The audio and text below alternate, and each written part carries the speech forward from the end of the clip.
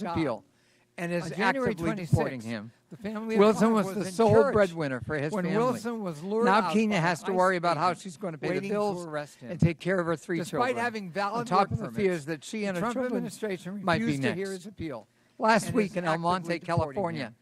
Sidley, was the sole a woman breadwinner who for is his battling family. bone Now cancer, Kenya has to worry about how tearfully she's going to watched pay the as her mother bills and take care of Yolanda her 3 cried children. inconsolably The as top she fear was is that she detained and by her ICE children agents might be who next. refused to even present Last the week in detention El Monte, order. California, Yolanda was a Sidley's sole woman who was caretaker battling in her bone struggle cancer, against cancer and tearfully has no watched criminal as her mother record. Yolanda And now cried Sidley is on her own. inconsolably as she was detained ICE by is ICE also agents conducting massive who raids in refused to even cities and present towns the detention that have order. led to the wrongful Yolanda was detention of Sidley's U.S. sole citizens, caretaker including Native in her Americans struggle and against military cancer veterans. and has no One criminal school record. district And sent a now letter to Sidley parents is on warning her that own. ICE may ICE board is school also buses conducting massive and demand raids in documents cities and from towns children. that have led to the wrongful detention Children of U.S. are going to be citizens, afraid to go to school. including Native One Americans and reportedly wrote a military goodbye veterans. note to friends, One school saying, district quote, sent a if letter ICE to takes me, parents don't warning that forget ICE about may me.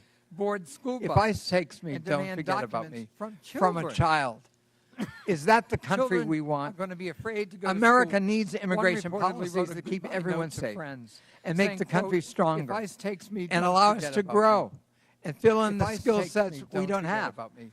From If a President child. Trump was serious about delivering Is that those the country solutions, we want? he would not be attacking America the needs Constitution's immigration guarantee of policies that keep citizenship everyone safe to children born and make in the the country United stronger States.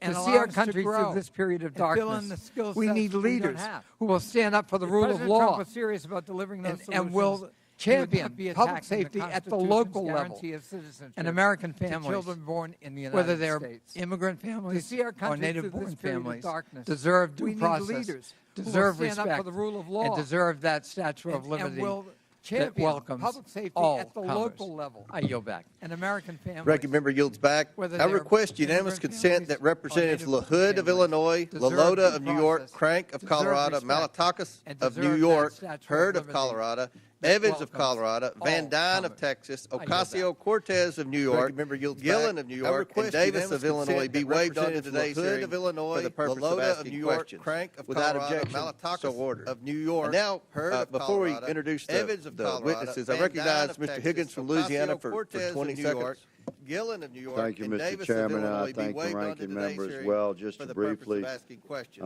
respectfully Without objection, recognize the so ordered. presence of the And now, family of Wesley before we Haynes, a introduce the constituent. witnesses, I'll I speak to recognize this Mr. case Higgins in from my Louisiana time, for 20 Mr. Chairman.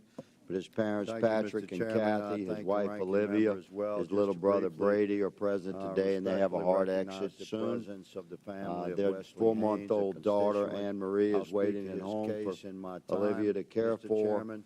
And His I parents, just Patrick respectfully and Kathy, acknowledge his their wife, presence, Olivia, Mr. Chairman and his Mr. little brother Ranking Brady Member. are present We today, will and they have a hard discuss the exit details soon. of their case. Their They 4-month-old tragically lost daughter, Anne Marie, is Wesley waiting at Haynes home last for year. Olivia to Thank you, care Mr. for. Chairman, for allowing me to And recognize this beautiful American family. Thank you, Mr. Higgins. Member. I'm very will, pleased today to discuss the welcome details our of their outstanding case. witness panel, They the mayors of tragically 4 lost major Wesley American Haynes cities. last year. First, we have Mayor Thank you, Eric Mr. Adams, Chairman, who's for the allowing me to outstanding recognize mayor of New York beautiful City. He was American sworn into family. office on Thank you, January Mr. 1st, Higgins. 2022. We very have Mayor pleased Mike today to Johnston, welcome the mayor of the city and county of Denver. He was sworn into office on July 17th, 2023. I now recognize Representative Krista Morte from Illinois for 1 minute to introduce our next witness. Mr. Chair, I'm pleased to introduce Brandon Johnson, mayor of the greatest city in the world, namely Chicago, a city that was built by generations of immigrants, people like my parents and myself. Mayor Johnson was raised in Elgin, Illinois, which I'm proud to represent in Congress. The mayor was one of 10 children born to Andrew and Wilma Jean Johnson. His parents inspired him to become a teacher in the Chicago Public Schools and then later to run for office. Mayor Johnson won his first race for Cook County Commissioner in 2018 and later became mayor of Chicago in 2023. Mayor Johnson has dedicated his life to public service, and I'm pleased to welcome my fellow Illinoisan to the United States House of Representatives and to the Oversight Committee. Welcome, Mayor. I now recognize Representative Presley from Massachusetts for 1 minute to introduce our next witness. Thank you, Mr. Chair. I'm proud to introduce Mayor Michelle Wu, a dedicated leader committed to making Boston a welcoming home for everyone, and the first woman and person of color to be elected mayor of the city of Boston. For over a decade, I've had the privilege of working alongside Mayor Wu and witnessing her dedication to public service firsthand. She leads with compassion, she is innovative and inclusive. Under her leadership, Boston has become the safest major city in America, a city that is welcoming to families from all walks of life. Just weeks ago, she welcomed her newest family member, baby Mira, who is with us today, a beautiful reminder of the future she's working to build. Madam Mayor, I am grateful for your partnership, friendship, and leadership. Thank you for being here. Gentlelady yields back. And finally, we're also joined by Mr. David Beer, who is the Director of Immigration Studies at the Cato Institute. Mr. Beer is the minority witness here today. I want to thank you all again for joining us, and I look forward to our discussion this afternoon. Pursuant to Committee Rule 9G, the witnesses will please stand and raise their right hand. Do you solemnly swear or affirm that the testimony you are about to give is the truth, the whole truth, and nothing but the truth, so help you God? Let the record show that the witnesses answered in the affirmative. Thank you all. You may take a seat. We, again, appreciate you being here today and look forward to your testimony. Now, let me remind the witnesses that we have read your written statement, and they will appear in full in the hearing record. Please limit your oral statement to 5 minutes, and we're going to limit our questions to 5 minutes, and that's going to be enforced today, and that's for both sides, As a reminder, please press the button on the microphone in front of you so that it is on and the members can hear you. When you begin to speak, the light in front of you will turn green. After 4 minutes, the light will turn yellow. When the red light comes on, your 5 minutes have expired, and we would ask that you please wrap up. I now recognize Mayor Adams for his opening statement. Good morning, Chairman Comer, Ranking Member Connolly, and members of the committee. As mayor of New York City and a former police officer for 22 years, keeping New Yorkers safe is my top priority, and it has been our administration's North Star. When I entered this role, my job was to help our city recover from the negative effects of COVID. Most importantly, to bring down crime. As a result, overall crime was down across New York City last year, and we have now had 3 straight months of double-digit declines in major crimes. I'm here today to testify on how New York City can continue to reduce crime even as a sanctuary city. To be clear, a sanctuary city classification does not mean our city will ever be a safe haven for violent criminals. It also does not give New York City the authority to violate federal immigration laws. To the contrary, New York City will always comply with city, state, and federal laws as it does now. Law-abiding immigrants in New York have an important role. Immigrant New Yorkers, including those who are undocumented, pay billions of dollars in taxes and contribute billions more in spending power to our economy. Immigrants also play a vital role in the functioning of the city. This was on full display during the COVID-19 pandemic. The various immigrant residents of our city worked to keep the city moving while many other New Yorkers were able to shelter in place and work remotely. Hospitals, the food industry, and many other businesses were able to function because of the commitment of our immigrant population. As mayor, I do not control who enters or remains in our country, but I do have to manage the population that is within our city.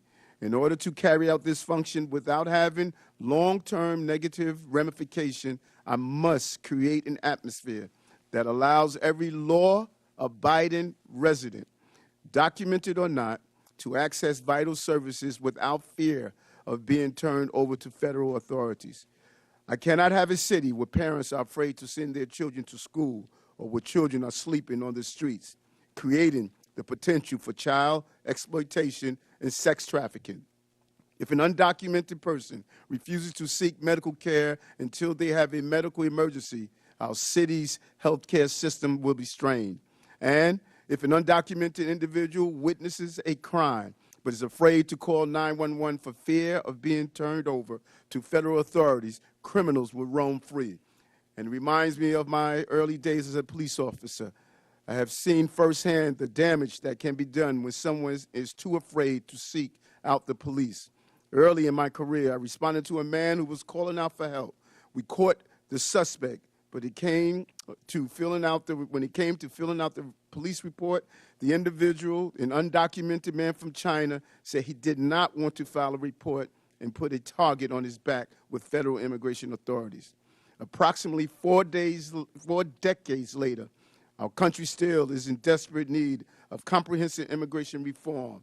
And as a result, New York City was hit with the largest humanitarian crisis in our city's history over the last 3 years. Federal law did not allow me to stop buses from entering New York City. State law required me to provide all in our city with housing and meals and to educate children. City law makes it unlawful to collaborate with ICE for civil enforcement. We complied with all of these legal requirements and still manage the humanitarian crisis with the care and compassion, while at the same time bringing down crime, recovering our economy, and preventing any child from being forced to sleep on the streets. Comprehensive immigration reform is long overdue. While the solution is not within my control as a mayor, I am committed to working with federal officials to go after violent gangs and those who harm residents of our city. This is why we have over 330 NYPD officers assigned to different federal joint task forces, over 70 of which are assigned to task forces with Homeland Security investigation, the criminal investigation arm of ICE. Those task forces focus on many different important priorities, including going after violent gangs and child exploitation. I look forward to sharing New York City collaborations that we do daily with our city, state, and federal partners to keep New York City to continue to be the safest big city in America. Thank you. Thank you. I now recognize Denver Mayor Johnston for his opening statement. Good morning, Mr. Chairman, and thank you for inviting me to testify today. This committee convened this hearing on the critical topic of immigration. I want to tell you Denver's story. When I became mayor 20 months ago, Denver was already receiving buses of immigrants with little to no notice or coordination. At one point, we were receiving 10 to 11 buses a day, dropping off as many as 300 people, mostly women and children, in 10-degree weather with only sandals and a T-shirt, leaving them in danger of freezing to death on our streets. All told, 42,000 people arrived in Denver over 18 months, the largest per capita influx of any city in America.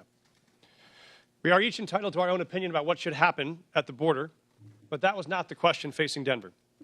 The question Denver faced was, what will you do with a mom and 2 kids dropped on the streets of our city with no warm clothes, no food, and no place to stay? As mayor, I have to protect the health and safety of everyone in our city. As a man of faith, I have a moral obligation to care for those in need. As Scripture says, for I was hungry, and you gave me something to eat. I was thirsty, you gave me something to drink. I was a stranger, and you invited me in. So that's what we did. In Denver, we believe our problems are solvable, and we are the ones to solve them. So we went to work. When we started, we had the largest encampment in Denver history, with more than 200 migrant families living in freezing temperatures. So we opened 8 different city shelters housing 5,000 people. City employees volunteered to take extra shifts, and Denver residents stepped up, making meals, donating clothes, furniture, school supplies. Some even welcomed families into their own homes. We helped 8,700 eligible individuals apply for work authorization so they could put food on their own table, pay their own rent, and reduce the strain on public resources. As a result, a year later, there is not a single migrant encampment left in the city. We have closed all of our shelters. We have connected people to jobs and housing, and the city's immigrant support budget has dropped by nearly 90%. And in the midst of this, migrants did not bring a wave of crime to Denver. In fact, crime went down. Homicides dropped 17%, shooting victims dropped 24%, auto theft down 29%. America is not just a place, it's a belief. Some people are born into it. Some fight their whole life to get to it.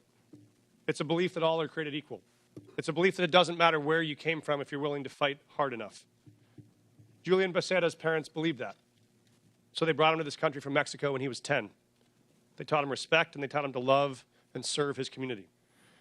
As an adult, he decided the most honorable way to serve his community was in uniform. So he enlisted in the Air Force. Then he served as a sheriff, then finally as a police officer, where he served with distinction until one day he was pursuing a criminal on a dangerous bridge and fell to his death. In the midst of the immigration crisis, I attended the Fallen Officers Memorial as I watched officers hand Officer Becerra's 10-year-old daughter a folded American flag.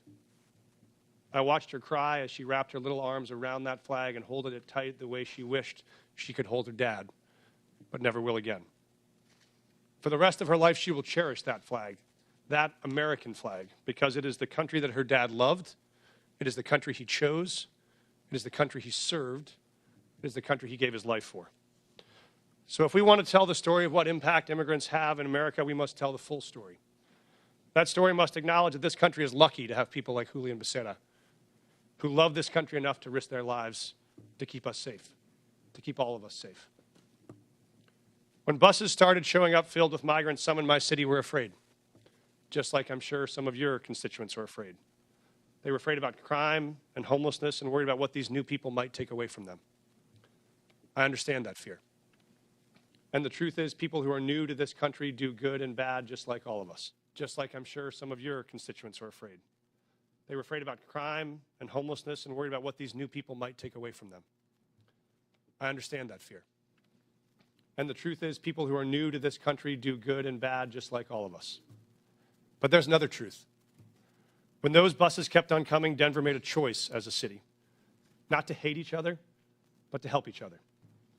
Not to turn on each other, but to turn to each other. And see if together we could solve a problem that felt bigger than any one of us. And that's what we did. It wasn't perfect, and it required sacrifice from all of us. But in the end, Denver came out stronger and closer than we were before. Because Americans expect us to do more than point fingers. They expect us to solve problems. So if Denver can find a way to put aside our ideological differences long enough to manage a crisis we didn't choose or create, it seems only fair to ask that the body that is actually charged with solving this national problem, this Congress, can finally commit to do the same. Thank you, Mr. Chairman. Thank you. I now recognize Chicago Mayor Johnston. For his Thank you. opening statement. Thank you, Chairman Comer. Thank you to the Ranking Member Connolly and to members of this committee. I have the great privilege and honor of serving as mayor of the city of Chicago, the third largest city in the nation. Established by a Black Haitian man and a Potawatomi woman, Chicago is and always has been a proud city of immigrants. Generations of new arrivals, including the descendants of the enslaved during the Great Migration, created a vibrant city where 1 in 5 residents is foreign-born. Each day, I wake up to serve every one of Chicago's 77 unique neighborhoods and those who live in our great city. As mayor of Chicago, nothing is more important to me than the safety and well-being of all residents. And since I was elected, my administration has been laser-focused on creating and implementing public safety initiatives that protect all Chicagoans. We launched the People's Plan for Community Safety, which builds trust between communities and law enforcement by prioritizing transparency and violence intervention. We established a dedicated robbery task force that reduced robberies by 25% citywide. We added over 200 detectives, increasing the clearance rates on our cases. And we've updated police equipment and technology so that our police officers have the tools they need to effectively prevent and fight crime. Our efforts to improve public safety by building trust with and investing in our communities are working. Violent crime is down in Chicago. The city ended 2024 with its lowest homicide rate in 5 years. The city is also safer because of our Welcoming City Ordinance. That law makes sure that the city's police resources are focused on our local priorities. In fact, the 40 years of Chicago's leaders have recognized that our policies toward civil immigration matters help to prevent and solve crimes. Put simply, any actions that amplify fears of deportations make Chicago more dangerous. Those fears cause witnesses and victims to avoid cooperating with police. The cooperation of all people, regardless of their immigration status, is essential to achieving the city's goals of reducing crime and pursuing justice for victims. When there is trust between city's residents and the police, Undocumented immigrants come forward to report crimes to local law enforcement and provide information that helps the police solve those crimes. And now, I know there are myths about these laws, but we must not let mischaracterizations and fear-mongering obscure the reality that Chicago's crime rates are trending down. We still have a long way to go, but sensationalizing tragedy in the name of political expediency is not governing, it's grandstanding.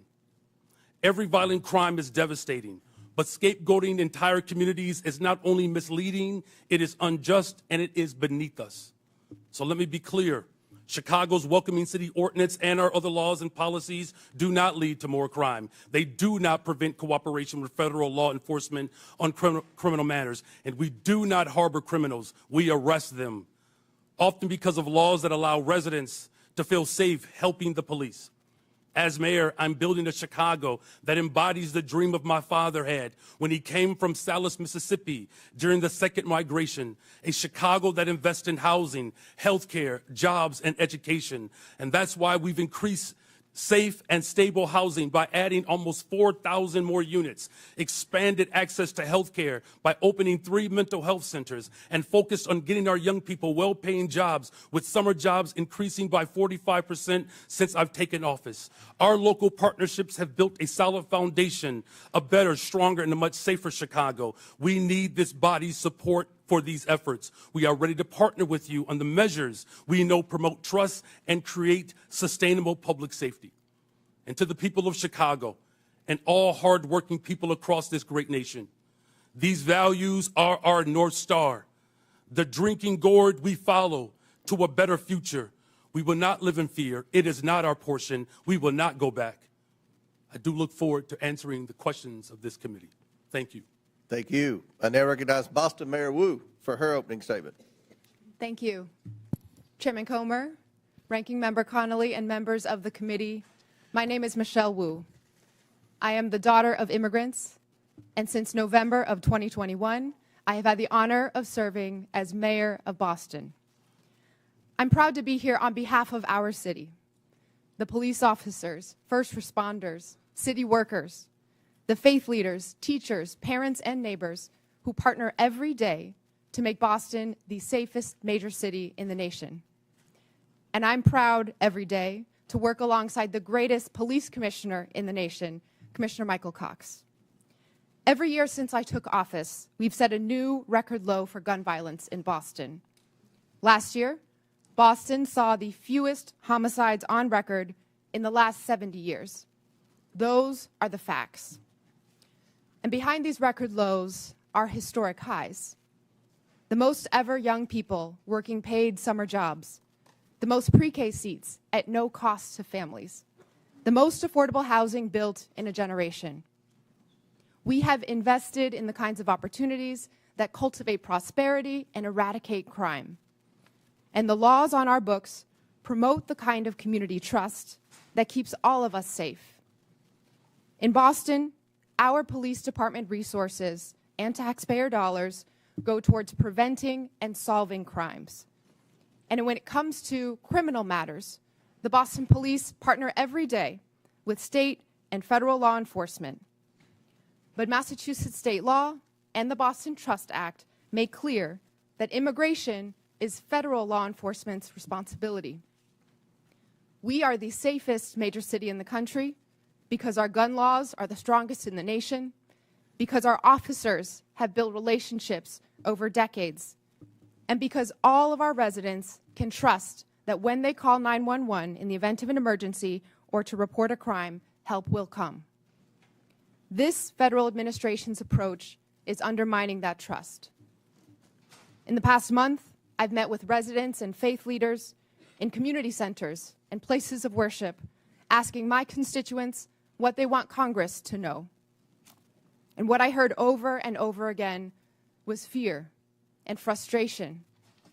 I spoke with pastors whose pews are half empty on Sundays, doctors whose patients are missing appointments, teachers whose students aren't coming to class, neighbors afraid to report crimes in their communities, and victims of violence who won't call the police.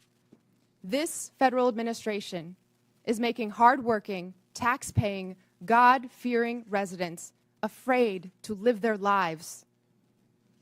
A city that's scared is not a city that's safe.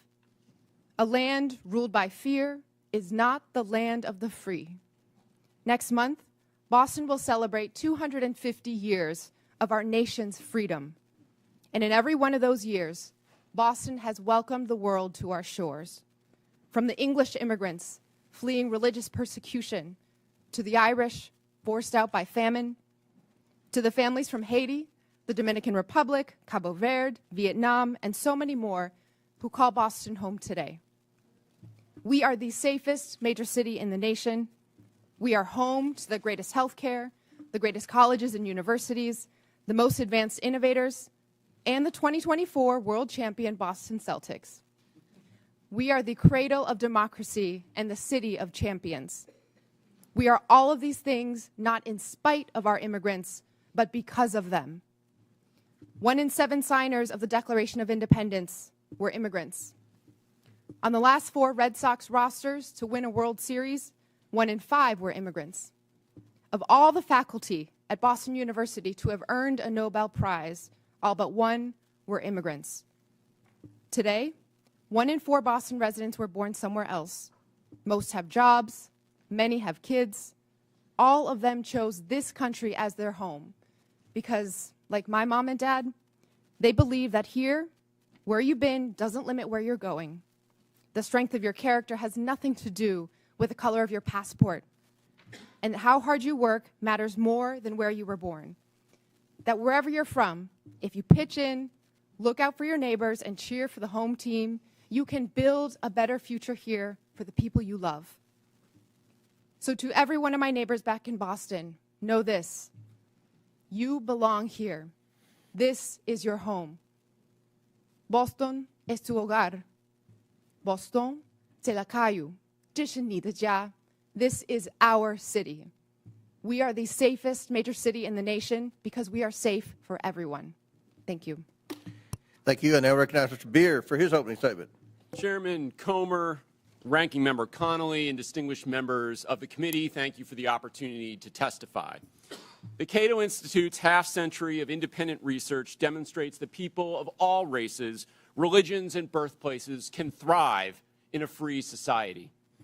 Liberty must be protected, both from over-intrusive government and from private violence. Unfortunately, the president's chaotic, indiscriminate deportation plan does the opposite. It harms public safety, threatens Americans' rights, and undermines the successful integration of America's immigrants into its society and economy. The president's first action was to rescind the requirement that ICE target public safety threats first. He has ordered that millions of vetted immigrants be stripped of lawful status and deported. He is even attempting to deport the U.S.-born children of people without permanent status. This flagrantly unconstitutional act effectively orders a series of crimes, wrongful arrest and imprisonment, civil rights violations, and unlawful deprivation of voting rights. Never before in American history has a president sought the power to strip potentially tens of millions of Americans of their constitutional rights. The president is also explicitly asserting the authority to ignore any law passed by you, Congress, that provides due process for people accused of being in the country illegally. The administration has repeatedly misled you and the public about who it is targeting, stating it would focus on public safety threats, that only the worst of the worst would be sent to Guantanamo Bay, and that every person it had arrested had a criminal record. We now know that most ICE arrests since the inauguration have been of people without a criminal record. Indeed, he is arresting people who entered legally, never violated any law, and sending them to Guantanamo Bay prison. It is no surprise in this lawless environment that many people and many cities simply do not trust the federal government on immigration. That is a problem. But under our Constitution, states determine their policies. Congress cannot force them. It must reestablish trust. Unfortunately, some members of Congress want to force an indiscriminate policy of mass deportation on the entire country with no public safety focus. If Congress wants more cooperation, it should address the concerns of these cities. What Congress should do is reestablish trust. Indiscriminate mass deportation agenda is a far greater threat to public safety than any city policy. A mountain of empirical research shows that reasonable restrictions on ICE cooperation do not increase crime rates, and that immigrants lower crime rates. Immigrants, including illegal immigrants, commit crimes serious enough for them to be incarcerated at half the rate of U.S.-born Americans. Data from Texas shows that illegal immigrants are 36% less likely to commit and be convicted of murder. At least before this current mass deportation effort, immigrants were more likely to report crimes than U.S.-born Americans. Don't jeopardize that.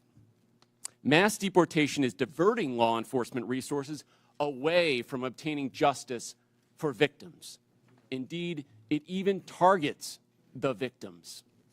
Sabotaging local economies and obliterating communities will not restore public safety. It will make us poor while increasing the crime rate and victimization rate for Americans. There is a better approach. We don't need chaos and disorder of illegal immigration or of mass deportation. Why don't people come legally? Because Congress has provided so few options for them to do so, not updating its laws in the last 3.5 decades. Just 3% of those applying for permanent legal status in 2024 received it. That's the failed policy. Let peaceful immigrants pay to get vetted, work, and contribute legally, and let law enforcement at all levels focus on keeping Americans safe. Thank you.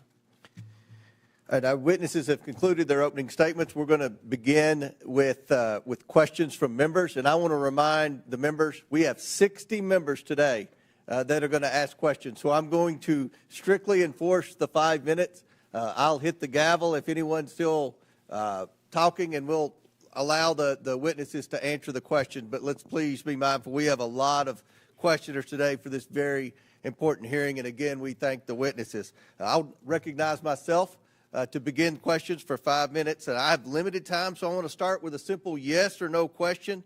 And I'm going to hold you all to that, because after the first question, then we'll allow for a little more time. But Mayor Johnston, in 2017, Denver prohibited city officials, including corrections officers, from assisting and cooperating with any investigation, detention, or arrest procedures related to federal immigration laws. The city also stated that federal immigration authorities shall not be granted access or allowed to use the secure areas of any city or county jail. So, Mayor Johnston, is Denver a sanctuary city? A lot of folks use that term. Yes or no? Sorry, Mr. Chairman. Folks use that term differently. I can tell you what Denver does. We do not. Okay, I take that as a yes. Mayor Johnson, no, yes or no? I take that as a yes. Mayor Johnson, on March 10th, 2023, you posted on X that Chicago must lead and live by the promise to be a sanctuary city. Is Chicago a sanctuary city? A 40-year policy of being a welcoming city. Yes. A 40-year policy of a welcoming yes. city. Mayor Wu, in November 2024, you gave an interview noting that you served on the city council a decade ago when the Boston Trust Act was first passed. You said in that interview that in terms of Boston's policy, there is a prohibition on resources and personnel going to enforce civil immigration detainers, meaning Boston police and other departments cannot cooperate with ICE when it comes to detaining on civil warrants. Mayor, is Boston a sanctuary city? Boston is a safe city. I take that as a yes. And Mayor Adams, on November 12, 2024, you said, quote, this is a sanctuary city, but I must comment that you have, of the witnesses today of the major cities, you have publicly stated that you were willing to work with ICE on detaining the most criminal illegals, and I want to publicly thank you for that. But my question to you, sir, is New York City a sanctuary city? Okay, so now classification. Based on our classification, yes. Okay. Last year, in a Boston suburb, an illegal alien raped and impregnated his 14-year-old daughter while living in a shelter for illegal aliens. Mayor Wu, under Boston law, would you turn this criminal over to ICE on a detainer? Whenever there's a criminal warrant, Boston police enforce that and hold people accountable. So would you turn that criminal over to ICE? This happened outside the city of Boston, but I can tell you in the city, whenever someone commits a crime, whenever there's a criminal warrant, we hold them accountable. If ICE deems that they are dangerous enough to hold, obtain a criminal warrant, and the Boston police will enforce it. Will you turn that criminal over to ICE? We follow the laws, and we make as a sure that everyone... In Chicago, an illegal alien who is a suspected member of a violent foreign gang who was brought into custody for his potential involvement in a murder. He was released when Cook County declined to press charges. This illegal alien is also facing charges for kidnapping and sexually assaulting his former girlfriend last year. Now he's on the streets. Mayor Johnston, under Chicago law, would you turn this criminal over to ICE on a detainer? Our local law enforcement works hard every day to get criminals off the streets of Chicago. Would you turn that criminal over to ICE? That's the problem. That's one of the topics of this conversation. That's one of the problems we've heard from Tom Hammond and from the Homeland Security is that in your cities, when someone's apprehended for a crime and ICE is now with this new federal policy wanting to come in and deport the criminal alien, that you will not cooperate with ICE. Will you turn that criminal over to ICE? And we do not harbor criminals.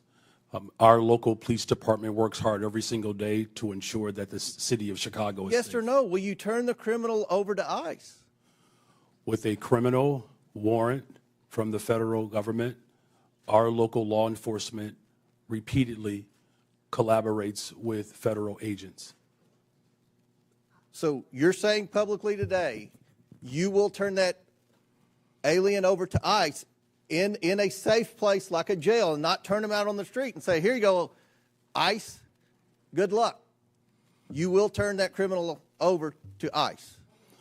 With a criminal warrant, as we have done for 40 years. Should that criminal be turned over to ICE? With a criminal warrant, they are subject to the federal laws, and that includes deportation. My time has expired, but again, the point that we've got to iron out today is that we have to have cooperation. It is federal law to turn over those illegal criminals to ICE. And we have heard reports, and many of you have said publicly, that you are going to obstruct that. That is against the law, and we're going to hear more about that today. Now I recognize the ranking member, Conley, for his 5 minutes. Thank you. Mayor Wu, I quoted Tom Homan, the so-called border czar, saying that he wanted to bring hell. He was bringing hell to the city of Boston. What did you understand him to mean by that? Let's talk about Tom Homan. Shame on him for lying about my city, for having the nerve to insult our police commissioner who has overseen the safest Boston's been in anyone's lifetime. Bring him here under oath, and let's ask him some questions. I am here to make sure that the city of Boston is safe. Others may want to bring hell. We are here to bring peace to cities everywhere. Mayor Johnston of Denver, what would your reaction be if Tom Homan wants to bring hell to your city, Denver? We think that we have folks in Denver who are working hard, playing by the rules, paying taxes. There is no one that is seeking hell to come to Denver. What people are looking for is opportunity and hope. And for the That's record, available. he can do whatever he wants to do, I guess. But the fact of the matter is you absorbed on a per capita basis the largest immigration a year or two ago, and you indicated that your crime rate actually fell. It didn't increase. Is that correct? That is correct. Crime is down in Denver. We have homicides down 17%. Violent shootings are down 24%. And in Auto theft Boston, down. I'm sorry, I've got limited time.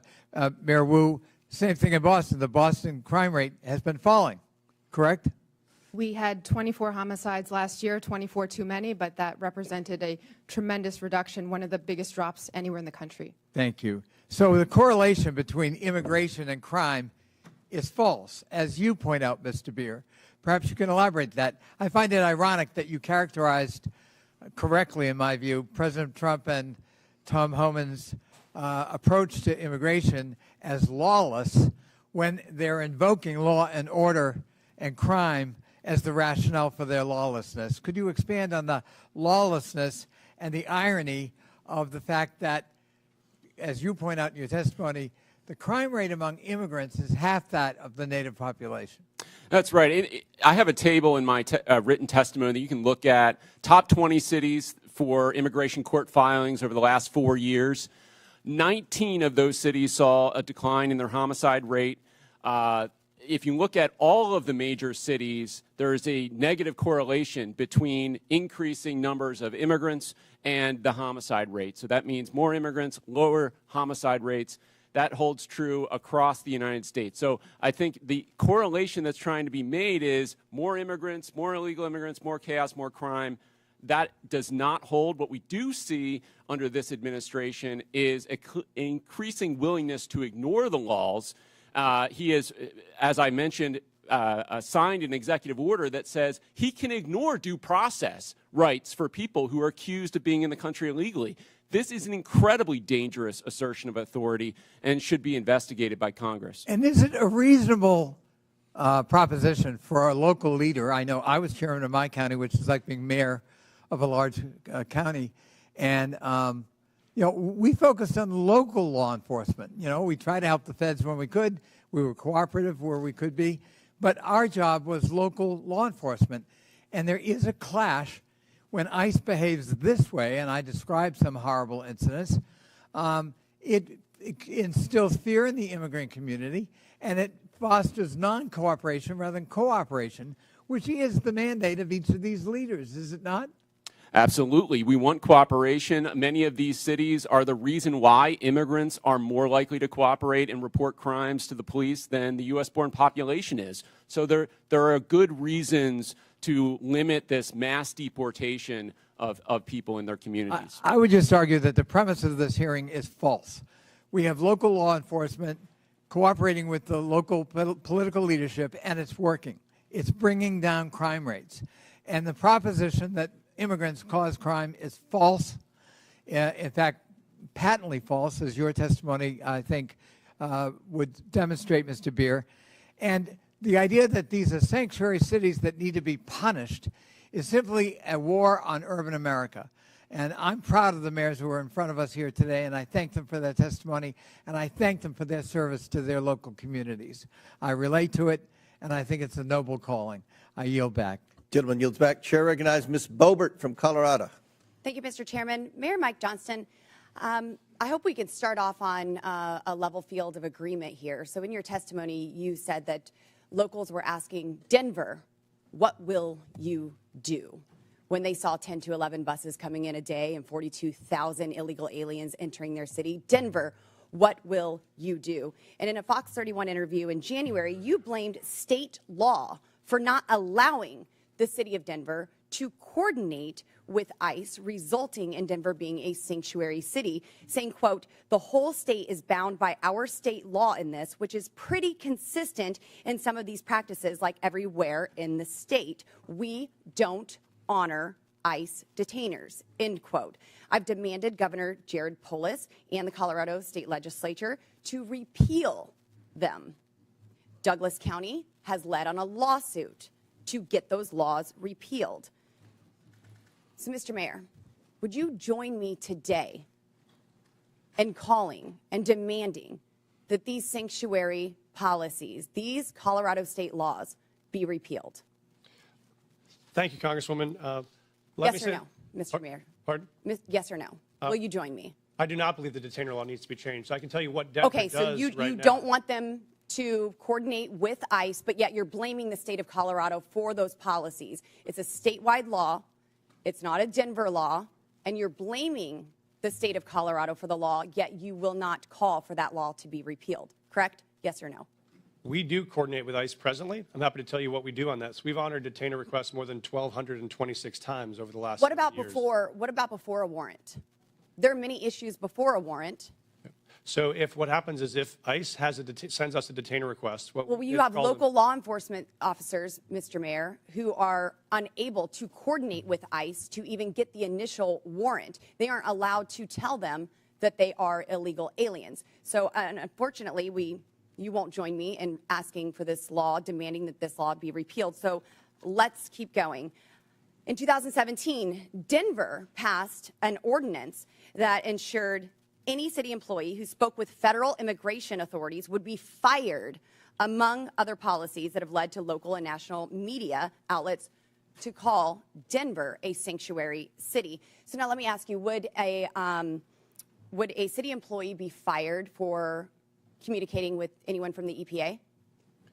Right now, Congresswoman, our policy is we don't ask people's status. when Would they come any into city contact employee with be any- fired for communicating and coordinating, talking with an agent from the EPA, a federal employee? Not to my knowledge, Congresswoman. What about Health and Human Services? Would they get fired for talking with someone from Health and Human Services? Not to my knowledge, Congresswoman. So they would only be fired for talking to federal law enforcement officers. No, that's incorrect, Congresswoman. This is Our an ordinance city employees do, Denver in fact, passed in 2017, Mr. Mayor. our city employees do, in fact, communicate with ICE. We do coordinate on multiple things with ICE. For instance, if there is a violent criminal warrant in the city, we No, pursue that we're warrant talking together. before the warrants, Mr. Mayor. There are issues happening before warrants are issued, and local law enforcement officers are unable to coordinate because there is no warrant. And your ordinance says that a city employee would be fired for communicating with federal law enforcement. So you've been mayor for 600 days. Have you ever called for that ordinance to be repealed? We are not unable to coordinate with ICE right now. We're in communication with ICE right now. Only about- if there is a warrant, but I'm talking prior to the warrant. We wouldn't have a reason to coordinate. Because you prior don't know to if they're warrant. illegal, because you are unable to coordinate until there is a warrant. So that's why this ordinance needs to be repealed. So now the 600 days, there's been no time to ask for this to be repealed. You did have a newcomer's playbook, 25 pages. You had time to put that together. And you had time to agree with the city council to authorize up to $2 million to pay Joe Biden's former lawyer, his law firm, to help cover your ass for Denver's sanctuary city policies for this hearing, correct? Thank you, Congresswoman. We have counsel. Did you to authorize support- that spending?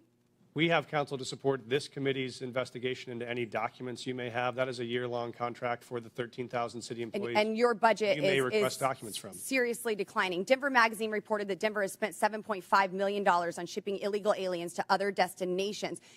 Mayor Adams, did Mayor Johnston ever coordinate with you and tell you that he was shipping illegal aliens to your city? We coordinated in communication around the entire asylum seeker issue in our cities. So I've heard that Denver crime went down. Well, Aurora's crime went up because you were also shipping them to Aurora. And we have documentation that I don't have time to discuss here in this hearing that proves you were shipping illegal aliens to Aurora. Their crime was increasing while you were hiding under laws that you will not demand be repealed, ordinance from your city, and then crime was going up from Trinidad Aragua gangs vandalizing apartment owners. Thank you, Mr. Chairman, and I hope that we can get this We have a resolved in 5-minute Colorado. rule, Mr. Chairman. Chair, gentlelady's time's expired. Chair recognizes Ms. Norton from Washington, D.C.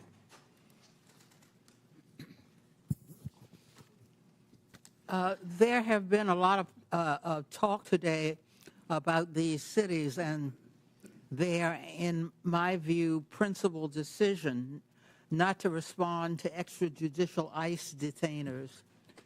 But I would like to back up and talk about these detainers, what these detainers really are. Requests from ICE to unconstitutionally hold someone without due process or probable cause. Enforcing ICE detainers is also expensive, often results in mistakenly holding U.S. citizens and undermines public safety. It diverts resources from protecting the local community to carry out the federal government's job of immigrant enforcement. Mayor Johnston, what challenges do ICE detainers represent to your law enforcement and city resources? Thank you, Congresswoman. I think that was to me, right? Sometimes That's we get correct. confused. Okay. Thank you, Congresswoman. I think it's important, I appreciate, to describe what Denver currently does in terms of what coordination looks like and what it doesn't, which is if we get a detainer request, if we have someone in our custody that ICE would like to get access to, what we do is we provide them a notification of release. And so if that person will be released from our custody, we notify them of the time and the date when they will be released, so ICE, if they choose to, could pick that person up. We have done that 1,226 times over the last 7 years, and that has enabled ICE, when they choose to be able to bring someone into custody. What we do not do is hold someone beyond their release date, because there are multiple courts who have found that to be unconstitutional. If someone is serving a sentence and that sentence expires this Friday, we can't hold them another 7 days without an additional charge. And so that is what state law does, and sheriffs around the state would say it is a strain on local resources to hold them for a civil issue that is not linked to a criminal charge that we have in our city or another jurisdiction. That's why we don't honor those types of detainers. Mayor Johnston, how about for Chicago? So thank you for that question. And for Chicago, again, our top priority with the Welcoming City Ordinance is to ensure maximum safety. The type of coordination that happens between our local law enforcement and our communities is paramount to building trust and keeping our communities safe. The ordinance, as well as the state law, the Illinois Trust Act, which was passed with bipartisan support and signed by the Republican Governor, Bruce Rauner, we do not permit our local law enforcement from engaging in any federal matters. With a criminal warrant, our city and our state will cooperate with the federal government, but without a criminal warrant, our local law enforcement focuses in on local issues to keep the people of Chicago safe. Mayor Wu, how would fulfilling ICE detainers detract from public safety in your city? Thank you, Congresswoman, for hosting us, first of all, in your district. We hear every day from Boston residents, a city that is 28% people who were born in another country, that the trust and feeling that they know they can call 911 when they need help, or if they have information to solve a crime and police need that help, that they feel comfortable in doing so. And so our policy in Boston is that regardless of your background or immigration status, you have access to our libraries. We want you to take your kids to school. We want to be part of our community. And also, regardless of immigration status, if you commit a crime, if you do harm in the community, you will be held accountable.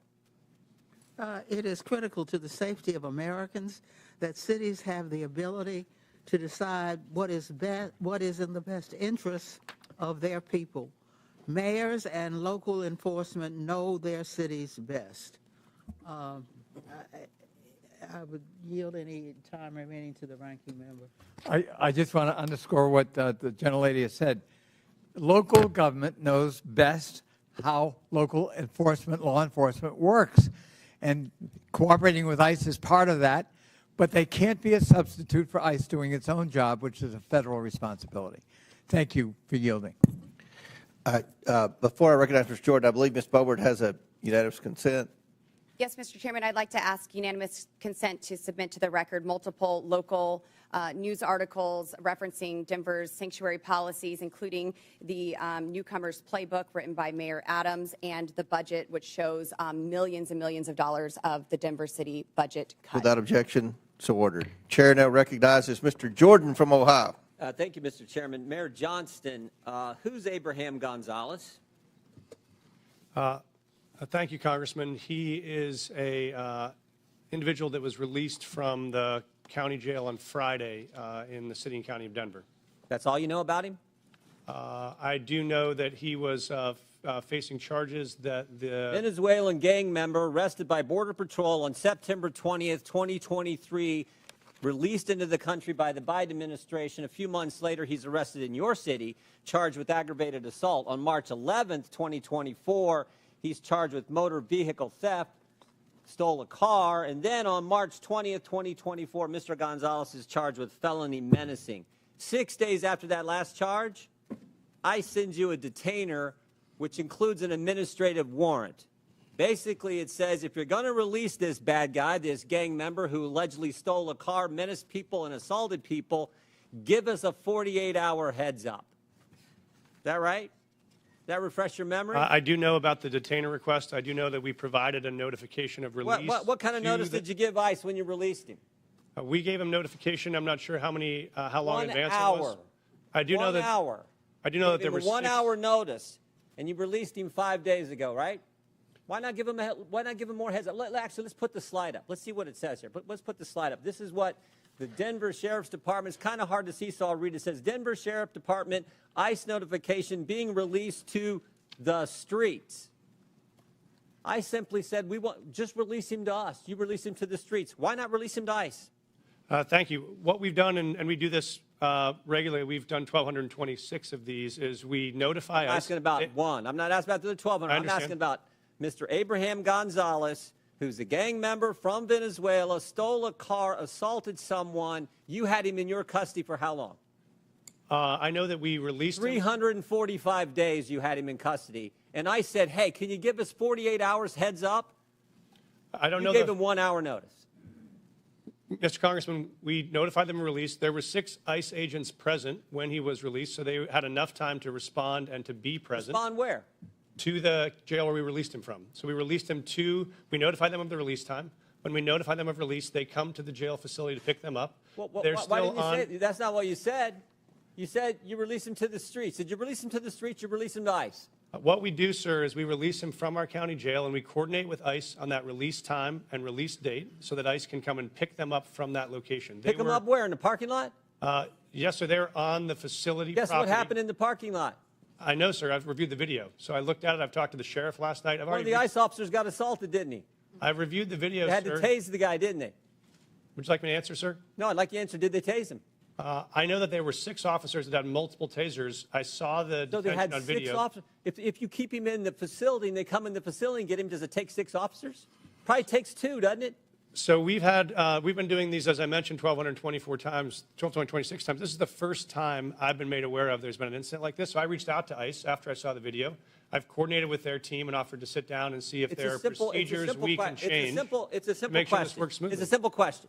You can release him in the parking lot, give ICE 1 hour notice, and they got to send 6 officers to arrest this guy. Or you can say, hey, here's what we're going to do. We're going to hold him. You come in and bring 2 officers in, and you turn him over there. Why not do it that way? We have a city ordinance. You know why you don't do it that way? We have a city ordinance that governs. Because you're a sanctuary city. This is the whole point. No, sir, I disagree with you. Oh, okay. Because I'll tell you why. If you talk about sanctuary as a definition of shielding people from law enforcement, we do not do that. What we do is provide services. In this context, what we did is we coordinated the release. An officer got assaulted because of your policy, which says we're going to release him to, in your words, not mine, to the streets. They have to arrest him in the parking lot. They bring 6 officers when they could have had 1 or 2 just come in your facility, in the jail, and take the guy there. But you won't do it that way.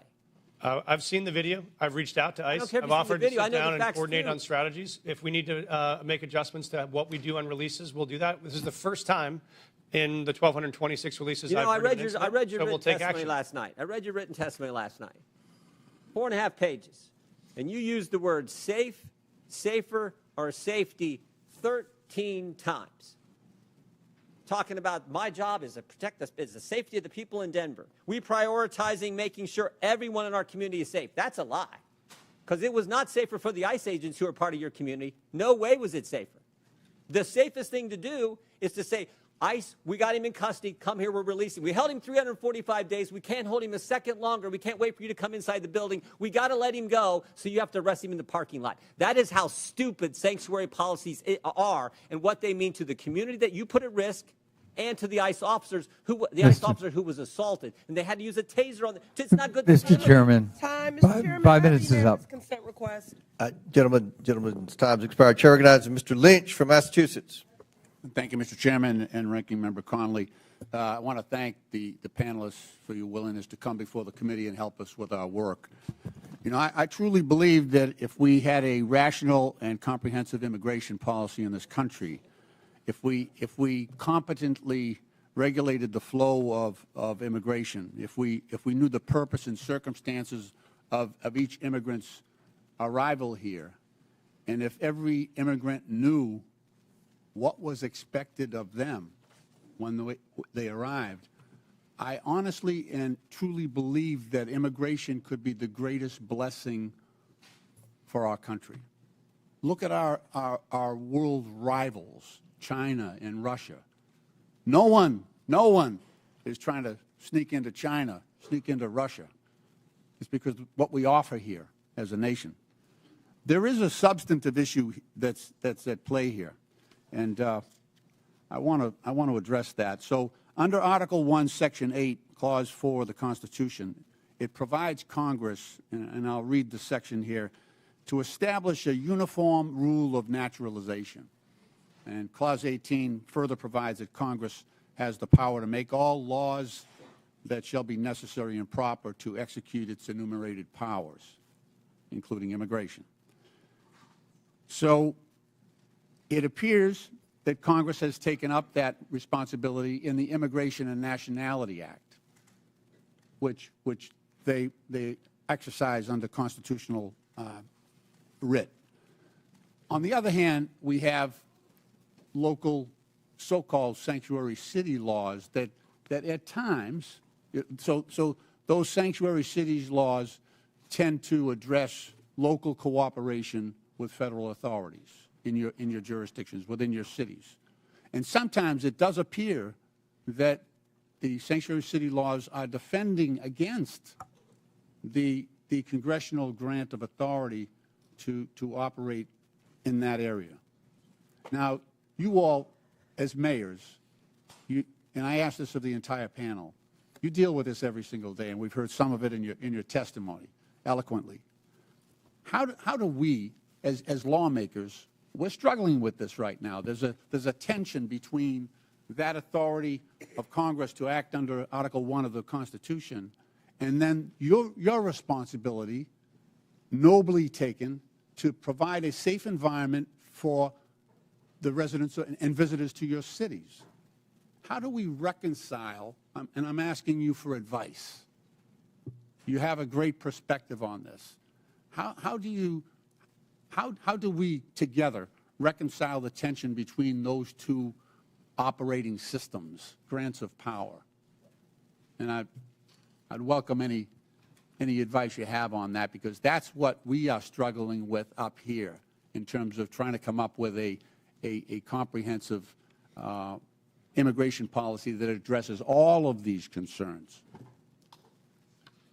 Mayor Johnston? Congressman, I'm happy to start the response. We obviously believe there is a federal system that has federal obligations and state and local obligations. We think, as Mayor Wu said, that our officers are uniquely prepared, trained, and ready to enforce local law and to keep our city safe. We want to focus on that. We do not have the capacity for our law enforcement to be doing federal immigration enforcement, but we want to be partners in making sure we're pulling violent criminals off the street. We do that now. We've done it in the past. We'll keep doing it. But we think the capacity for the federal government to focus on. But what I'm trying to point at is this. So the current president of the United States, Donald Trump, rode into office on this issue. On this issue.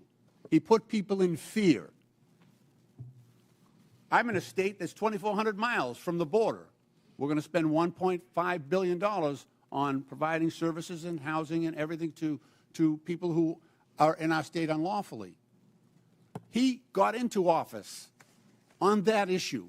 So the costs to democracy are massive.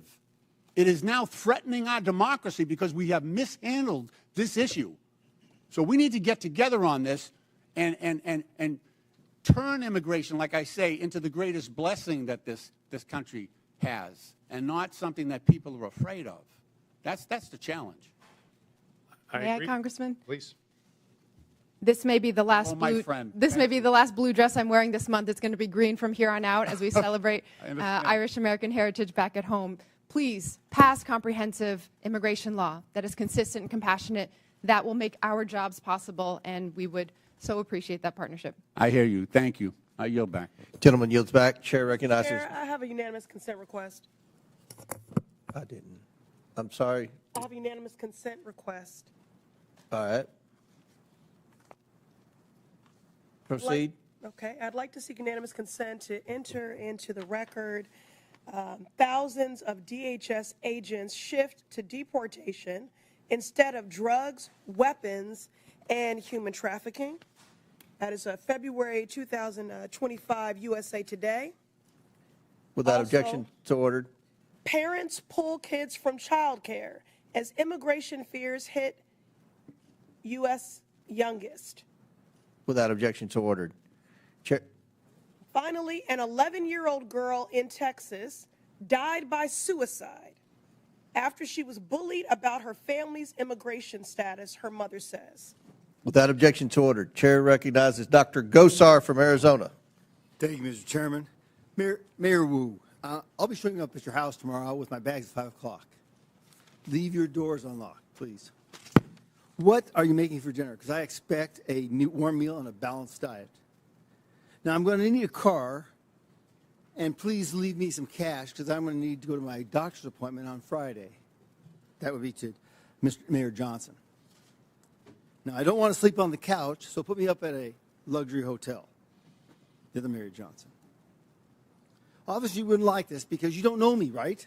You know nothing about me. You might not like that. Sanctuary cities offer this kind of hope, this false hope, to illegal aliens by saying that very thing. Stay with me. We don't tell anybody that you break our laws. Now, thank you. You've made the United States complicit and one of the largest purveyors of human trafficking in the world. Thank you. You're disgracing the legal immigration system that came here and the immigrants that came here the right way, through Ellis Island at the time, now through our going through a process. And I want to talk about that process because I've always been told, and it's never been really challenged, is that good process builds good policy, builds good politics. I think that works really, really good because you can always fall back to the process. If the process isn't good, you always get a good process.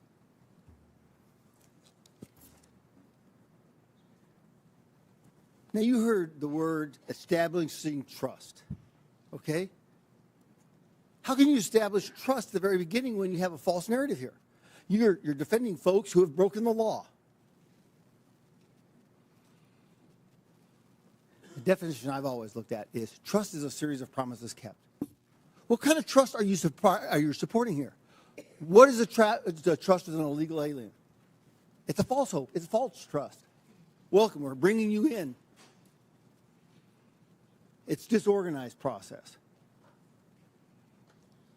Now, let me ask you a question. Mayor Adams, did you support SB 1070? I'm sorry? Did you support the Arizona law called SB 1070? I'm not familiar with it, sir. Well, let me explain, okay? Mm-hmm. SB 1070 challenged the federal government on its supremacy clause because we in Arizona wanted, the government wasn't doing anything, so we thought, we'll do this. We can't allow them to break laws. The Supreme Court ruled that struck it down. Now, it seems contraindicating here that you would have supported SB 1070, right, Mayor Adams? Based on the premise that you or would you violate the supremacy clause in regards to immigration? Would I violate the supremacy clause? This is way over my head. Okay. I felt law. That's you know. okay. That's okay. Mayor understanding. Johnson, would you have supported SB 1070, allowing Arizona to follow their own laws? Because that's what you're doing right here. Thank you, Congressman. We currently follow all federal law, all state law, and all local law. So we do not have any supremacy clause challenges that we're pursuing or maintaining. Okay. Well, it seems like you are. But, Mr. Johnson, do you agree? The city of Chicago complies with all laws. Okay. Mayor Wu. I'm not familiar with that law because I'm focused on the city of Boston, but we follow all state, city, and federal laws in Boston. What happens when you get in conflict with them? Who do you support? The Constitution, as I understand it, doesn't require cities or police officers or anyone to follow their laws in conflict, follow federal laws in conflict with local laws or state laws. Okay, in the Constitution it says, and it's explicit, that the federal government has jurisdiction and supremacy over all immigration laws, right? I mean, I've heard it a number of times from my colleagues over here. We're the ones who can define that. We're the ones that have that. We just heard we want a comprehensive immigration policy. How can you get a comprehensive immigration policy when you're defining it from the very get-go? You're building it on false premises and false tenets. Respectfully, Congressman, you could pass bipartisan legislation, and that would be comprehensive immigration law. The false narrative is that immigrants in general are criminals, or immigrants in general cause all sorts of danger and harm. That is actually what is undermining safety in our communities. If you wanted to make us safe, pass gun reforms. Stop cutting Medicaid. Stop cutting cancer research. Stop cutting funds for veterans. That is what will make our city safe. Yes, thank you. I yield back. Chair recognizes Mr. Krishnamurti from Illinois.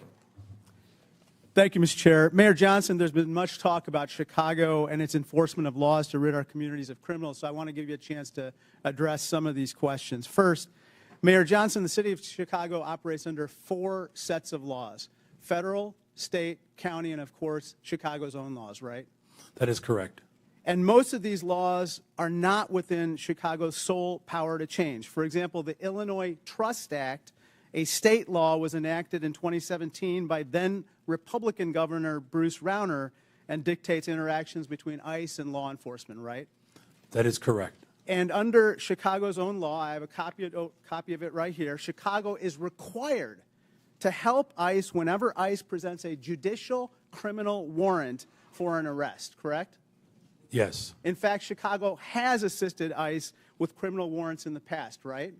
Yes. So just to clear it up, any time that ICE does the work and goes to a court to get a criminal warrant to arrest somebody, the city of Chicago not only is required to, but does cooperate to remove that criminal from our community, right? That is correct. Let me turn to another topic. President Trump has said many things about Chicago, including that it is, I have this NBC News report, worse than Afghanistan. Mayor, I'd suggest the facts suggest otherwise. For example, Condé Nast recently named Chicago the best big city in America 8 years in a row.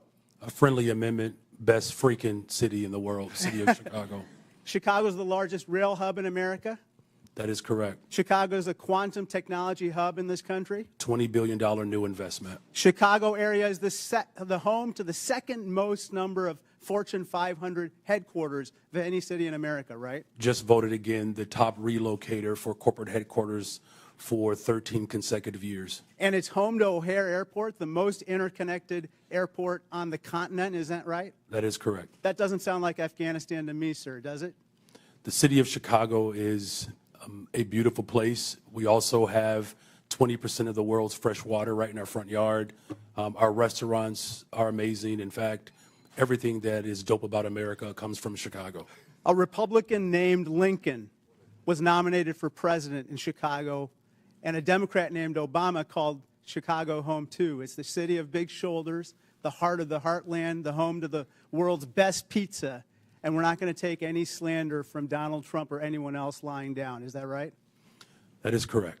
Sir, I want to turn your attention to another topic. Mayor Johnston, you'd agree with me that high grocery prices are among the top concerns for the people of Chicago, right? The economic conditions that are unfortunately that are not being addressed by Washington has caused a great deal of trepidation and anxiety. Mayor Wu, according to USDA, the wholesale cost of a dozen eggs has gone from $6.59 since January 19th when Donald Trump took office to $8.39, a 27% increase, and this has got to anger Bostonians, right? People are doing their very best, trying their hardest, working multiple jobs, and they need support. Mayor Johnston, I suppose that people in Denver are concerned as well, right? Very concerned. This is the most important issue for us, is how we make sure that it's affordable to live in the city. Mayor Adams, the same is true for New Yorkers? Affordability is an issue that's impacting our city, and that's why we're doing the best we can to put $30 billion back in the pockets of working class people. President Trump, if you're watching this hearing, I respectfully ask, when will egg costs be high enough for you to issue one executive order on bird flu? $10 a carton, $15 a carton. It'll soon be cheaper to buy a magazine for an AK-47 than to buy breakfast. This is flat out wrong. Turn to my last topic. Interestingly, last night in a record-long address, the President did not mention the word Medicaid once, which is top of mind for everyone. Mayor Johnston, you don't dispute that 1.6 million people in Cook County are enrolled in Medicaid, right? I do not dispute that. In fact, in most of our safety net hospitals, 70% of the individuals that are being serviced are being serviced through Medicaid.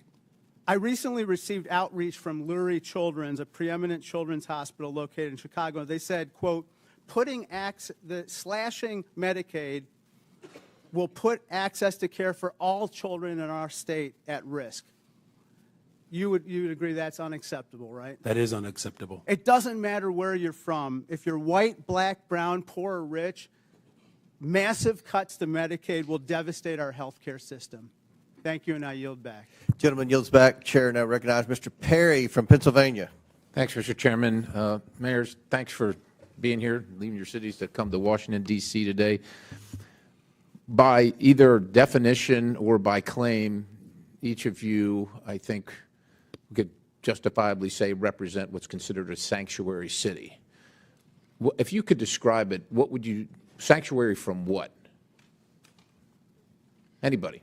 Mayor Johnston, you want to start? Mayor Johnston? Thank you, Congressman. I welcome that because I wanted to clarify. We do not shield people from federal law. I just asked you what, so you don't consider yourself a sanctuary city? We provide services and supports. Do you consider yourself a sanctuary city? That's just. We do not under that definition. You don't use the definition, you're not a sanctuary. We call ourselves a welcoming city. Okay, so what are you welcoming and who are you not welcoming?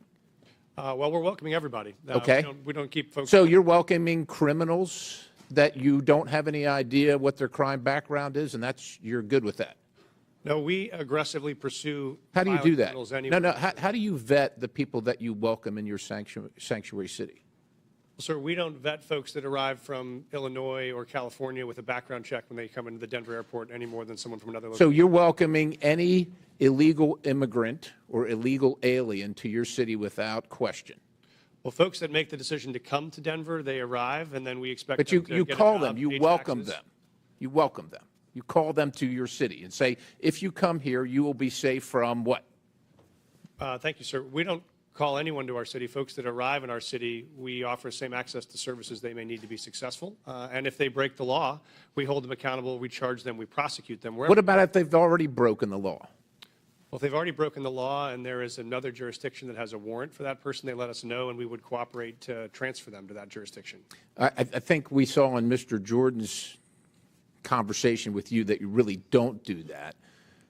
Mayor Johnston, how about you? How many, according to my records, you have welcomed 51,648 illegal aliens to your sanctuary city.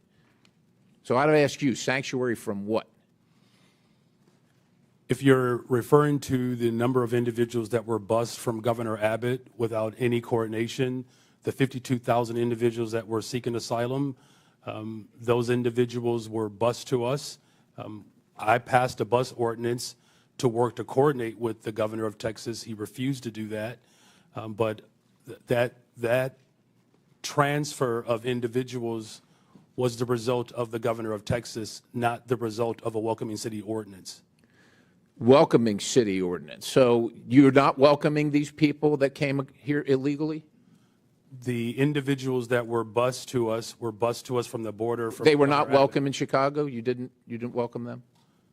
You didn't provide them sanctuary? So the welcoming city ordinance is pretty straightforward. It allows for our local law enforcement to focus on local policies, and that's why we're seeing a decline in violence. So you don't care about federal law enforcement policies, only local policies? We comply with all laws. What I do care about is this body, Washington, passing comprehensive immigration So let me ask you this. Chicago residents reported 28,443 violent crimes during 2024 alone, cases of aggravated assault rising to the highest level in 2 decades. Now, also, state funds, $160 million, were issued to illegal alien job assistance shelters in Chicago. You're the mayor of Chicago. Do you think that your residents or the residents of your state should be paying for that more than they should be paying for their own needs, their own roads, their own public safety? I mean, who elected you? The people that came illegally, whether they were sent to you or not, or the people that reside in Chicago? Who elected you? And who do you serve? The people of Chicago elected me as the 57th mayor of the city of Chicago, and we serve all the residents of the city of Chicago. Illegal or not, criminal or not. How many of the 662,566 illegal aliens with criminal histories that ICE has reported are now residing in Chicago? Someone will have to get back with you with that number. I don't keep account Do you of. take immigration information from criminals as they're arrested and processed? Do you take immigration information? Our local law enforcement focuses on getting all violent individuals do you off the determine streets whether of they're Chicago. here legally, what their immigration status is, as a function of your justice Gentlemen, system? time's expired, but please feel free to answer the question, Mayor. The Welcome in City ordinance ensures that our local residents communicate and trust local law enforcement to ensure that criminals and crime is being addressed, So and you that's have why no violent idea how many crime are illegal. has Thank gone you, down Mr. in the Chairman. city I'll of yield. Chicago. Thank you very much, Chair Congressman. now recognizes Mr. Chairman, I have a Mr. unanimous Khanna. consent request. Chair now Mr. recognizes. Chairman, I have a unanimous consent request. I'm sorry, Ms. Presley. I have unanimous consent request. Go ahead. Thank you. I'd like to seek unanimous consent to enter into the record mass deportations would deliver a catastrophic blow to the U.S. economy. This is from the Joint Economic Committee, December 2024. From where? What publication? The Joint Economic Committee, December 2024. Without objection, so ordered. I'd like to seek unanimous consent to enter into the record from the American Immigration Council, October 2024, mass deportation, devastating cost to America, its budget and economy. Without objection, so ordered. Chair recognizes Mr. Khanna from California. Mr. Chair. Wait, I'm sorry. Mayor Wu needs a short break to attend to her young child. Mayor. Mr. Chairman, I got the note that the baby's okay for now, so I'll continue. But thank you. I will. I believe from my husband that the baby's okay, and and the arrangement, if it's okay, was that everyone would take a break, so I wouldn't have to go into a back room by myself to nurse when it's time. Thank you. Chair recognizes Mr. Khanna. Thank you, Mr. Chair. Mr. Chair, I find the Republican position in this hearing quite ironic, because the Republicans are the party that are always touting local government, state government, local control, and not having federal overreach. So I want to explore actually one of your favorite topics on the other side of the aisle, the infamous mask mandates. I know how much you love them. When CDC came out with the mask mandate order of January 29, 2021, they said that we needed to have fines of $1,500 for anyone who didn't wear a mask on a plane or in a public space. And they said that there needed to be referred criminally to the Transportation Authority if they violated it more than once. Now, Governor Abbott said in Executive Order 38, we're not going to enforce, we're not going to have our cities enforce the mask mandate. And Governor DeSantis said the same thing. We're not going to have our local police enforce the mandate. I want to ask Mayor Adams and Mayor Wu, because you had slightly different views on the mask mandate, but Mayor Adams, you were actually praised in New York for saying we are going to take away some of these mask mandates earlier so businesses can open and there can be a revival in New York.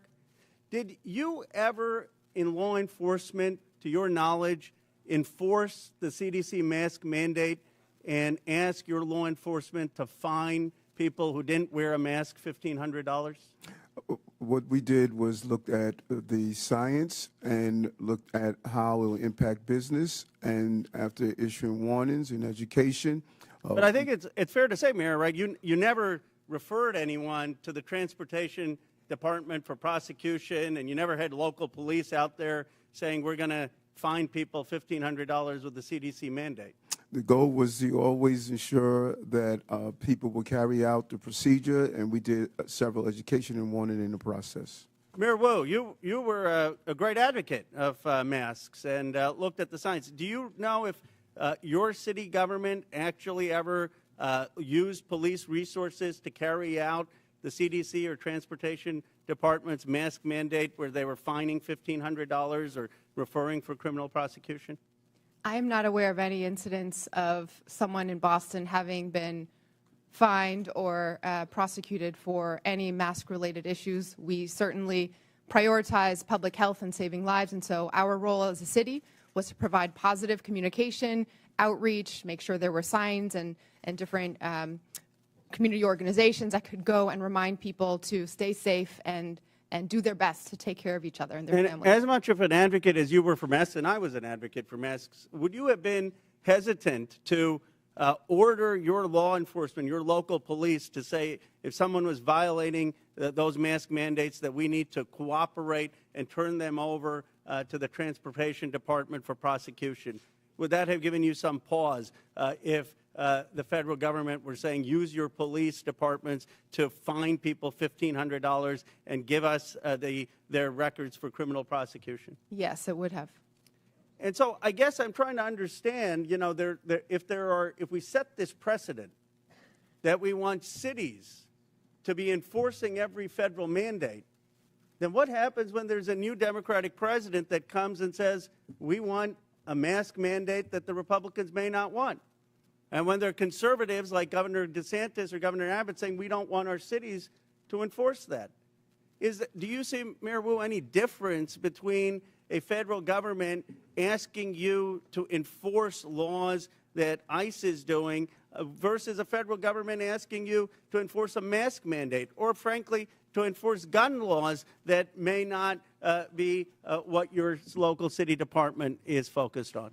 It does seem that local authority is part of our democracy and part of our system of government. Isn't the real issue here not one of immigration, but of federalism? Isn't the question, I mean, everyone agrees that there needs to be, if there's someone who's convicted of a crime, that ICE has the right to enforce those laws. The question is just, are you going to have local governments in this country be beholden to every new president's directives and armed for enforcing that? My view is that we ought to have local governments be able to use their police officers for their priorities. That, in its essence, is federalism, and it actually used to be the conservative Republican position. Gentleman's time's expired. Chair recognizes Dr. Fox from North Carolina. Thank you, Mr. Chairman. Mayor Johnston, in the last 4 years, how much has Chicago spent on care for illegal aliens? Thank you for that question, Congresswoman. So since 2022, since the governor of Texas began shipping... Just tell me a number. I don't need a speech. Just tell me a number. So since 2022, since the governor of Texas was shipping individuals to cities across this country, the city's budget, roughly 1% of the city's budget over the course of 4 years. Mayor Johnston, the same question, and I don't need a speech, just a number. Thank you, Dr. Congresswoman. Thank you, Congresswoman. It's $79 million over the last 2.5 years. Mayor Adams, same question. How much has New York spent to care for illegal aliens? Approximately $6.9 billion went out of our taxpayers' funds. Mayor Wu, same question. How much has Boston spent to care for illegal aliens in the last 4 years? We do not ask about immigration status and giving city services and providing that access, so we do not have a number. Taxpayers have been bearing the brunt of the massive wave of illegal aliens who've entered the United States. The Biden administration seemingly declared taxpayers and hardworking Americans collateral damage in the pursuit of open borders. Again, Mayor Johnston, are NGOs providing services to illegal aliens in Chicago? In accordance with the Welcoming City Ordinance, our sister agencies or city departments, we do not seek the status of any individual that is seeking service. Mayor Johnston, are NGOs providing services to illegal aliens in Denver? Thank you, ma'am. When folks arrive on the streets without food or resources or shelter, we do provide food or shelter regardless of where folks arrive from. Mayor Adams, same question. Yes, in combination of city agencies and nonprofits, we responded to the migrant asylum seekers humanitarian crisis that hit our city. And Mayor Wu, I assume you don't know their status, but do you know if there are NGOs are providing services to people arriving in your city without any kind of documentation? There are community organizations, many of them in Boston, who seek to serve all of our Boston residents. Congress must provide oversight and ensure accountability for taxpayer funds going to NGOs. Agents from Customs and Border Protection have been outspoken in opposition to allowing NGOs to assist illegal aliens in subversion of law and order.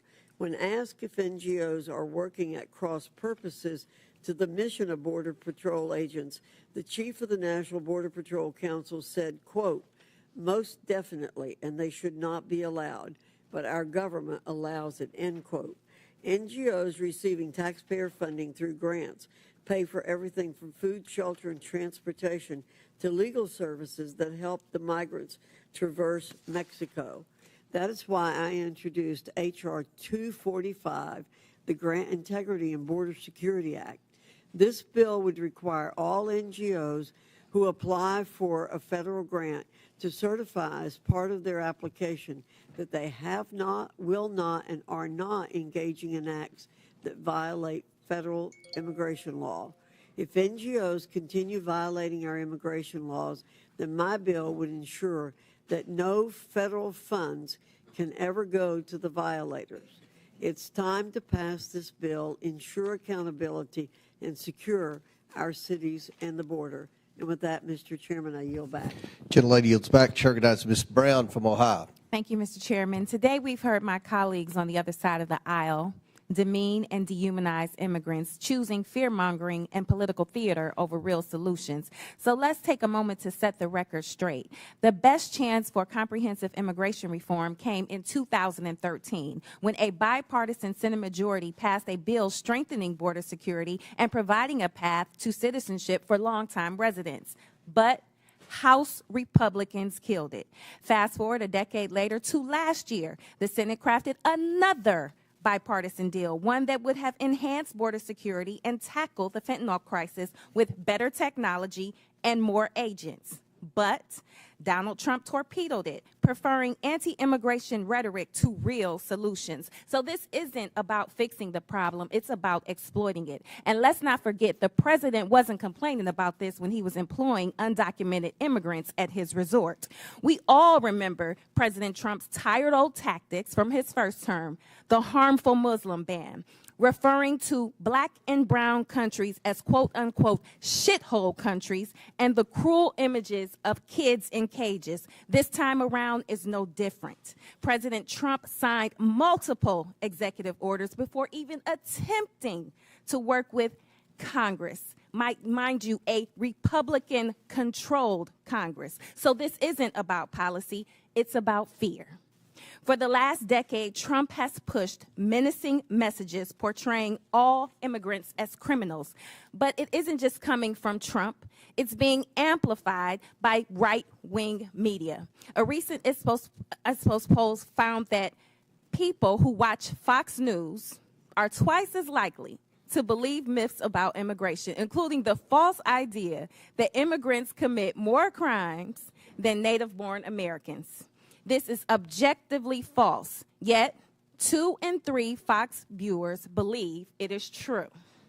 This serves a purpose. fueling outrage, distracting from real solutions, and keeping the conversation stuck in a cycle of fear instead of facts. And Trump's latest immigration crackdown reinforces these misperceptions. ICE raids, choreographed for cameras, deportation sweeps with photo ops, wardrobe changes, and tough talk.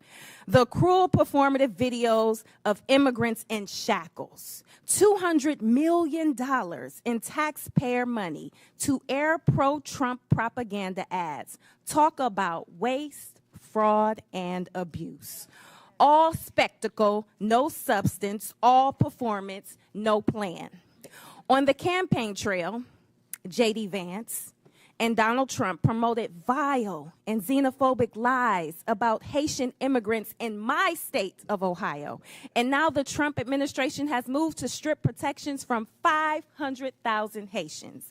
These are people who have lived, worked, and contributed to this country for years. And they came here the right way, the legal way. But instead of recognizing their contributions, we are forcing them back to a country plagued by violence, instability, and humanitarian crisis. All so Trump can claim 500,000 more deportations. The cruelty isn't just the point.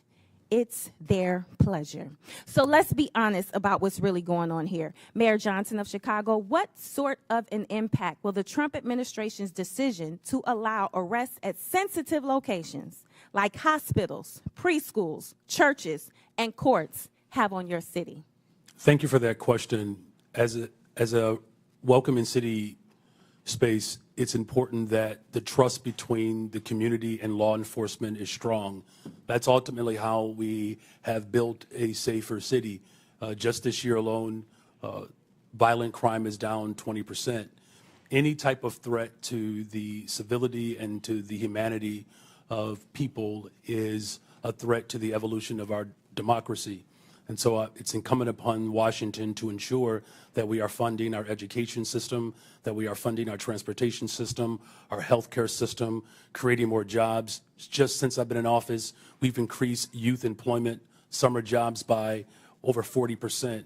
Making sure that our young people see their purpose is the value of this democracy. And so I call on this body to continue to invest in the city of Chicago that sends billions of dollars to Washington. Thank you. Fear and cruelty are not the solution. It's distinctly un-American and a dangerous distraction from the Congress's responsibility to actually deliver progress on this challenging facing our country. And with that, I yield back.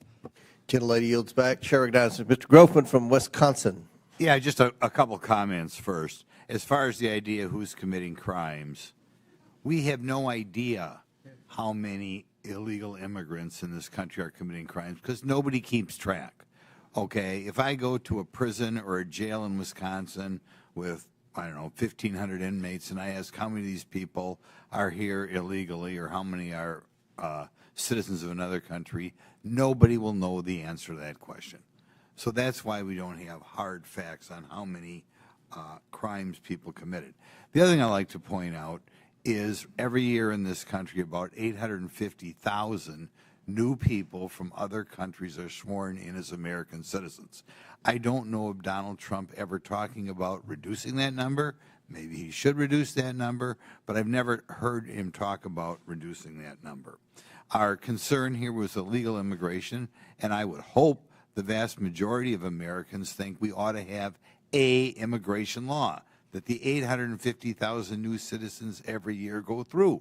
But if we're going to have an immigration law, it means we have to do something with the people who try to become permanent residents without going through the proper structure. Now, I think part of our problem here is we have a lot of people who don't understand why we have an immigration law at all. And I want to ask all four of you as I go down, we go down the row here, do you believe the United States should have an immigration law, or do you believe that just anybody should be able to show up and come in? And we'll start with Mayor Adams there. I strongly believe we need to have an immigration law. I strongly believe we need to secure our borders. We've witnessed a 90% decrease, and we're seeing that play out in our city. So we should have a strong immigration law. And I'll ask this question then.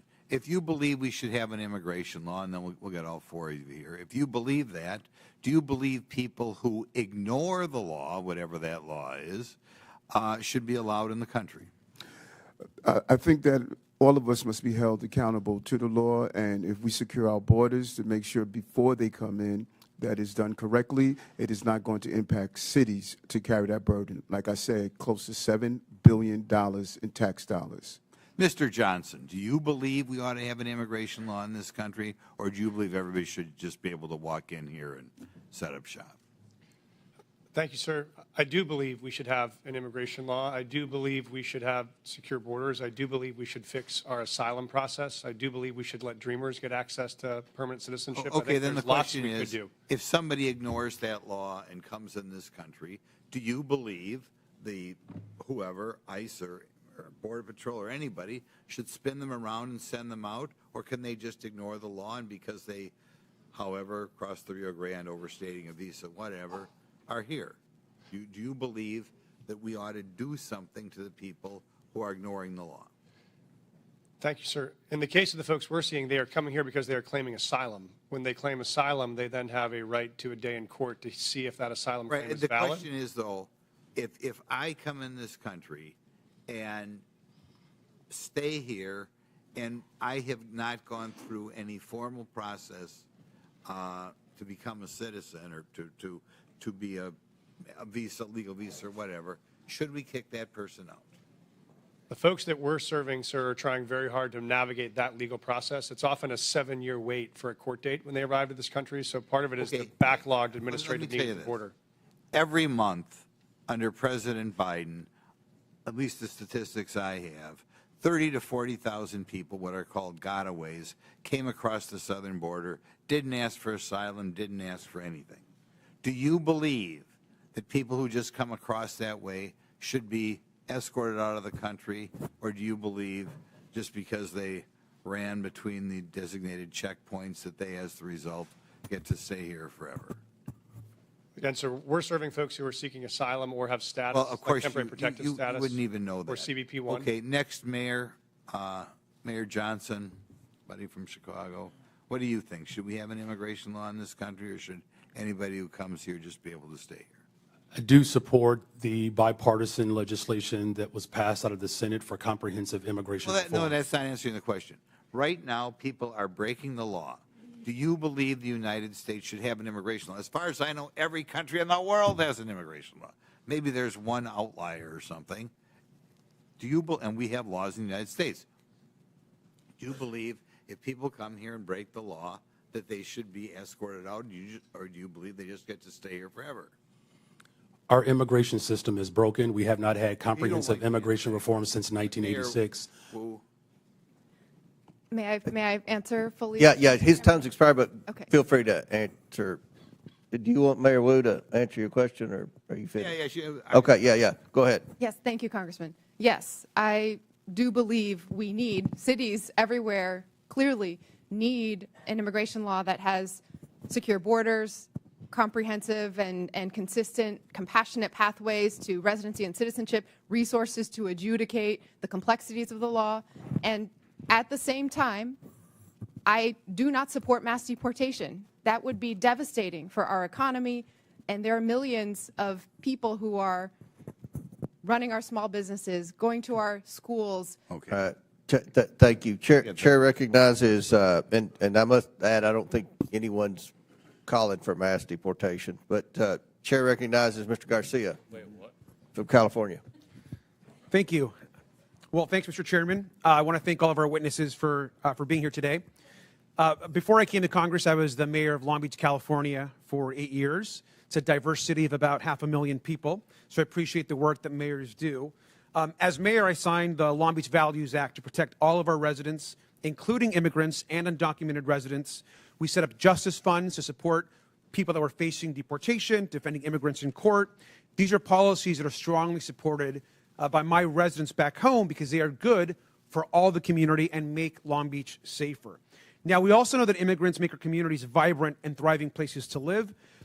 The facts are that sanctuary jurisdictions or jurisdictions that welcome immigrants are overwhelmingly safer than non-sanctuary jurisdictions. That's actually a fact. Immigrants, both documented and undocumented, are also less likely to be incarcerated or to commit crimes than native-born people. We know this to be true. Again, these are facts, and mayors have every right to pursue the policies that you know are best for your residents. Now, the Trump administration has threatened to prosecute some of the mayors on the panel today and force them to comply with his extremist agenda. But however, Mayor Adams, you are in a different position. You, of course, are already facing serious criminal charges. And Mayor Adams, I assume that you are not going to commit perjury today. And I do believe, though, that you have an enormous amount of issues facing you ahead of you. And it means that your criminal charges are absolutely relevant to us today. Bribery, wire fraud, willfully and knowingly conspiring to commit offenses against the United States. Mayor Adams, you, of course, deny these corruption charges against you. Is that correct? Yes. Yes, Congressman. Thank you. Now, I understand that you are proven innocent unless you are guilty, but you also have, sir, a trust problem. 4 of your deputy mayors have resigned.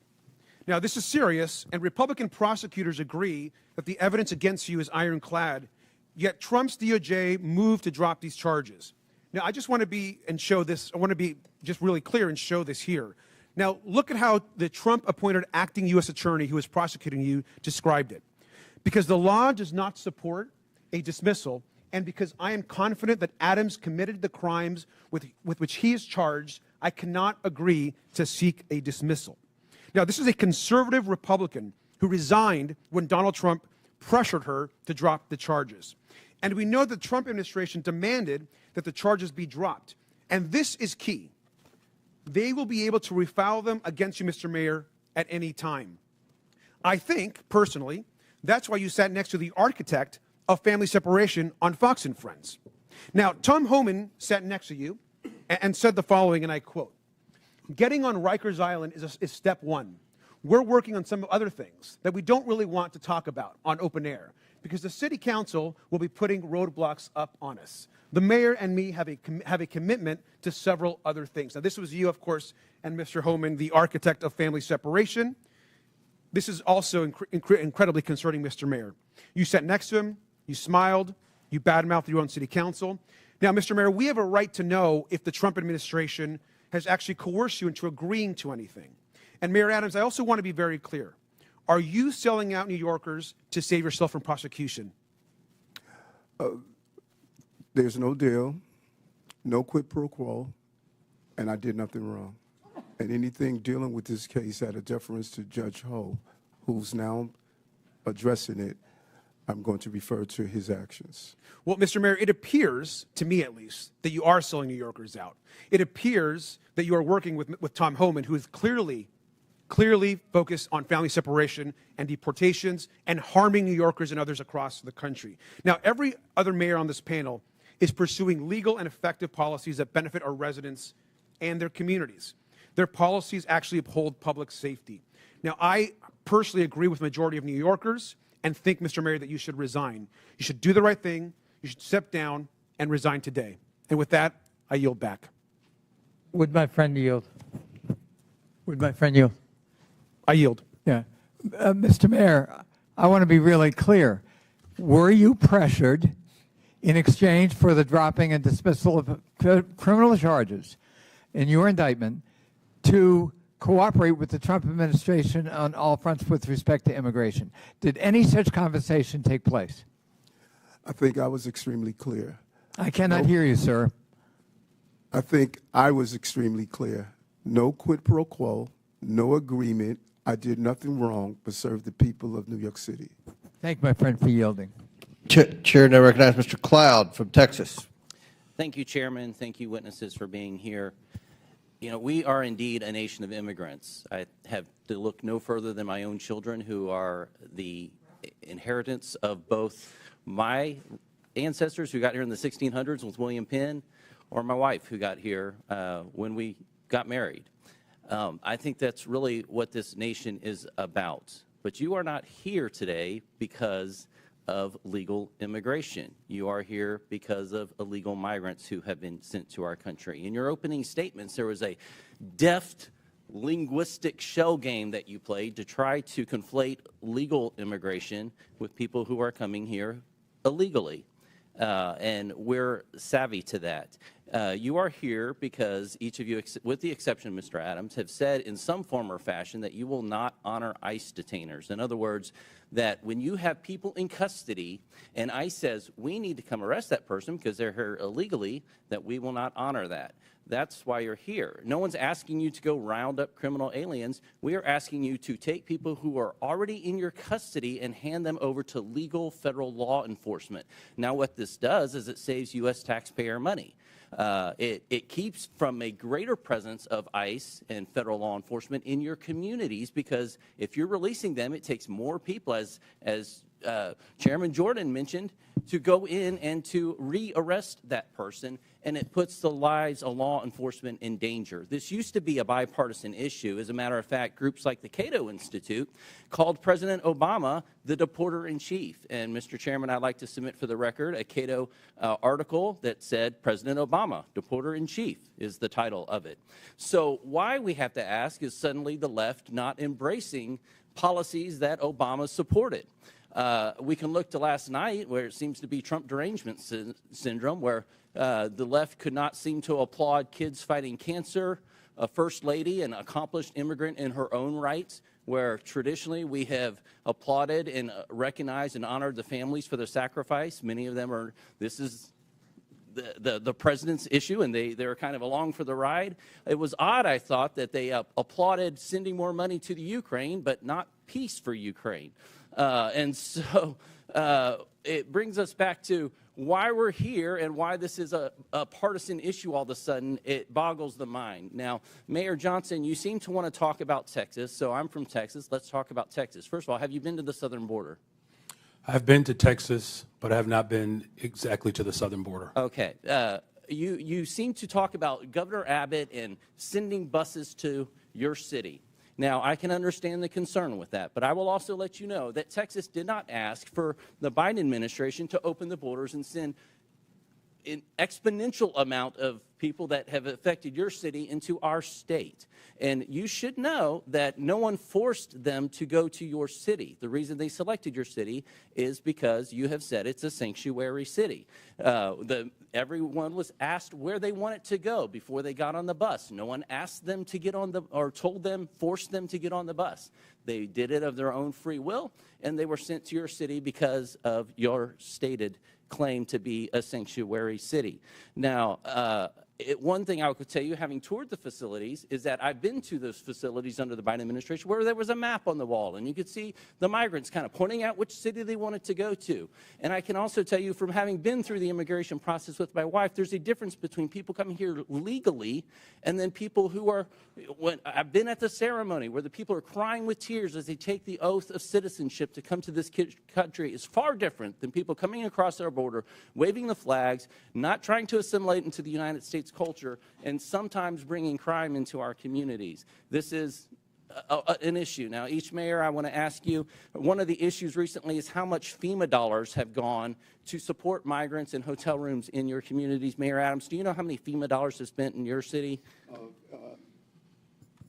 $80 million, and I've been to the border, and I saw those maps pointing to New York. Thank you. Mayor Johnston? Thank you, Congressman. I know we do have some federal dollars. I have to get back to you on the exact amount. It's roughly $32 million, Mayor. $38 million, Mayor Johnston. I don't have the exact numbers. It's $32 million. I don't have the number. I'd love to know. $29 million. So, understandably, citizens are concerned about that, their taxpayer dollars that are supposed to be going to disaster relief for them and their communities going to illegal aliens. Do you agree, each of you, yes or no question, I only have a couple seconds, do you recognize that it is against the law to harbor criminal aliens? Gentlemen, time's expired, but please answer the question, Mayor Adams. Yes, reading federal law, correct. I do recognize that, and we do not do that. The city of Chicago does not harbor criminals. Yes, we follow the laws. Mr. Chairman, I have a unanimous consent request. Proceed. I would ask to enter into the record two articles. One, talking about President Trump putting mass deportations to the heart of his campaign during the campaign, And just last night, Trump vows to use U.S. military for mass deportations. Without objection, so ordered. Thank the chair. Chair recognizes Mr. Frost from Florida. Thank you, Mr. Chair. So the year is 1969. My abuela, Zenaida, my grandma, Yaya, gets a call. And her, my mother, Maritza, my aunt, Sandra, and my grandpa, Pepe, have to go to a plane within 24 hours because they've been approved to come to the United States. They came here as refugees in 1969 during the freedom flights from Cuba for their new life in accordance with the promise of this nation. ICE arrested hundreds of U.S. citizens during Trump's first term. Again, in the last few weeks, ICE has detained Native Americans, a teenage girl from Nicaragua, Puerto Ricans, a Puerto Rican military veteran, all legal residents, but all who fit the description. I bet someone like my grandma would have fit the description too, maybe even myself. Trump's border czar went on TV and raged about Americans studying up on their constitutional rights during interactions with ICE agents. It was one of the most despicable things I've seen. And the question is, why is he so upset that people know their constitutional rights? To the point where this administration has moved to try to intimidate members of Congress for trying to educate their constituents to know their rights. Why don't they want people to know their rights? Well, because if we know what our rights are, we'll also know when Trump tries to take them away. Mr. Beer, why are such outbursts from this administration alarming as threats to our rights and liberties? Well, you think about what we've heard about detainer requests. I have documented over 155 U.S. citizens who've been targeted by detainer requests, and they want to say we're going to just take the discretion away from state and local governments over detainer requests, even in the case where someone is clearly a U.S. citizen. Here's my birth certificate. Doesn't matter. They're going to disregard it. And so, yes, I am well aware of the threat this administration poses to constitutional rights. So from what we see the last few weeks, should American citizens, should people with legal permanent residence in this country be also scared of this mass deportation campaign for themselves and their own children? Oh, absolutely. The birthright citizenship order is the most egregious, but that doesn't stop there. They want to take away people's citizenship and people's rights, regardless whether they're citizens or not. Thank you. Mayor Wu, Boston has been named the 9th best city for quality of life in the entire country. Congratulations. I would argue with that. Okay. If Trump succeeds in forcing you to redirect your city's budget and personnel to help with ICE raids in this mass deportation campaign, how would that affect quality of life for your people? First, that is against the laws in Boston and in Massachusetts. But I've heard from so many community members, including residents who are immigrants who are citizens, that they are terrified. And that means when people don't feel comfortable reaching out to call 911 when they need help, when survivors of domestic violence don't feel comfortable reporting or giving information, it makes all of us less safe, even those who aren't immigrants. This culture of fear is bad for the safety of our people. Donald Trump's immigration raids are also traumatizing and destabilizing, of course, all Americans, but especially children and kids. Being a kid in America is hard enough. Making good grades, going through more school shooter drills and fire drills. And now Trump wants to send armed ICE agents into their classrooms to rip children from the school desk as they're trying to learn. Mayor Johnston, my colleagues are laughing about that. I don't find that funny. What would a school day be like for a kid in your city when ICE suddenly bangs down on the door and abruptly grabs their teacher or one of their friends? Thank you, sir. I was a teacher and I was a school principal before I did this job, so I knew that our school was often the safest place that kids came, and they knew there they could learn, they could get support, they get access to services. And many of our kids come from mixed status families. They don't know their status, they don't know their mom's status or their dad's status. So I've had families before who have pulled their kids out of school, kids who were citizens, because they were worried that somehow their kids were in danger because they didn't know who was being taken. And so for us, the fastest way to make a city unsafe is to have kids not feel safe in their own schools. See, they want everybody to live in fear of undocumented people. That is what they want to do. But I'll tell you, when I'm in my district and I do roundtables, I've done them with kids in elementary school, and I ask them what they want us to do. They want us to ban assault weapons. They say what they're actually scared of is being shot to death and dying in their schools.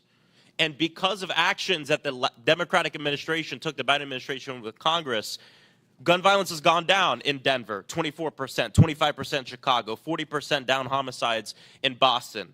This works. Gun violence went up 45% under Trump. So when they're in charge, more people die. When they're in charge, we are actually less safe. And I think that's an important thing that we all have to keep in mind as they try to scare us in terms of immigrants who are living in this country. Thank you, and I yield back. Chair recognizes Mr. Palmer from Alabama. Thank you, Mr. Chairman. I thank the witnesses for being here. I just want to respond about crimes committed by people here illegally. Every crime committed by someone in the United States illegally is a crime that would not have been committed. Lincoln Riley, Ruby Garcia, Rachel Morin, Joycelyn Nungaray, the woman set on fire in the New York subway. These are all assaults, rapes, murders, and other crimes that would not have taken the lives of these people if those people were not here illegally. They were given safe harbor. Now, I want to ask you something. You all took an oath of office. Mr. Adams, did you swear to uphold the Constitution of the United States? Yes, I do. How about you, Mayor Johnson? Yes, sir, I did. How about you, the other Mayor Johnson? Yeah, the Constitution of the United States as well as the Constitution of Illinois. Okay, and Mayor, Yes. you did. Are you familiar with the Supremacy Clause? Any of you? Yes, sir, I am. Okay. Then under the Supremacy Clause, you understand that the laws of the United States take precedent over the laws of Colorado, over the laws of Illinois, over the laws of Massachusetts, and your cities. Do you understand that? Yes, sir, I do. But when you declared your cities sanctuary cities, you did so illegally. Do you understand that? Respectfully, sir, I would disagree with that. We follow You're every disagreeing federal with law. the law. It's against the law to give sanctuary to people who have committed felonies, and it's a felony to cross the border illegally. You gave sanctuary to people who are here illegally. You violated your oath to uphold the Constitution because of the Supremacy Clause. The laws of the United States take preference. But you didn't do that. There is, thank you, sir. There's no part of our city law that violates federal law. No part of the practices or services we provided that violate federal law.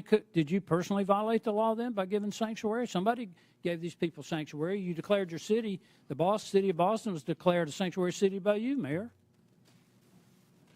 Being a sanctuary city as you describe it, or being a city as we describe it, that's home for everyone, it means that if When you commit a give crime, safe you are harbor held to accountable people who are regardless of here immigration illegally, status. and when you interfere with the officers of the law who are there to even remove people that you know have committed crimes, you have violated your oath of office. You've committed a crime. Mr. Chairman, I don't understand why we haven't been discussing obstruction of justice. I mean, get real about this. We have a problem in the country with the people who have come here illegally. And I just gave you a few names of people who have been raped and murdered. There are numerous others. There's a whole organization established called Remembrance to remember the people who have been assaulted, raped, murdered in this country because certain cities, certain officials decided to give sanctuary to people who came here illegally and committed these crimes. It goes all the way back to Kate Steinle, San Francisco, shot by someone who was here illegally. She would still be alive today. She died in the arms of her father.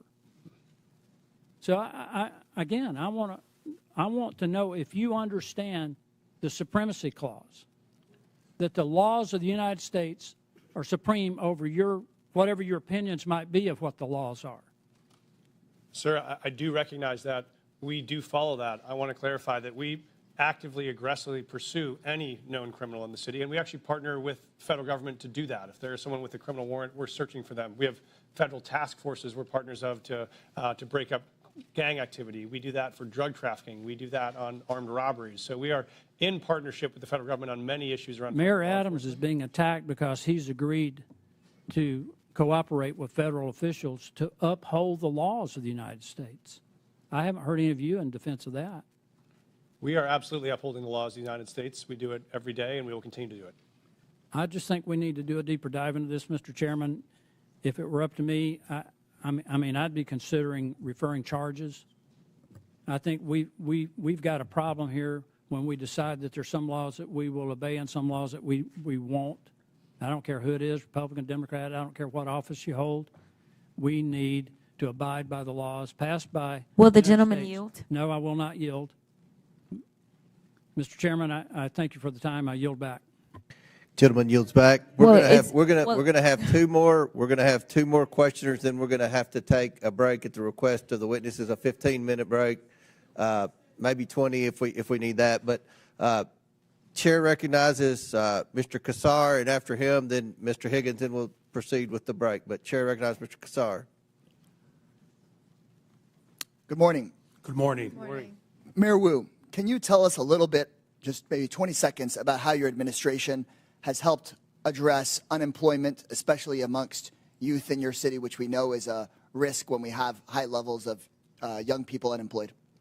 We made a commitment, our mayor's guarantee, that any young person in the Boston Public Schools who wanted a paid summer job would get one, and we fulfilled that with the partnership of businesses and companies and organizations throughout the city. Record numbers participating.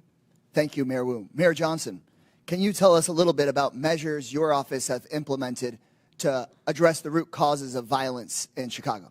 Thank you for that question. Yes, so first of all, it's great to report that violence is down in the city of Chicago, and it has gone down since I've been in office as a result of a couple of measures. One, we've reopened 3 mental health clinics because we do know that mental health issues, and we are in a very severe mental health crisis. We've also increased the number of youth employment. We have hired almost 28,000 young people for last summer. This year, we have an opportunity to hire up to 29,000 young people. We've also built more homes. Just last year, we've appropriated $11 billion, 37,000 construction jobs in the works for almost 10,000 more affordable units. And we have promoted and hired 200 detectives to increase trust between community and law enforcement to solve the crimes that do occur in our city. Thank you so much. Mayors, I want to thank you for the hard work you're doing every single day. Just in 40 seconds, you have described building tens of thousands of homes for people that need them, hiring detectives to solve cold cases, building community trust to reduce violence, hiring people to do incredible mental health work, and reducing the youth unemployment rate. That is so much more than what the Republican majority can ever describe having ideas about. And that's why they've dragged you before us today. They want to point the finger at you because they have no plan on how to address housing, no plan on how to reduce costs, no plan on how to actually reduce violence in our communities. In fact, maybe some of the only plans they have would be to make those issues worse. And I know that you all, as mayors, are doing one of the hardest jobs in this country every single day. You're serving your communities honorably. And they don't want the American people to hear about how Boston has drastically dropped your unemployment rate. They don't want the American people to hear about how Chicago is dropping the rate of violence in the city. But our job is to make sure the American people actually hear the truth. And the truth is that you are pairing a law enforcement response along with a mental health response and a housing response and a jobs response to what's going on in your cities. And that is so critical. Republicans, on the other hand, here are going back to the same old tactic, which is to say, find a vulnerable group of people and let's blame them for everything that we can. Anything bad that happens, let's go try to point the finger at our political opponents or at a vulnerable person or at a person of color from a faraway place. And that doesn't actually solve real issues for the American people. Republicans and their big boss donors blame immigrants for low wages because they don't want the American people to see the Republican plan to dismantle the NLRB, to dismantle unions, and to never pass a bill raising wages for American workers. They blame immigrants for housing costs because the Republicans are dismantling the Department of Housing and Urban Development and stripping affordable housing funding from this country. They want to distract from the $8 million a day that people like Elon Musk get in federal contracts while they attack hardworking immigrants and while they attack officials that are actually just trying to do their jobs. Mayor Johnston, you have a limited number, I suppose, of jail cells in Cook County and a limited number of law enforcement resources. Is that correct? That is correct, and I do not have jurisdiction over Cook County jails. And you want to make sure that when somebody in the city of Chicago calls 911, that they get an appropriate response. Is that correct? That is correct. And so what I have been hearing all morning from my Republican colleagues is they want the federal government to go tell the city of Denver or the city of Boston or the city of Chicago. No, they want the federal government to be able to call you and take over your police resources or take over your county's jail resources, and you don't even represent the county, for whatever case they might come up with, the person's dangerous or not. Instead of having cities determine if somebody is dangerous and needs to be held, instead of having cities say, we want to make sure if you have an emergency that we get somebody to you and don't just send out our police to a call that may not be a priority just because somebody in the federal government wants to go after somebody with no criminal background and that isn't a threat. And so with that, Mr. Chairman, right before I yield back, I just want to thank people that are involved in local government, city council members, neighborhood associations, mayors, the people who keep our cities running. You deserve our support in making your cities more safe. You deserve our support. Gentlemen, in time's addressing expired. housing Chair recognizes instead of Mr. hearings Higgins like from this. I yield Louisiana. back. Thank you, Mr. Chairman. Let's clarify for America. Mayor Adams, Mayor Johnson, Mayor Johnson, and Mayor Wu, are you here today under the advice of counsel, and do you have counsel present? Yes or no? I want to understand the question. Are you here today under the advice of counsel, and do you have counsel present? Do have counsel present. I'm here because we were requested to appear. Did you consult with, did you have counsel prior to your appearance? Yes, we did. Thank you. This is not a trap question. We just want to clarify. Okay. Here under the advice of counsel, do you have counsel present? Yes, sir. Counsel present here because I was invited. Did you counsel before your trip here? We do have counsel. Get but I was advice here. from your counsel? Yes. Okay, then you're under the advice of counsel. Yes. Mayor Wu, thank you. To just clarify for America, these mayors are all sanctuary city mayors. But the narrative is no longer comfortable because 3 months ago, we were at the tail end of 4 years of millions and millions of illegals coming into our country. It was out of control. The only thing that has happened since then is we had an election in November. And now we're not pulling the curtain back. We have ripped the curtain from the rods. We have revealed to America just how fast we could have secured our border if you had an executive that was willing to enforce the law. So now we're paying attention to our municipalities. And every one of them is lawyered up. They've changed their narrative. We got example after example. The mayor of Chicago, we must lead with and live by the promise of Sanctuary City. The mayor of Denver, willing to go to jail in defense of Sanctuary City policy. The list goes on. But the policies of these mayors and our previous president have consequences, real-life consequences. I have a family here today, Mr. Chairman, who lost their beautiful loved one. This young man was killed by an illegal immigrant in Texas that never should have been in our country. He'll never be here to raise his daughter, Anne Marie, to love and cherish and honor and uphold his beautiful wife, Olivia. And you mayors have responsibility, not just to your communities and the citizens you just want to serve, but by extension to the entire republic. And let me clarify, I was a cop for a long time. To honor the jurisdictional authority of another law enforcement agency, you do it every day in your city.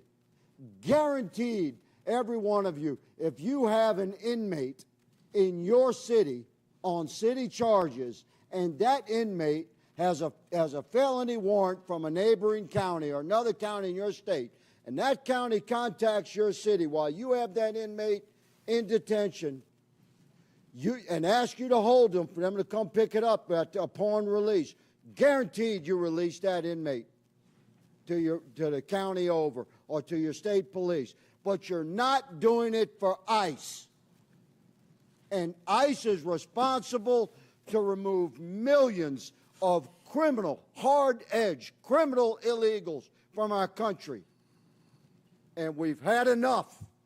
America's fed up with this betrayal of oath, and you'll be held accountable.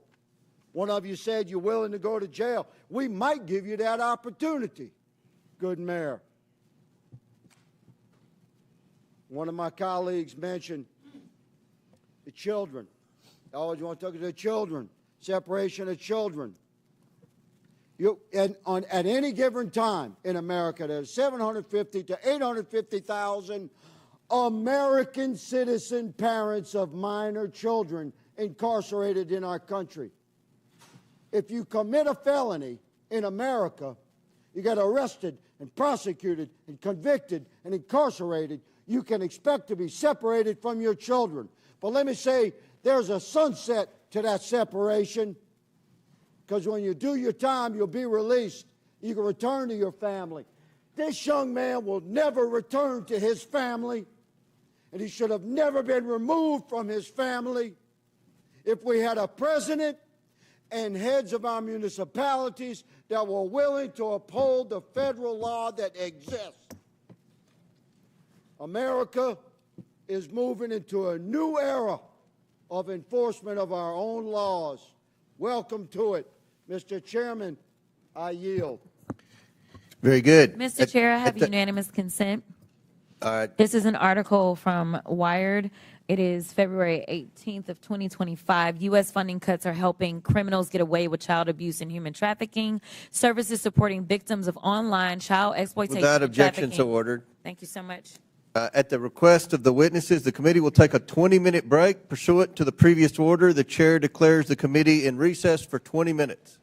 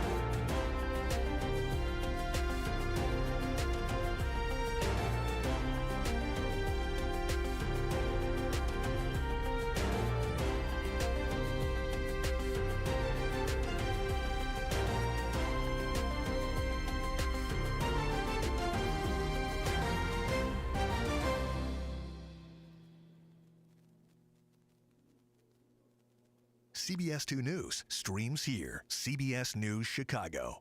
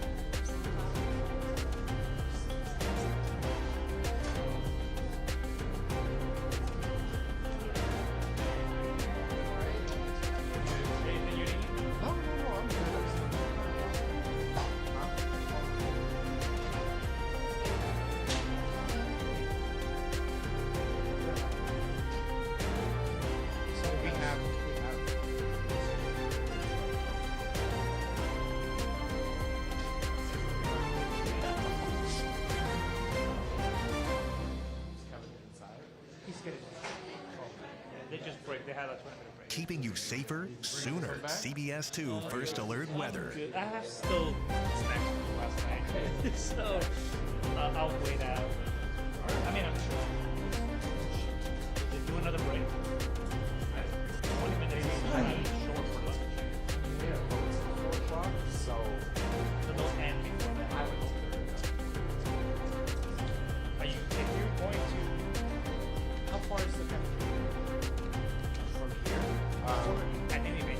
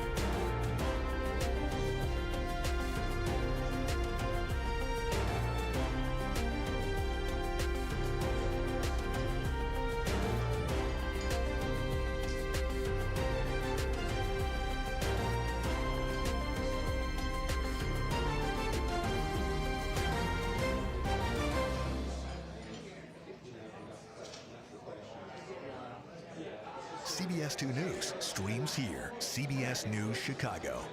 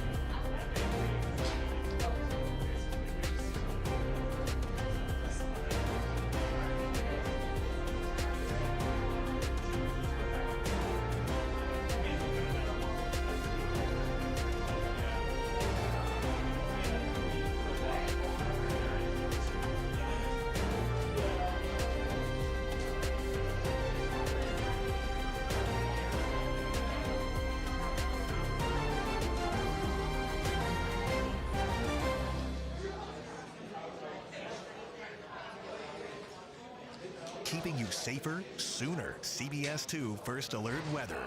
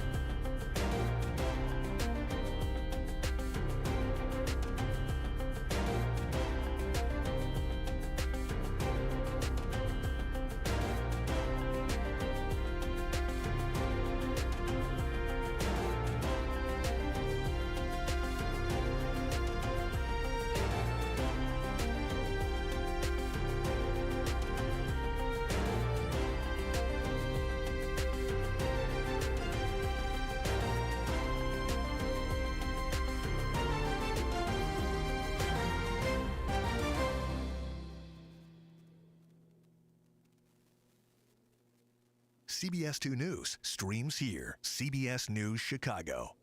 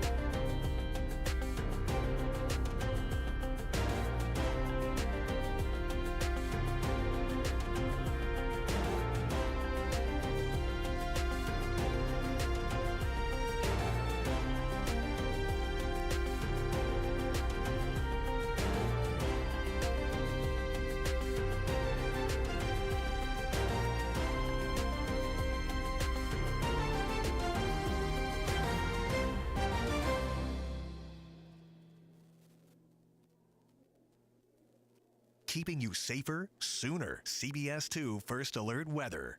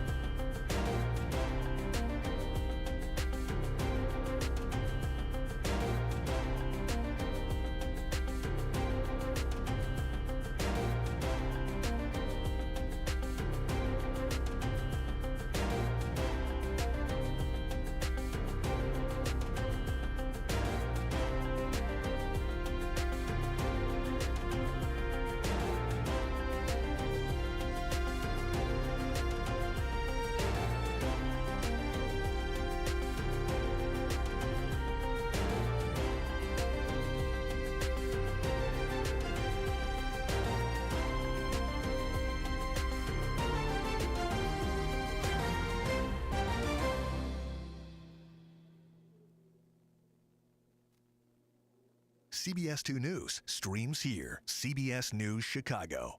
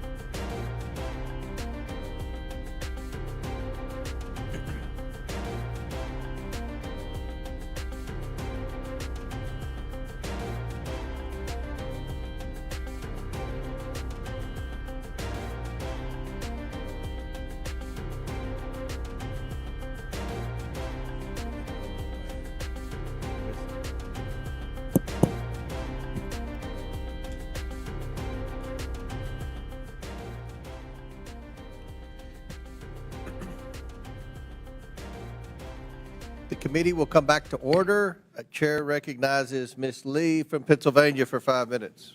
Thank you, Mr. Chair.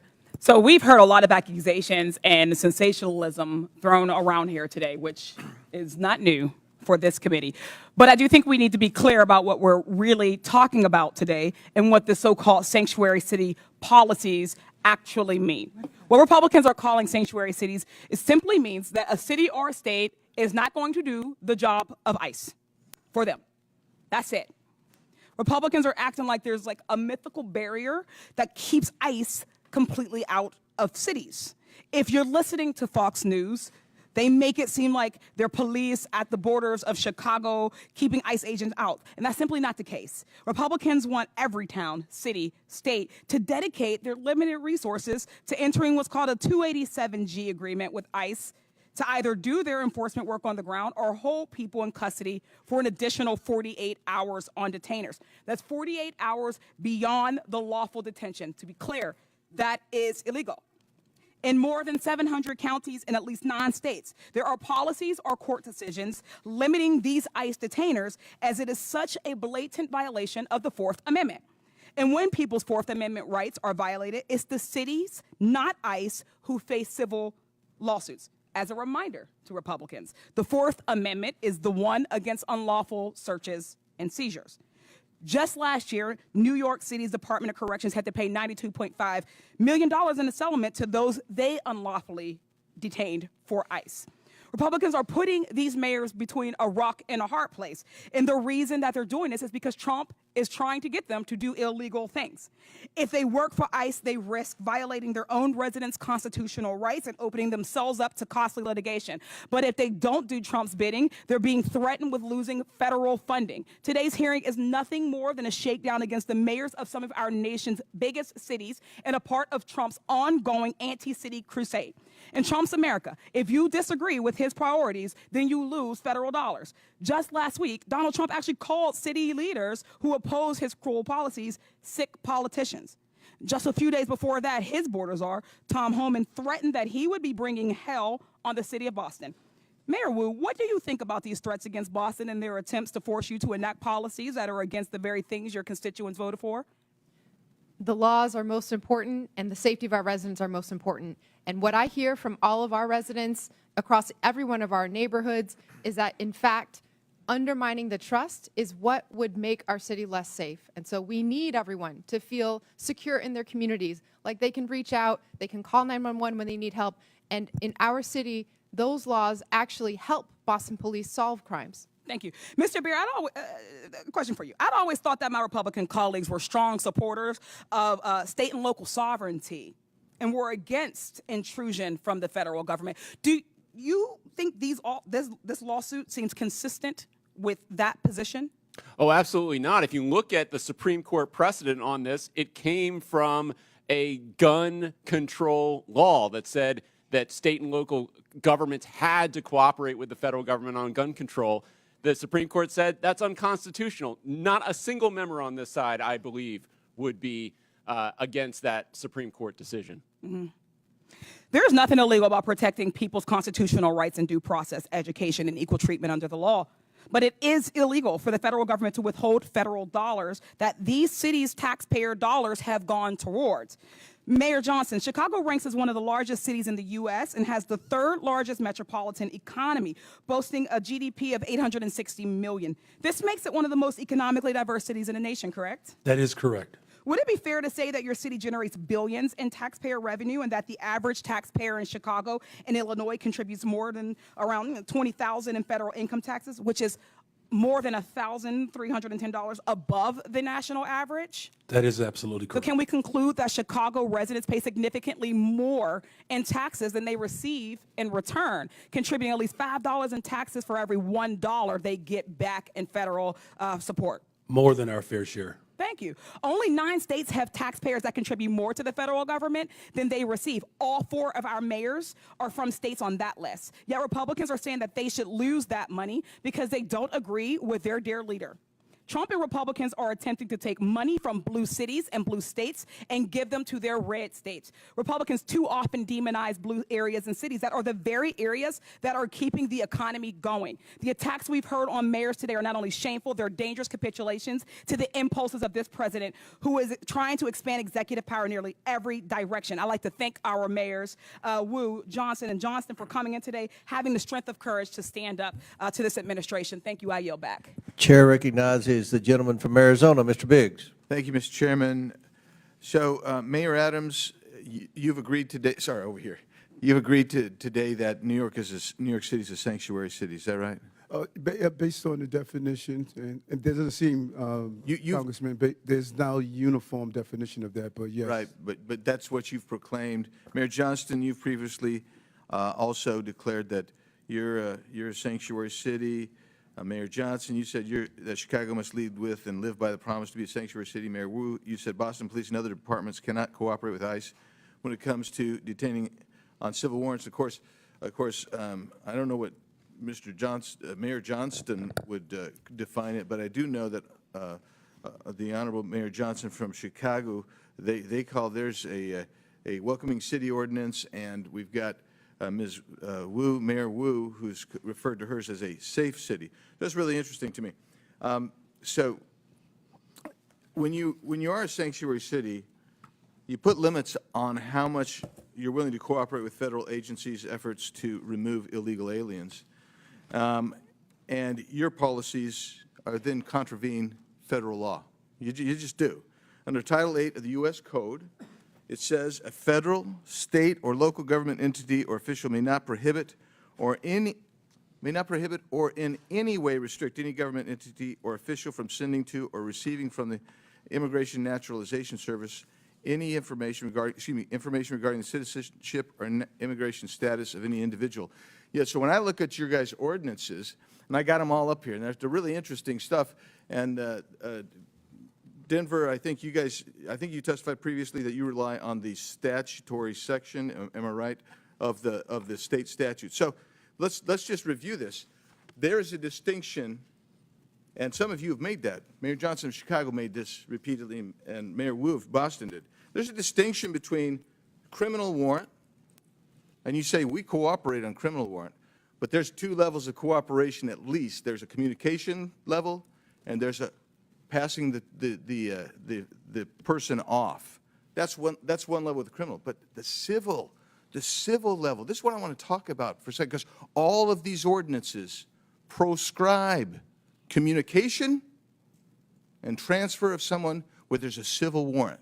Now, I know that all of you understand that a removal order is a civil order. And that means none of you and none of your agencies within your municipalities are communicating or passing over someone where there's an ICE removal detainer. So I don't care how many times, 1,226 or whatever it was in 7 years, I don't care how many times you do it, but if you're not doing it for civil orders, then you're allowing people who have a removal order, who've had due process, because that's how you get a removal order. You're allowing them to stay in the country. You're in violation of this law right here. You are. You're in violation of that law right there. And you've got to start realizing what your criminal culpability is on that. And that's really what we're talking about here. So you don't think that's harboring, perhaps? But let's take a look at that next statute, please. That next federal statute. In conducting investigations and hearings, immigration officers and administrative law judges shall have reasonable access to examine evidence of any person or entity being investigated. If you're holding someone back, even if it's under a civil warrant, because that's what you said you're not going to participate in, and you are preventing access to that person or evidence, you're in violation of this. You have criminal culpability under this. And you'll notice there's no mens rea requirement here. This is it. Every one of you is exposed to criminal culpability here. That's the reality of it. Let's do the next one.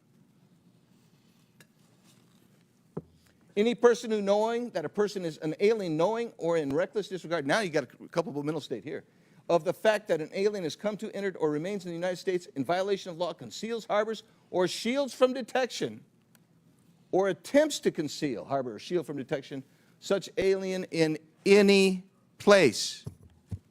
You'll notice it doesn't make a distinction that all of y'all want to make of criminal warrants versus civil. You're all in violation of all three of these statutes. You got criminal culpability. I yield back. Gentleman yields back. Chair recognizes Ms. Randall from Washington State. Thank you, Mr. Chair, and thank you to our witnesses for taking the time to be here today. I represent the northwest corner of the country, though I did happily live in Boston for 10 years safely. And Washington State is proudly home to more than 1 million immigrants. We know in Washington that our communities, like yours, are stronger because of immigrants.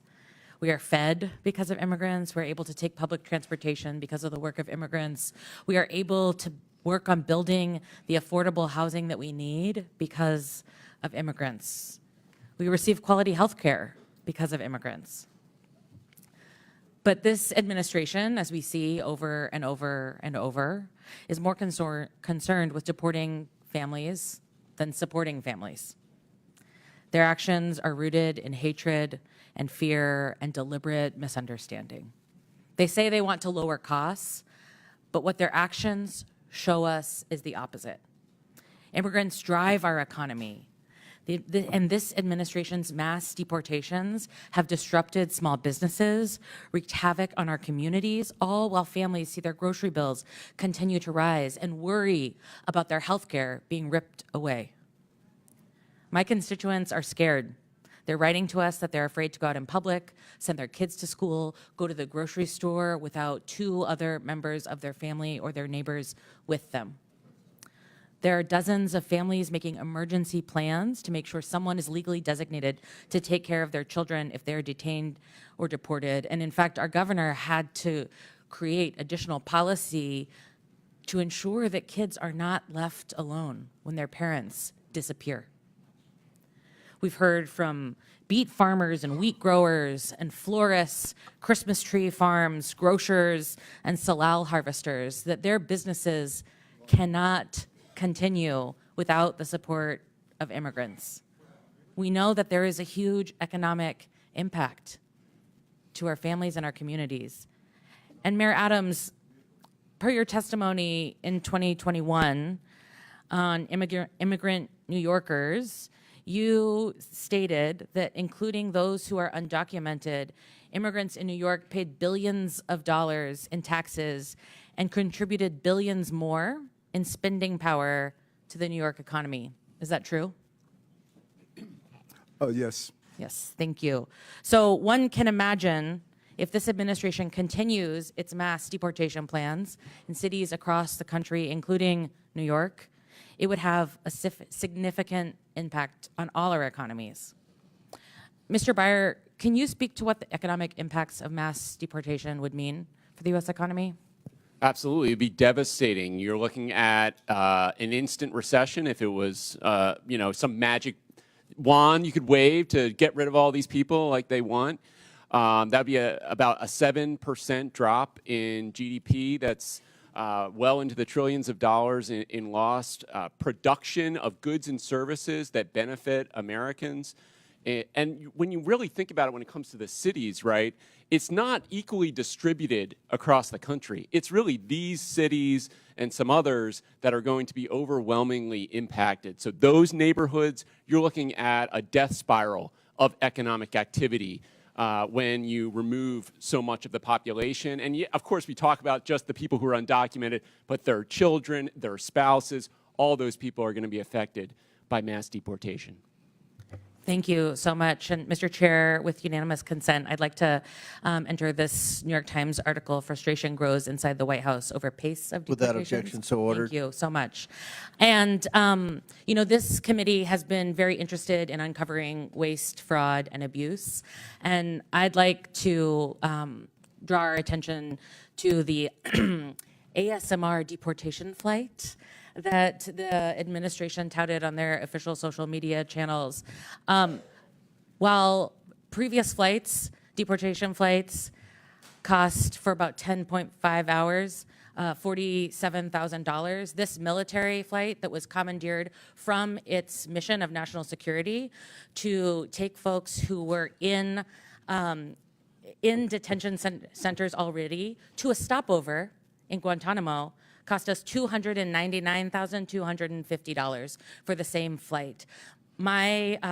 Folks in my community who are stationed at Joint Base Lewis McChord are being diverted from their essential missions to go to Guantanamo to be layover stewardesses for this plan that's just for clicks. It's just to continue to stir up media. It's just to deliver on a promise that the president made and that he's worried that he will be accused of letting his base down if he doesn't carry out. Thank you. Chair recognizes Ms. Mace from South Carolina. Thank you, Mr. Chairman. All of the mayors here today are actively working to harm the American people you represent. You all have blood on your hands. I'm going to ask a series of yes or no questions today, and I would like to remind all of you, you are under oath. I only want a yes or a no to my questions. My first question, do you acknowledge breaking into our country as a crime? Mayor Adams, yes or no? Do you acknowledge breaking into our country as a crime? I acknowledge. Yes or no? I acknowledge. Okay, Honorable Johnson, he's not going to answer the question. Yes or no? Is breaking into our country against the law? Yes or no? Depends how you cross the border. Okay, Some folks Mayor have Johnson, status. yes or no? Comprehensive immigration reform policies are what's necessary in this Mayor Wu, moment. do you have a better answer than these gentlemen before you? Yes or no? Yes. Okay, do you believe it's acceptable for illegals who commit heinous crimes be released back into the public instead of being detained and deported? Mayor Adams, yes or no? Anyone break a crime? Yes or no? This is not hard. Yes or no? Anyone that break a crime should be detained. Okay, Mayor, yes or no? They should be deported. Okay, Mayor. Any individual that Yes or causes no? harm Yes or and no? breaks Okay, the Mayor law Wu? should be held accountable. This is why you have 6% approval rating, because you suck at answering questions. Mayor Wu? Yes or no? Anyone who's a public safety threat should be prosecuted. All right, I have my next question. When an illegal alien rapes a woman, do you believe you're on the right side of history? Mayor Adams, yes or no? Can we say that question again? Okay, Mayor Johnston. When an illegal alien rapes a woman, do you believe you're on the right side of history? Yes or no? I will charge and prosecute them. Yes or no? Okay, well, okay. You said you would go to jail, didn't you? I will For charge and harboring illegal prosecute aliens or something, Mayor Johnson? Could you repeat your question, please? When an illegal alien rapes a woman, do you believe you're on the right side of history? Could you clarify that question? Okay, Mayor Wu, yes or no? No, rape is obviously Then horrible. why are you letting rapists back out onto the streets of Boston? That is not true. That is Okay. not what's happening in when Boston. When an illegal alien molests a kid, molests an underage kid, do you pat yourself on the back for being compassionate? Mayor Adams? It's despicable, and he should be arrested. Mayor Johnston? I prosecute folks that commit crimes like that. You guys let them out on the streets. Mayor Johnson? We arrest violent criminals in the city of Chicago. Mayor Wu? We investigate, arrest, and prosecute. You guys don't sound very confident today. Would your city honor an ICE detainer on an illegal alien who rapes kids if one was issued today? Mayor Adams? Yes or no? In conformance with law, we will honor detainers. Mayor Johnson? If there's a criminal warrant, we'll help them pick them up. If there's no criminal warrant, we'll honor a notification request. Mayor Johnson? Criminal warrants, we always cooperate with federal agents with a criminal warrant. Mayor Wu? Get a criminal warrant, we will enforce. A criminal warrant. I'm talking about an ICE detainer on an individual who's here illegal who rapes kids. Do you all hate Donald Trump more than you love your country? Mayor Adams? I respect my president. I respect my Yes country. or no? and I You're having the respect hardest time my today. Senate. Mayor Johnston? I love my country. Yes or no? I love my Okay. country. Mayor Johnson? As the son of a pastor, I love everyone and this country. Mayor Wu? I love my country and my city. Do you all, are you all willing to go to jail for violating federal law? Mayor Adams? I'm not going to violate federal law, so I don't have to worry about that. Mayor Johnston? We don't violate federal law either. You don't violate federal law. We do not violate federal Is it law. violating federal law if you don't honor detainer requests from ICE? Absolutely not. In fact, the statute Congressman Biggs shared, we explicitly follow. The statute says you cannot prohibit city employees from sharing information about someone's status with the government. We do not prohibit that. Do you love illegal aliens more than you love your fellow countrymen?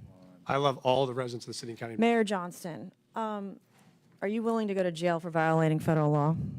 The city of Chicago complies with all laws. Oh, I highly doubt that. Mayor Wu? We are not violating federal law. Mayor Wu, I have a last couple questions for you. Do you believe that ICE arresting a child rapist, quote, threatens everyone's safety, end quote? Yes or no? No. Does ICE arresting a murderous MS-13 gang member threaten everyone's safety? Yes or no? No. I would like to hold up this quote of you where you say, ICE's efforts actually threaten the safety of everyone, end quote, Boston Mayor Michelle Wu. You're a hypocrite. Thank you, Mr. Chairman, and I yield back. Chair recognizes Mr. Chairman, I have unanimous consent Subramaniam. request. Mr. Chairman, I have unanimous consent request. Proceed.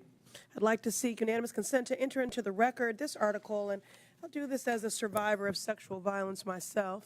This is from Courts, March 2018. Without objection, so ordered. Data from Texas shows that U.S.-born Without objection, so ordered. We've put it in the record. I haven't entered it. You have what? Mr. Chair, can I have several articles. I need to enter them. Let me just go ahead with what the articles are. What they speak to. What's the next article? Let me proceed.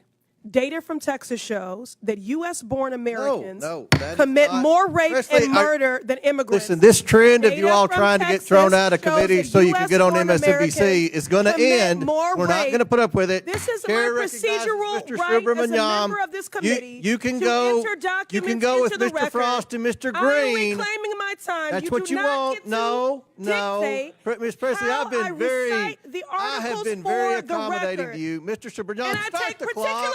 umbrage Start as a the clock. survivor No, I of don't. sexual violence. Go. I will enter Order. into the record. This is my right. Thank you. No. It is Mr. Subramaniam. Mr. Chair, No, you know the process of unanimous consent. You are not I have recognized. several articles to enter into the record. Mr. Subramaniam, if you don't go, we're going to recognize Mr. Timmons. Thank you, Mr. Chair. I just wanted to bring up a bill that's going to be before the floor, H.R. 32, a bill that would basically take away federal grants if the administration thinks you are a, quote, sanctuary city, which, by the way, isn't even very well defined. I'm not even sure from reading the bill whether your cities are even sanctuary cities to begin with. I think that's why that question may have been difficult for you to answer. But I think what's been very interesting to hear is how well you've been able to integrate and welcome immigrants into your communities, into your city's economies, and making the best out of a difficult situation. I find that very impressive. And but I wonder to the mayors here, Mr. Johnston, if you took away federal grants, how would that affect public safety of your city? Would that improve? Would that make your city more safe or less safe if we took away federal grants from your city? It would dramatically weaken public safety. I mean, we wouldn't be able to repair bridges that are falling apart. It means we wouldn't be able to put kids in preschool or give veterans medical care. It would be catastrophic. Thank you. Mr. Johnston, the same question. Mayor Johnston, the same question. It would certainly undermine all of the investments that we've made thus far. Since I've been mayor, we've provided $20 billion of new investments that contribute to the overall safety of the city of Chicago. Mayor Wu, same question. Would this make your city of Boston more safe or less safe? Withdrawing federal funds would make us less safe. Education makes us more safe. Housing makes us more safe, and we rely on those funds. And how did, let's take Mayor Johnston, how did many of the immigrants come to your city? You mentioned they came from Texas, is that right?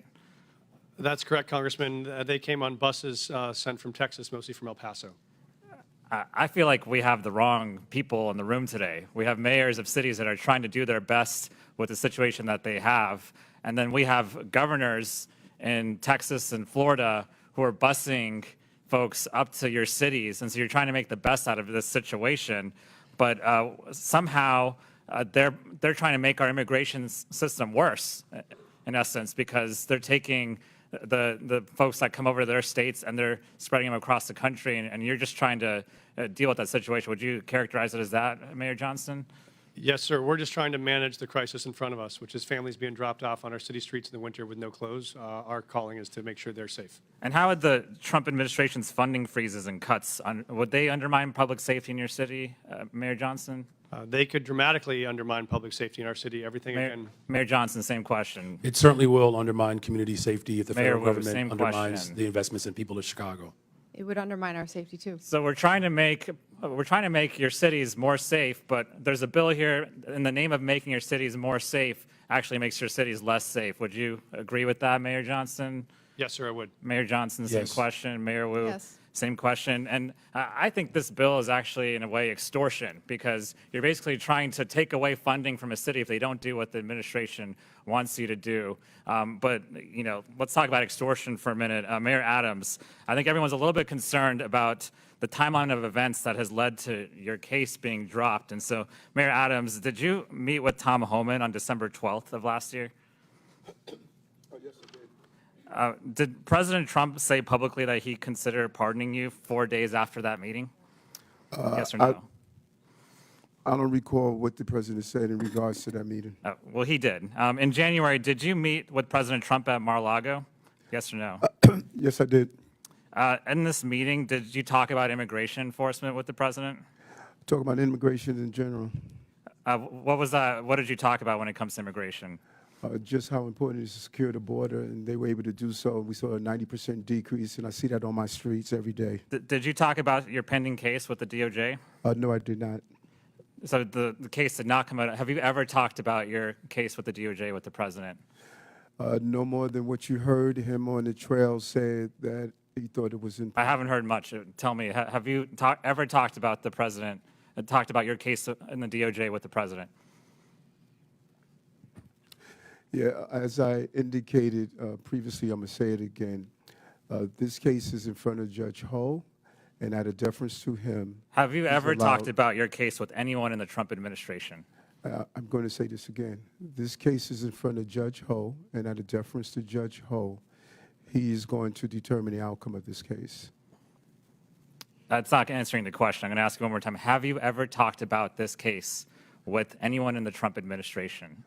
This case is in front of Judge Ho, and out of deference to Judge Ho is going to decide the outcome of this case. I think Mayor Adams is not answering the question because he probably has. And I think there's a pretty clear timeline here that indicates that a case is being dropped in the name of trying to appease the president, who seems to be okay with what's going on. And so look, we can talk about the policy, but I think there's a bigger problem here.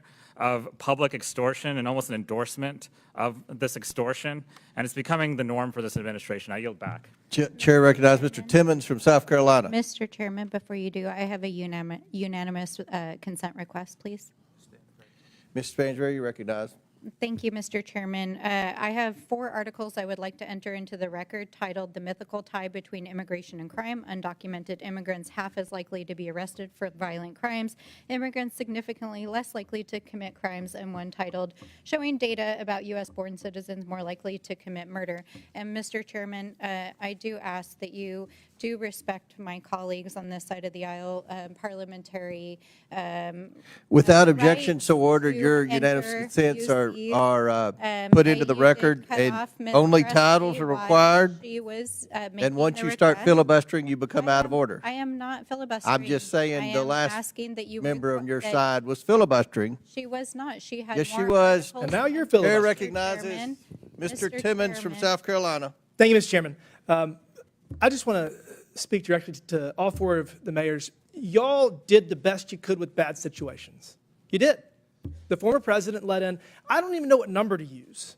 Some places use 8 million, some people use 16, 20, whatever the number is. And so each of you had an influx of illegal immigrants into your cities, and you have federal, state, and local statutes that you have to deal with, and an untenable situation was created. I want to go one by one. Mayor Adams, how many illegal immigrants were present in New York City in the last 4 years? How many people did you have to deal with? 230,000. All right, so, and that's 230,000 people that were using your limited resources that American citizens are entitled to, but you were actually required under local ordinance or under state law to provide services to them. They're not supposed to be here. They're not supposed to be here because we have borders. Borders are supposed to matter. Mayor Johnston, how many illegal immigrants did you have to deal with over the last 4 years? Thank you, sir. We had 42,000 newcomers arrive over. 42,000? Mayor Johnson, how many illegal immigrants did you have to deal with over the last 4 years? Over the last 4 years, there were roughly 50,000 asylum seekers bused from the state of Texas to the city of Chicago. And you know why that Texas did that? Because 10, 12, 15 million people were in Texas, and they had to deal with the same problem you did, and they thought it was appropriate that everyone should have to share this burden. Mayor Wu, how many did Boston have over the last 4 years? We don't ask about immigration status and giving How safe many services, people so that- I don't have that number. Okay, well, we'll say at least tens of thousands. So all of you have limited resources, limited tax dollars to spend to serve your community. And there's people that have a disproportionate need, and you have obligations to serve them more if they are struggling, if they do not have income, if they are jobless. So you have limited resources, and all of you had this problem. And we've been saying for the last 4 years that this is all because Joe Biden and his policies were allowing lawlessness at our southern border, which allowed millions of people into this country. Mayor Johnston, did you say anything to the Biden administration? Did you say, we're struggling, we can't make ends meet, we can't serve our citizens because of your open southern border? Did you, Mayor Johnston? Yes, Congressman, I did reach out to the Biden administration about that. Did you publicly address this? Did you ever challenge them and say, this is ridiculous, secure the southern border? What we focused on, sir, was the biggest challenge we were facing was folks needed the right to work. They I came to our couldn't city. find anything where you told the Biden administration they are wrong for their border policy. Mayor Johnson, did you publicly attack the President Biden in the last 4 years because he let millions of people into this country and it hurt your constituents? Did you publicly attack him for his policies? So I publicly called Did for... you say secure the damn border? No, you I didn't. publicly called for Congress to pass comprehensive immigration Okay, we'll get to reform, that in a second. and that Mayor did Wu, not happen. Did you ever publicly attack the open border policies of the previous administration? Congressman, in fact, we hosted the former Secretary of DHS in Boston so that he could see the impact. To talk of about how we our need residents. legislation, I'm sure. Mayor Adams, did you ever publicly attack President Biden for his open border policy? Yes, in addition to having $7 billion out of our tax base. Did you see what his administration did to political opponents? Did you see what they did to President Trump? I mean, I guess you're standing up for your people. I admire that. For the last 4 years, I heard how Congress needed to spend tens of billions of dollars to secure the southern border. We had to change policies. We had to do all this nonsense. We didn't need to do any of that. We just needed a new president. Last month, we had the lowest number of border crossings in decades. And I can promise you this, that's going to continue because our president has always had the ability to stop this. And the only one of you that stood up to the previous administration was under investigation shortly thereafter. Weird how that happens. We're turning the page here. Going forward, each of you need to cooperate to the fullest extent of your ability with President Trump, with ICE, with all federal laws to make sure that you can secure your people and stop spending billions of taxpayer dollars on people that do not deserve it. Your constituents deserve those resources, not the people that enter this country illegally. With that, Mr. Chairman, I yield back. Gentleman yields back. Chair recognizes Ms. Ansari from Arizona. Thank you, Mr. Chair. President Trump has talked a big game about how he wants to allegedly make our cities and communities safer. He says he wants to get violent criminals off the streets, and he thinks that mass deportations are the way to do it. He sent ICE and Border Patrol agents after our Native American communities, parents and children, and law-abiding American citizens who are targeted simply because of the color of their skin or the language that they're speaking. The chaos and the fear that this has instilled pits neighbor against neighbor, creates more distrust in law enforcement, and puts us all in danger. Mayor Wu, first of all, congratulations on your baby. What have you been hearing from communities in Boston? Are people fearful of engaging with law enforcement? In Boston, because our laws are what they are, we have very strong relationships with our community, and that's why we've been able to continue making progress on being the safest major city in the nation. But we do hear that people are afraid of the federal government, and it's including people who are immigrants, but also U.S. citizens. That fear is widespread. Thank you. Perhaps most disturbing, President Trump has diverted critical Homeland Security investigation agents to work on immigration enforcement. That means they're no longer investigating violent crimes like human trafficking, child pornography, and the flow of fentanyl in our communities, putting our entire country at greater risk. That means fewer violent criminals, pedophiles, and drug runners being apprehended, not more. Once again, Republicans are making life easier for criminals at the expense of victims, actually making our communities less safe. Mr. Beer, question for you. What effect do you think that assigning DHS agents to deportations is going to have on public safety? Well, it's an extremely negative effect, and it's not just limited to DHS. He's pulling in FBI, ATF, DEA. They're all being diverted off their primary missions to crack down on criminal gangs and criminal organizations in the United States. So it's not just DHS, it's every criminal agency in the United States government is being diverted to mass deportation right now. The Phoenix police chief has stated, we work with our federal partners all the time to work on criminal issues, not civil immigration issues. That will continue to be the stance of the Phoenix Police Department.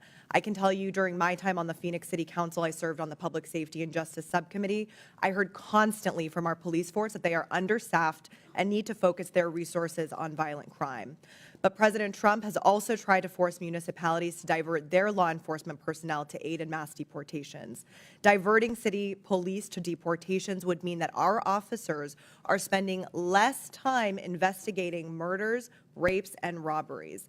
Now, I want to shift to the economy. Mayor Wu, would you agree that local leaders and public safety officials who hear directly from constituents about public safety know better what your city needs to focus on than the White House does? And also, are you worried about ICE raids and the impact that it will have for businesses and economic prosperity?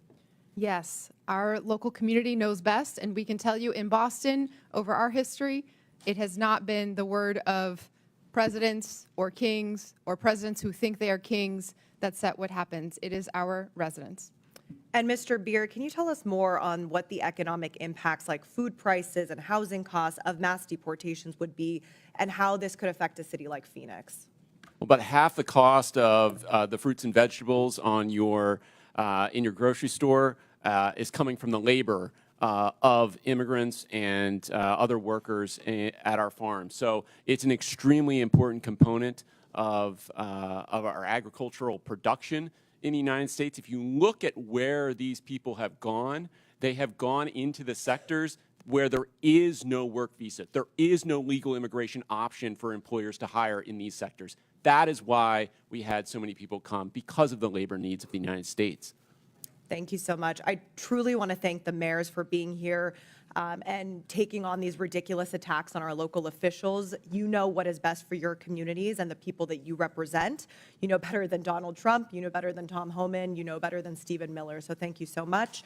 And finally, I'd like to request unanimous consent to enter into the record, first, a report published by the American Immigration Council titled Mass Deportation, Devastating Cost to America, Its Budget, and the Economy, and second, a Center for American Progress report titled Trump's Rash Immigration Actions, Place Cruelty and Spectacle Above Security. Without objection, so ordered.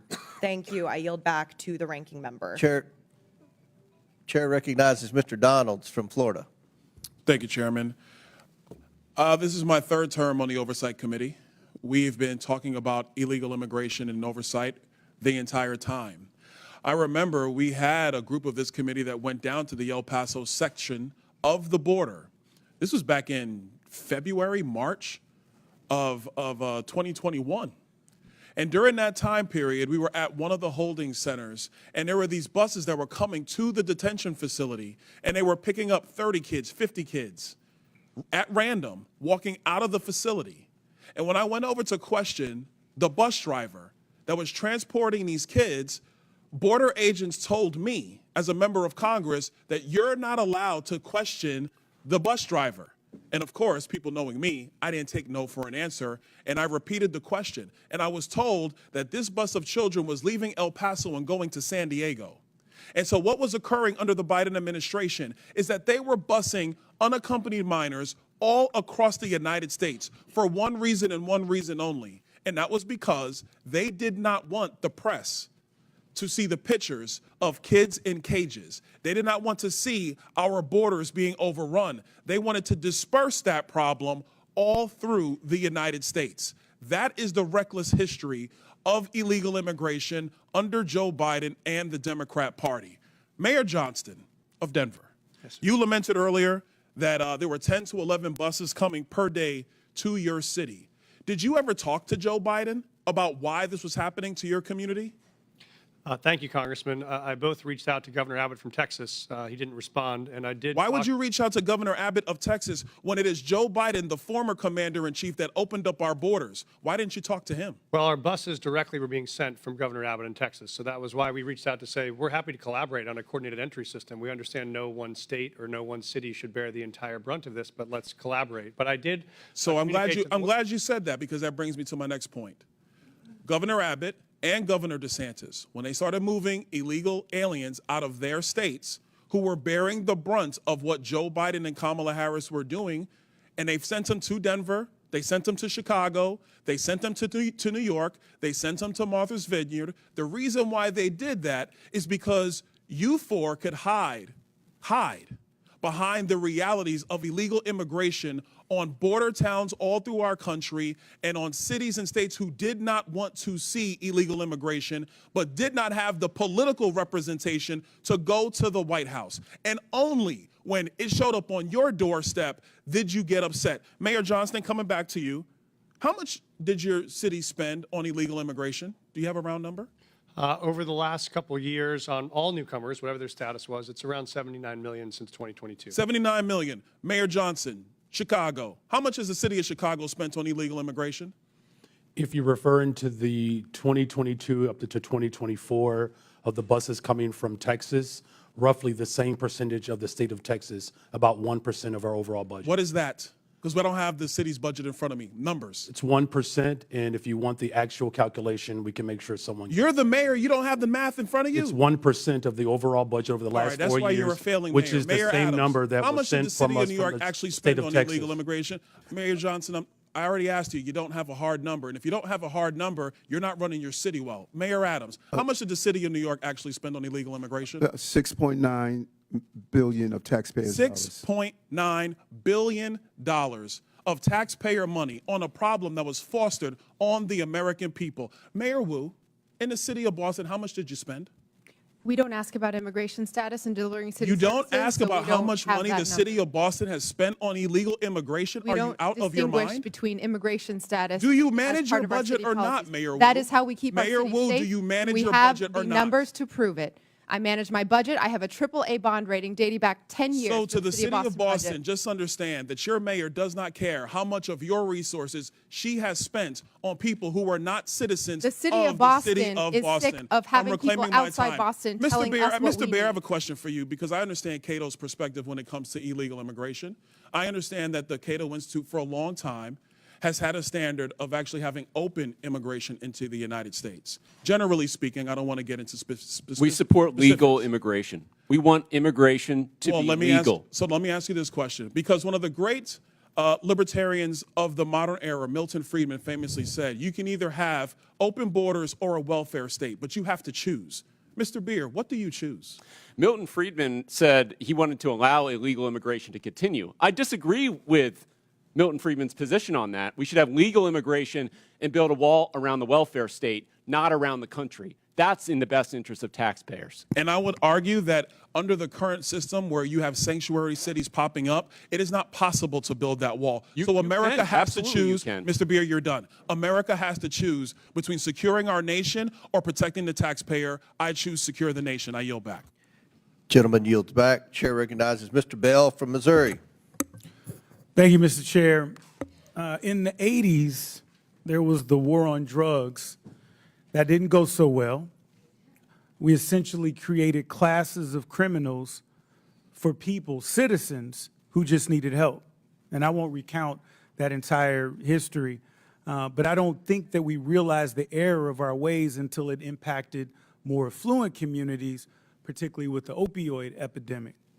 And so now Republicans have began a new campaign, a war on immigrants. And while Republicans and Democrats both recognize the need to strengthen our borders, instead of sitting down and actually fixing the border situation, as has been alluded to, or actually we did that, but then after supporting it, Republicans voted against it after their boss told them not to, which really would have been a win for the American people. So as a former prosecutor, I recognize policing and community relationships go hand in hand. You have to have them in order to be effective with law enforcement. And to get bad people off the streets who are not going to commit a crime in front of a police officer, oftentimes it's our people in our communities who can help get those people off the street by sharing and cooperating with law enforcement, but that starts with trust. And understanding, as a former prosecutor, limited resources. We have to be considerate of how we utilize those resources. And so my first question, Mr. Byron, I'm going to go quick because I want to try to get to y'all. Why will requiring a local police department to honor extrajudicial ICE detainers or risk losing federal funding make our cities less safe? Well, you're taking resources away from whatever the higher priority is. So if you're talking about carrying out mass deportation and having state and local police detain people who are not public safety threats, then you're talking about in New York City, they're spending $1,500 a day on a bed. So that's $1,500 taken away from other public safety priorities. Absolutely. And Mayor Wu, and congratulations again as well. Thank you. And first, you're welcome for St. Louis born and bred Jason Tatum. You're welcome. Thank you. Thank you. Why is it in Boston's best interest to make sure people who are experiencing domestic violence or are victims of violent crime feel comfortable coming forward to law enforcement with the knowledge that local police are not reporting them to ICE? We need those who have information. We need those who are victims and survivors of crime to know that they can come forward and get the help that they need. And when that happens, we keep everyone safer. Absolutely. And many law enforcement agencies have articulated that their primary responsibility is to keep communities safe by focusing on violent crime and public safety threats. However, deputizing requires officers to take on federal immigration duties, diverting resources and personnel from their core mission. So when cities use their discretion, and Mr. Byers, this is a quick question for you. Do you believe that this additional burden makes communities safer, or does it risk overextending local departments at the expense of addressing serious crimes? I think states are best positioned to answer that question. It certainly can if you're imposing a mandate that is distracting from their public safety mission. And it's interesting to note that the majority's bill on this, H.R. 32, has an exception written in there for witnesses and victims of crimes. If you don't report them, it's okay under that bill, except no one's walking around with a victim or witness badge on them. So when a police shows up and responds to a call, they don't know who's a witness or victim. So the idea that you can just cordon that off and put that to the side doesn't hold up. I appreciate that. I'm just short on time. And Mayor Johnston, I have two quick questions for you, and you can give them the weight that you decide to give them. First, who has more world championships, the Cardinals or the Cubs?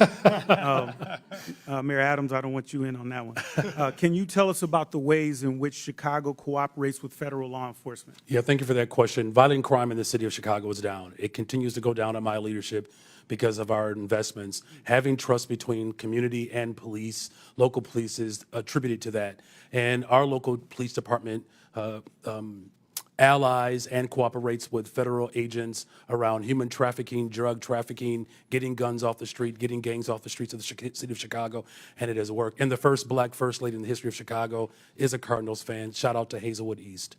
Hey, that's my school. Thank you. I yield back to the ranking member. And it's the Yankees. No questions for you, Mr. Adams. Chair now recognizes Ms. Luna from Florida. Mayor Wu, does the Boston Trust Act restrict communication with federal immigration authorities regarding individuals' immigration status, yes or no? We do not collect immigration status in law enforcement. I'd just like to point out, and Mr. Chairman, if I could enter the Boston Trust Act into the record. Mr. Chairman. Without objection, so ordered. Thank you. On section 4AA, a law enforcement official and employment of the city department, agency, or commission shall not, and then A, inquire of an individual on his or her immigration status. Under Title 8, U.S. Code subsection 1373 stipulates that local governments cannot prohibit or restrict communication with federal immigration authorities regarding individuals' immigration status, so your enforcement of this act is in direct violation of that statute. Can you please confirm? That is not Thank the you, truth. ma'am. That's a U.S. code. I don't know about you, but U.S. code does not lie. We do not ask about Mayor immigration Johnston, I'm not status, and that talking is to you what anymore. makes Next us safe in the question, city. Mayor Johnston, you said in your testimony that the first step you took after illegal aliens arrived was to provide them with housing. Is that correct, yes or no? Folks that were on the streets freezing to death, we gave access to shelter. Yes, we did. Thank you. Not to be rude here, but you have a good understanding of what the definition of harboring is, correct? I do. Okay.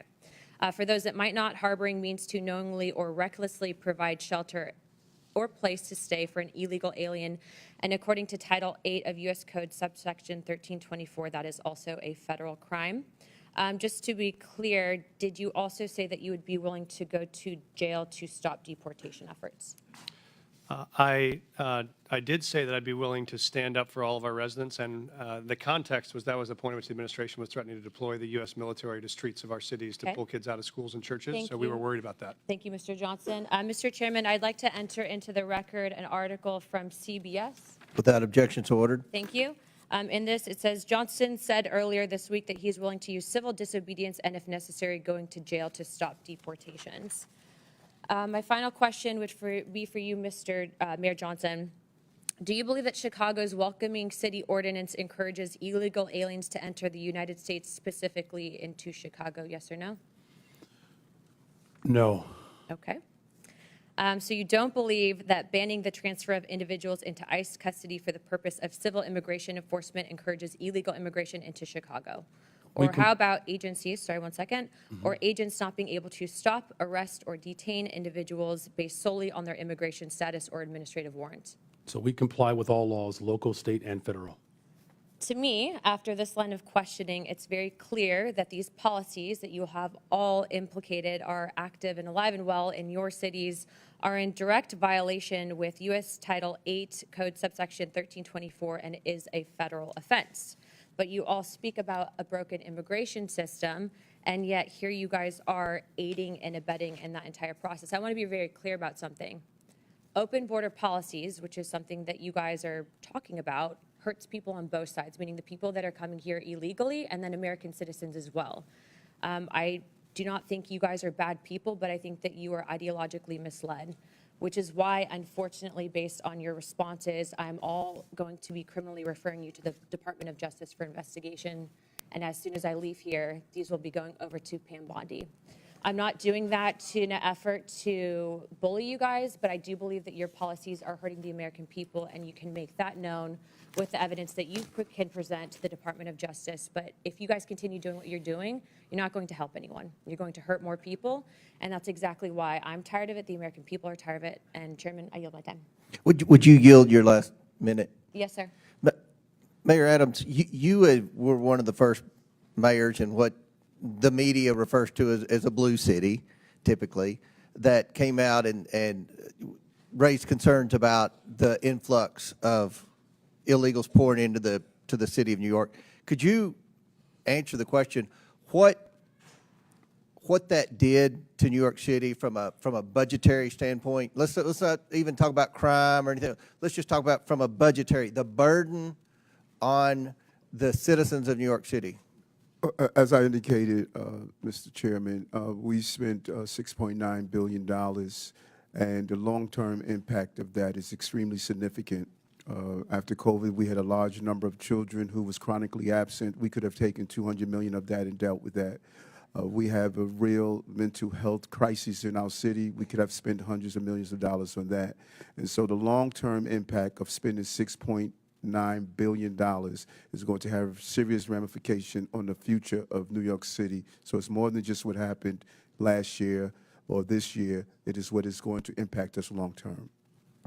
And I think that's one of the purposes of this hearing, to talk about the consequences from cities that have huge illegal alien populations. So Chair now recognizes Ms. Presley from Massachusetts. Thank you, Mr. Chairman. Mayor Wu, I am grateful for our long-standing partnership in public service. I'm grateful to be your congresswoman as well as your constituent.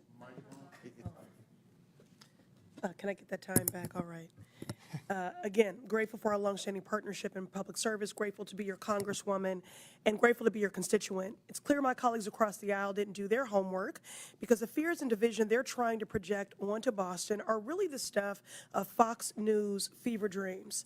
Our city is vibrant, our city is diverse, our city is beautiful. Mayor Wu, immigration is central to the economic success of Boston, is it not? Absolutely. All of our key industries, whether it's healthcare, life sciences, higher education, financial services, everything that we do depends on immigrant residents and the contributions that they make. Thank you, Mayor. Well, immigration defines Boston. For generations, our city has been shaped by people who have endured incredible hardships to arrive at our shores seeking a better life.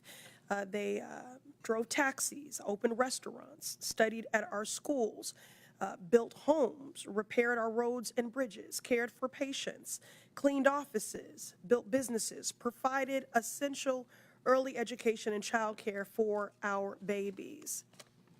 There is no doubt immigration is essential to the success of Boston, but there is, in fact, a dark threat looming over this great city. That threat is the racist and xenophobic anti-immigrant policies coming from this Trump White House. Mr. Chair, I ask unanimous consent to enter into the record this Boston Globe article titled, "They're Going to Deport Us. Trump's immigration policies prompt some children to skip school." Without objection, so ordered. Mayor Wu, I've been speaking to principals and educators in Boston at various roundtables and town halls that I've convened, and the stories are heartbreaking. Elementary school children are crying in their teachers' arms, fearful that they're going to lose their parents to cruel and unjust deportation raids. Mayor Wu, last week I met with an esteemed doctor from a local Boston hospital who reported that follow-up appointments in her clinic have seen a 200% spike in no-shows and cancellations. Her assessment, her patients are missing critical care like dialysis, prenatal care, and chemotherapy because of a fear of immigration raids in our hospitals and healthcare settings. Mayor Wu, do you agree with this healthcare provider? Absolutely. We hear it from our shared constituents. People are afraid, and that is having huge impact on their daily lives when they're just trying to do right and be a good example for their kids as they pursue the American dream. Mr. Chair, I ask unanimous consent to enter into the record this article titled "Fearful Amid ICE Crackdown, Some Immigrants Are Skipping Health Care." Without objection, so ordered. So here we have a man who thinks he is king, screaming anti-immigrant slurs from the Oval Office and what it has done to make Boston safer. Nothing, not a thing. But it has traumatized our kids, cost our elders their dialysis, delayed cancer patients' chemotherapy, and struck fear into the heart of hardworking people who not only contribute immensely to our city and our community, but whose labor and contributions are also essential to the very functions of daily life in our great city. The members of this committee would be well served by learning from our esteemed mayor, but a teach-in is not the charge of this committee. Remind my colleagues, this committee's purpose is oversight. The only person who has something to answer for is Donald Trump. He is single-handedly decimating decades of economic progress, vilifying our immigrant neighbors, and disregarding the Constitution and basic decency daily. This man points to our most vulnerable, scapegoats them for every hardship, while he himself is actually the source of the hardship that the American people are experiencing. My colleagues don't really care about criminality. If you really cared about criminality, you would do something about Elon Musk's power grab, stealing our data. You would do something about efforts to defund the National Institutes of Health cancer research. If you really cared about criminality, you would do something about people that want to rob our babies of food. Make it make sense. My Republican colleagues across the aisle believe a 6-year-old from El Salvador who wants to go to school and a mom who fled violence in Haiti are the reason that the cost of eggs are too damn high. And your housing and gas will follow suit shortly because of these Donald Trump tariffs. The shameful Republican ripoff slashing away at basic government services to line the pockets of Donald Trump's buddies so they can buy toy yachts and rocket ships. It is a shame and a sham. America has a problem, and it is Donald Trump. And if my colleagues really cared about criminality, they would do something about him. I'm grateful that the people of Boston and my mayor stand with their neighbors from every walk of life. I yield back. Chair recognizes Mr. Gill from Texas. Thank you, Mr. Chairman, for holding this hearing on such an important topic. Mayor Johnston, I want to start with you. One of your first actions as mayor was establishing a deputy mayor for immigrant, migrant, and refugee rights. I want to ask you a series of questions. If you could answer with a yes or no answer, that'd be great. First of all, do you support allowing illegal aliens to obtain driver's licenses? Just yes or no. So the city of Chicago has been a welcoming city for over 40 years. I'll take that as a yes. Next question. And that's the policy that we will hold to. Do you support tax dollars subsidizing or paying for the health care of illegal aliens? I support investments in all residents of the people of Chicago, and that's what I do. That's a yes as well. Do you support free or reduced college for illegal aliens? Again, I support the investments of all residents of the people of Chicago. That is a yes. Next question. Do you support allowing non-citizens to vote in local elections? Again, I'm not over the jurisdiction of that type of law, but again, I'm committed to investing in all residents of the people of Chicago. I'll take that as a yes. I've got an article from the Chicago Sun-Times, and I'll quote here briefly. Johnson proposed, among other things, that all residents, regardless of citizenship status, be able to vote for Chicago Board of Education members. Next question. Your website states, and this is your campaign website, quote, "I will not stop fighting until abortion access is completely secure for people all over the country," end quote. Yes or no, do you support taxpayer-funded abortions for illegal aliens? I support the reproductive rights of all people, all women. That is a yes as well. Your mayoral transition website mentioned support for creating a Chicago Board of Education non-citizen advisory board. Again, yes or no, do you support appointing non-citizens to government advisory boards? I was invited here today to discuss welcoming yes cities. or no? I was invited here to discuss welcoming This is a cities. yes or no If you're question. interested in asking me You're not questions gonna about the filibuster. welcoming I'll city, take that as a I'm yes. happy We're to gonna answer move those on. questions. No, we're going to move on. As you know, President Trump, unlike the previous administration, has taken serious action to bring foreign criminal gangs to justice, to take our border back and to restore public safety in our communities. He designated 8 transnational criminal organizations and cartels as foreign terrorist organizations. These are groups like Tren de Aragua, MS-13, Sinaloa, other of some of the most grotesque and ruthless and brutal organizations in the world. You, as mayor of a sanctuary city, have been virtually giving favors to illegal aliens. Apparently, you support an enormous amount of taxpayer resources going to them as well. But you yourself have also received a lot of gifts. And for those of you who don't know, Mayor Johnston has a secret gift room that is not given access to the public or for access to the Office of Inspector General. I'd like to ask you a couple questions about that. Do you know everyone who's given you a gift since you became mayor?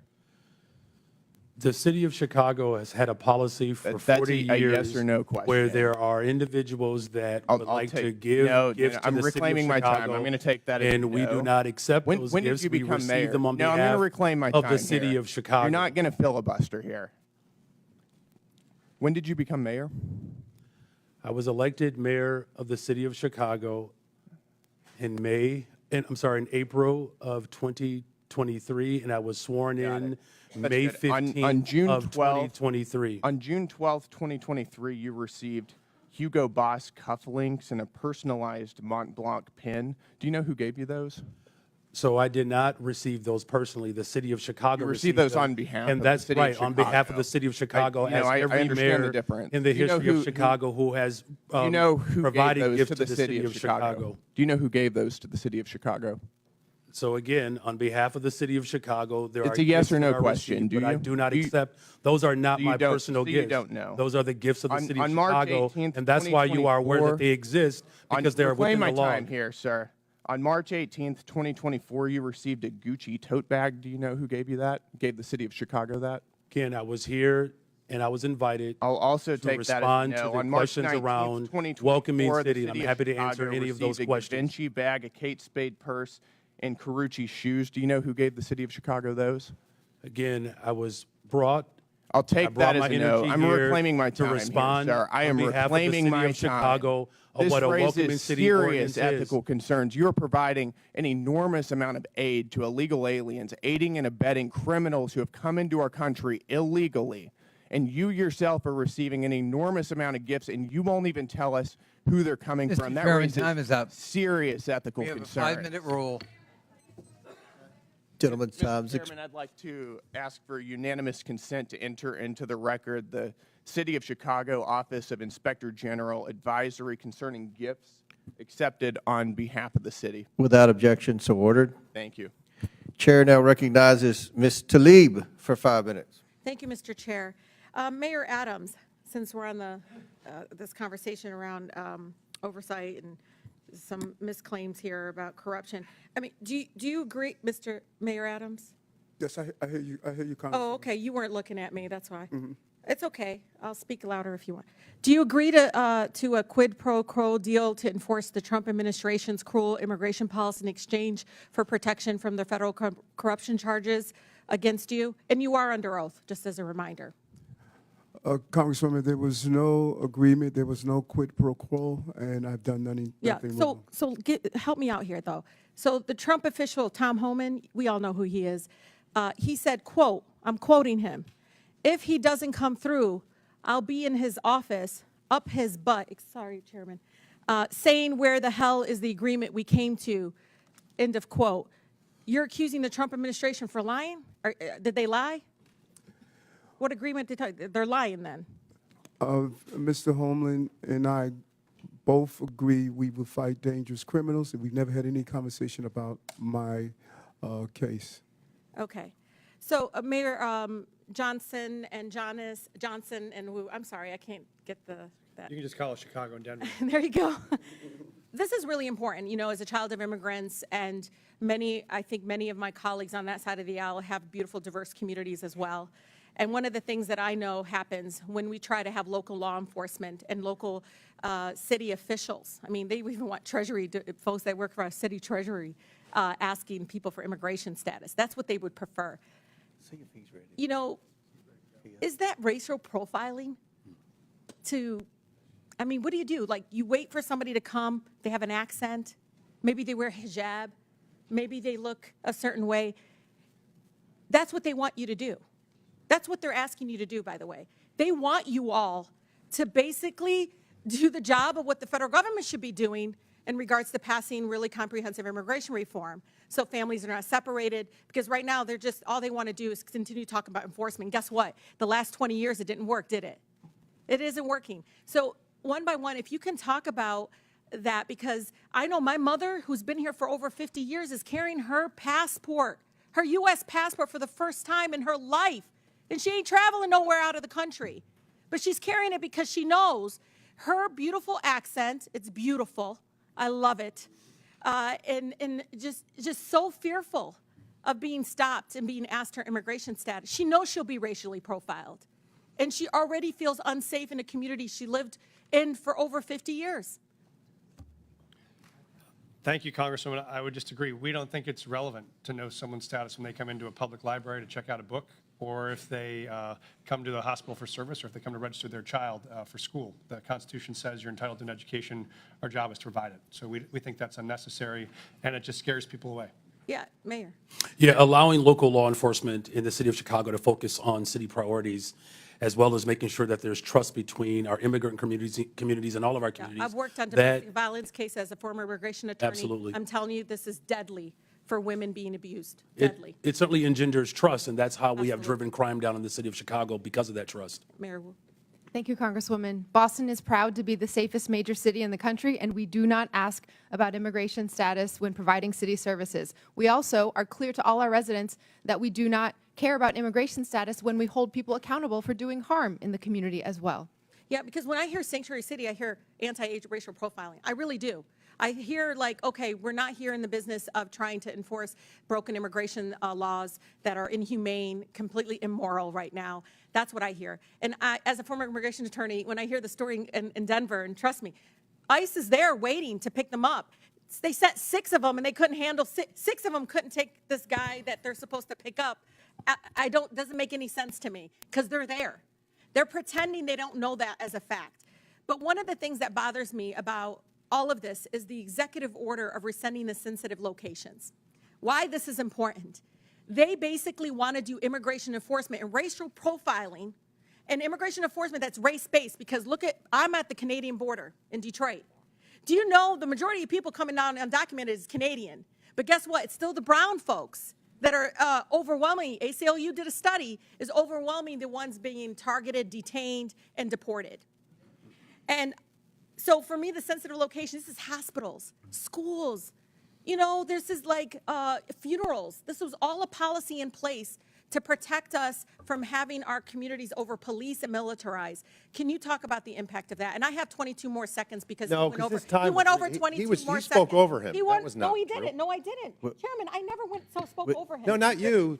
The mayor spoke over Brandon. Oh, well, I didn't. It doesn't matter. He went over 22 seconds. But go ahead and I ask just want your them question. to answer the question about the sensitive locations, because this is something we all should be scared of, because pastors are calling me because they're talking about churches possibly having ICE agents show up at churches.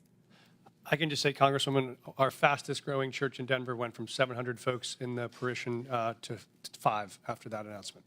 All right. Very good. Thank you. Thank you. Yep. Chair recognizes Mr. Fallon from Texas. All right, 43 seconds. That's a deal. All right. Mr. Chairman, thank you. Coming into this very important hearing, I suspected that Democrats would claim illegal immigrants pose no danger and would frame them as a sympathetic victim class, completely glaze over the tremendous financial burden that mass unlawful migration places on the shoulders of the American taxpayers. And furthermore, they would completely ignore the grave dangers that violent criminal illegals pose to all Americans. It would be, Democrats would use spin and deflection and woke wonderment and delusion, and some would even blatantly lie. And as they so often do, the left did not disappoint. The first claim that we heard was there were ICE agents ripping adorable children off adorable school buses. There was a myth and it never happened. And what was the source of this Democratic claim? One letter written by one superintendent in a country of 13,000 school districts. And that letter said that this may happen. Well, I may start a business with flying monkeys delivering you fruit salads. I may. But it never happened. And the case in point, it was Alice ISD. And Mr. Chairman, there was another letter that Alice ISD sent, and I'm going to quote it. It said, "We have not had any Customs and Border Patrol enter or board buses, nor do we have any knowledge of it happening here or in any other school district." It was a spin, it was deflection, and it was a lie. Now, the most important thing that any elected official should focus on is to keep our citizens safe. There's no greater calling. Mayor Johnston, is Chicago a safe city? We are a safer city since I've been in office. Crime Safer is down. city. Okay, sir. Crime is down Sir, do you over know 20%. that, sir, no, you're not just going to this year overtalk. alone. Mr. Chairman, I reclaim my time. You're not going to overtalk me. Brandon's, he was very nice, and he's a freshman. Not going to do that. In 2022, I find it interesting that you say Chicago's safe. You have a higher murder rate than Haiti. And the Biden administration put up a travel advisory saying to Americans, don't go to Haiti. I hope that the Trump administration puts up a travel advisory saying, don't go to Chicago. In fact, the Haiti had a murder rate of 18.02%. Chicago has a murder rate of 18.26%. I can see why, sir, you have a 14% approval rating. Mayor Wu, you're a Democrat, yes? Yes, Okay. You supported the Biden-Harris administration politically? I did. Yeah, okay. Do you think that they took border security seriously? I think Washington failed on immigration and continues to do so. So let me ask that again. Did you think the Biden administration took border security seriously? I think Washington It's a failed. yes or no. It's not a trick question, Mayor. I think there's responsibility across this entire. Come on, we can eke it out of you. Yes or no? Did Biden-Harris do a good job? You were supporting Kamala Harris, so apparently you must have thought she was okay on it. Washington. Okay, has so you're not failed, going to answer. and Well, we here's are the thing. cleaning up We can deal with pieces delusion. at city. No, Mayor, I'm going to reclaim my time. We can deal with delusion or we can deal with data. So let's talk about some data. I find this interesting. Under the 12 years that Barack Obama and Donald Trump were president, there were 460,000 illegal encounters annually on average. Under Joe Biden, it was 2,641,000. It was 600% worse. Mayor Wu, you would agree with me, I hope, on this. Vladimir Putin's a bad hombre, and he rules over an authoritarian regime, yeah? Yes. Bipartisan agreement. Wonderful. There were, under President Trump's first administration, 98 Russian nationals that were apprehended on the southern border entering the country illegally. Under Joe Biden, it was 127,415, 130,000% worse. Terror watch list went from 11 under President Trump to 382. That might be one of them calling right now. February of 2024, 190,000 illegal immigrants were apprehended. This past month was only 8,000, a 96% reduction. Now, the common theme that we heard from a lot of Oversight Democrats is a bold-faced lie that illegal immigrants, or I should say immigrants, are less likely to commit crimes. What they're doing is they're fusing legal immigrants with illegal. When you bifurcate, when you separate them, yes, legal immigrants are less likely to commit crimes, but illegal immigrants are more likely to.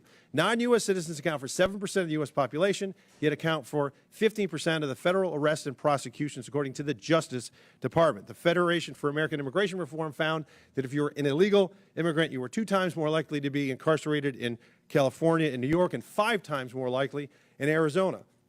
And in my home state, in June of 2011 to June of 2024, or January 2024, Mr. Chairman, there were 428,000 criminal aliens booked in Texas jails. 299,000 of them were illegal immigrants charged with murder, rape, sexual assault, kidnapping, assault et al. 187,000 convictions. So it is an outrageous claim to say that when we secure the border, no, Mr. Chairman, no, 42 seconds left. No, you don't. No. I got 20. Yes, I do, because she went over 42 seconds. Spare me. Mr. Chairman, I got 20 seconds left, and I'll wrap He's wrapping his question up, but he's doing. It's an outrageous claim to say that securing the border and enforcing our immigration laws does not make Americans safer, because it does. And if you don't agree with that, I would encourage you to talk to Laken Riley's family or Jocelyn Nerngray's family. Mr. Chairman, I yield back. Gentlemen, thank you. Chair recognizes Ms. Stansberry from New Mexico. All right. Well, thank you, Mr. Chairman. I always think that we should sage this room after these hearings because we hear a lot of crazy stuff in here. But let me start out by saying, mayors, welcome to our committee. Thank you for serving your cities and your people. I have to say, as also an elected official, you have the hardest job in America. There is no job harder than being a mayor of a major city. So thank you for serving your constituents. And I want to take this opportunity to especially acknowledge Mayor Wu, because not only are you the first woman to ever serve the city of Boston, if you all haven't been watching, she is also the mother of a newborn who is here with her. She has a 7-week-old baby, and she showed up to testify and be yelled at by our colleagues for 4 hours. So I say to you, Mayor Wu, may your daughter grow up to be a fierce leader like you. Thank you. Now, I want to reject the fundamental premise of this hearing, because what this entire effort is about is intimidating state and local officials, attacking law-abiding immigrant families, and spending millions of dollars of taxpayer dollars, both in the administration and in Congress, to make ads that are complete smoke and mirrors, trying to say that Donald Trump has somehow secured America's safety. What they are doing is not making America safer. In fact, it's a total and complete lie, because Donald Trump has failed to actually even secure the border. He's failed to stop illicit drugs like fentanyl from crossing the border. He's failed to secure sufficient staffing and technology to stop human trafficking and illicit drugs from crossing the border. He's failed to support local law enforcement and behavioral health programs to address the issues that are affecting our communities. And he's failed to even execute on the most basic thing that he said he would do, which was to pass immigration reform when he got into office. Here we are, Donald Trump. Where's your immigration bill? Oh, wait, you don't have one. That's right. Because none of this is actually about making America safer. In fact, all of this is making America weaker. He's dismantling our federal law enforcement that would actually go after cartels and drug traffickers. Over the last 6 weeks, Donald Trump has taken out the most senior FBI officials and the officials in our U.S. attorney's offices that were actually prosecuting the cases against the drug cartels. Donald Trump took out the law enforcement that were prosecuting those cases. So let's be real about that. He froze federal law enforcement funds all across the country.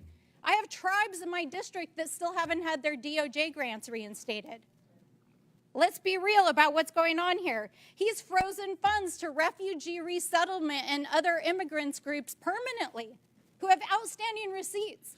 There are refugees and asylees that had waited decades to get to this country from war-torn parts of the world, and they literally had their flights canceled the last 2 weeks, while Donald Trump is sitting in the Oval Office and offering millionaire oligarchs a free ride into America with his gold visa program.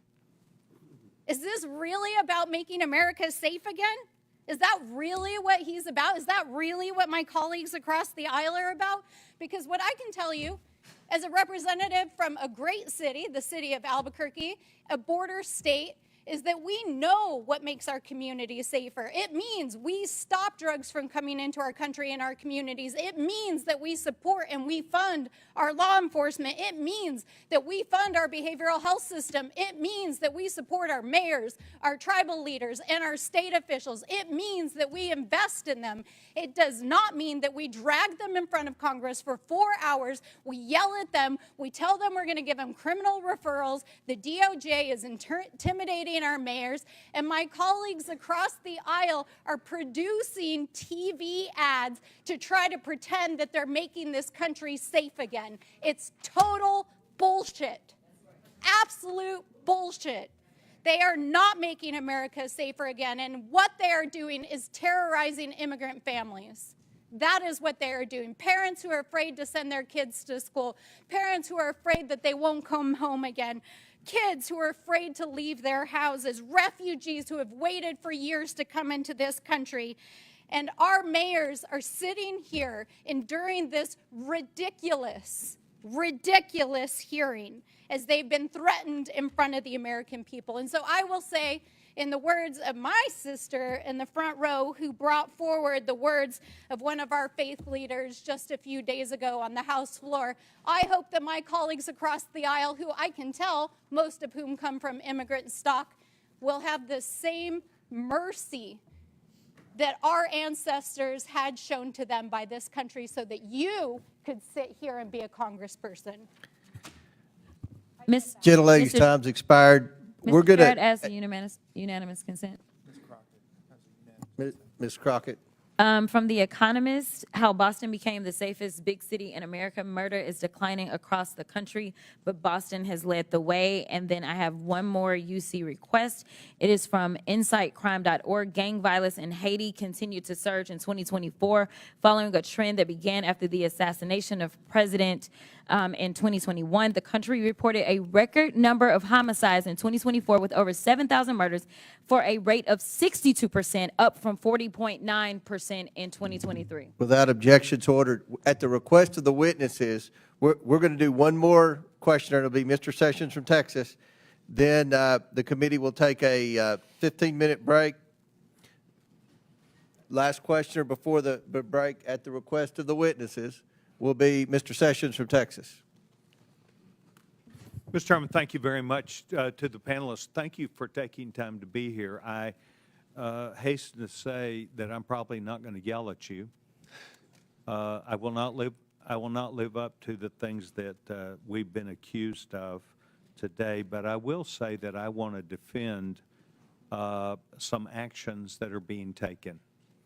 I remember a few years ago when Boston had 2 illegal aliens who were, they were known as criminal aliens, but they were known as on the watch list. They created a bomb that went off at the Boston Marathon. Only killed a couple people, but caused huge disruption.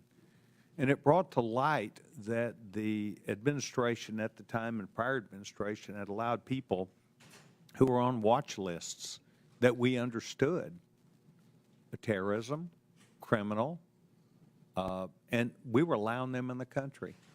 We watched forward as we moved about the rule of law being ignored. United States of America allows 1 million people to go through our process, the largest amount of anywhere in the world, 1 million people, and they go through a process. And I spoke at one of these ceremonies, naturalization ceremonies last May. And I spoke to the people that were there. And they all unequivocally stated, thank you to the United States of America, but they learned what they were entering, what they were expected to do, that their customs from where they came from, some could be kept, but the things which did not correspond to American law now needed to be followed, that they were going to become American citizens, not where they came from, but they wanted to be Americans, and they had to follow those rules and regulations or laws. That we were very open to them being here and that they could legally perform the duties that they wanted. What has caused this mismatch is more than just the Boston bomber or people being killed, but rather the public interests in looking at what the charade that it caused all across this country, in particular in larger cities. Chicago, yes. New York City, yes. Other cities around the United States where people felt not only threatened, but it was activity that was seen as unbecoming to people who should be where they were and giving respect and thanks to a group of people who were allowing them to be here, i.e., a city that was not going to arrest them. But you see, what we really understood is if you were here illegally, they weren't going to arrest you even for a crime. They might have arrested someone who was a citizen and put them behind bars, but unless they really created a heinous circumstance, they were not going to be arrested. And so this created an aura around the United States that the American people understood. And that is one of the reasons why you saw the American people not only vote with their hands, but vote with their emotions about the need to bring back not just law and order, not just rule of law, but the ability that we had as an American people to rethink the entire issue. And I do understand you think that this is all broken in Washington, D.C. because you disagree with it. But what we've been allowing is the next president, whether it be Barack Obama, whether it be George W. Bush, whether it be Donald Trump, whether it be Joe Biden, to insist upon their own way instead of the law. The laws have been misguided, they've been misused, and they are taken advantage of. I think what we're trying to do today is to hear from you, not as we're accused, but rather thoughtful people, to hear you talk about your cities, the things which you encounter, and the things which you think are right. And by and large, and I've been in and out of this committee today, but we by and large heard it's more safe. It's not less safe. It's more safe because of what we do. And yet it comes at a cost and a price, and it creates circumstances. So I want to thank you for being here. I want you to remember that not everybody yelled and screamed at you. Some people actually showed up to listen, and that is what I did today. I want to thank each of you because your modeling that you have been doing is something that we do need to pay attention to. Mr. Chairman, I yield back my time. Very good. The committee will take a 20-minute break. Pursuant to the previous order, the chair declares the committee in recess for 20 minutes.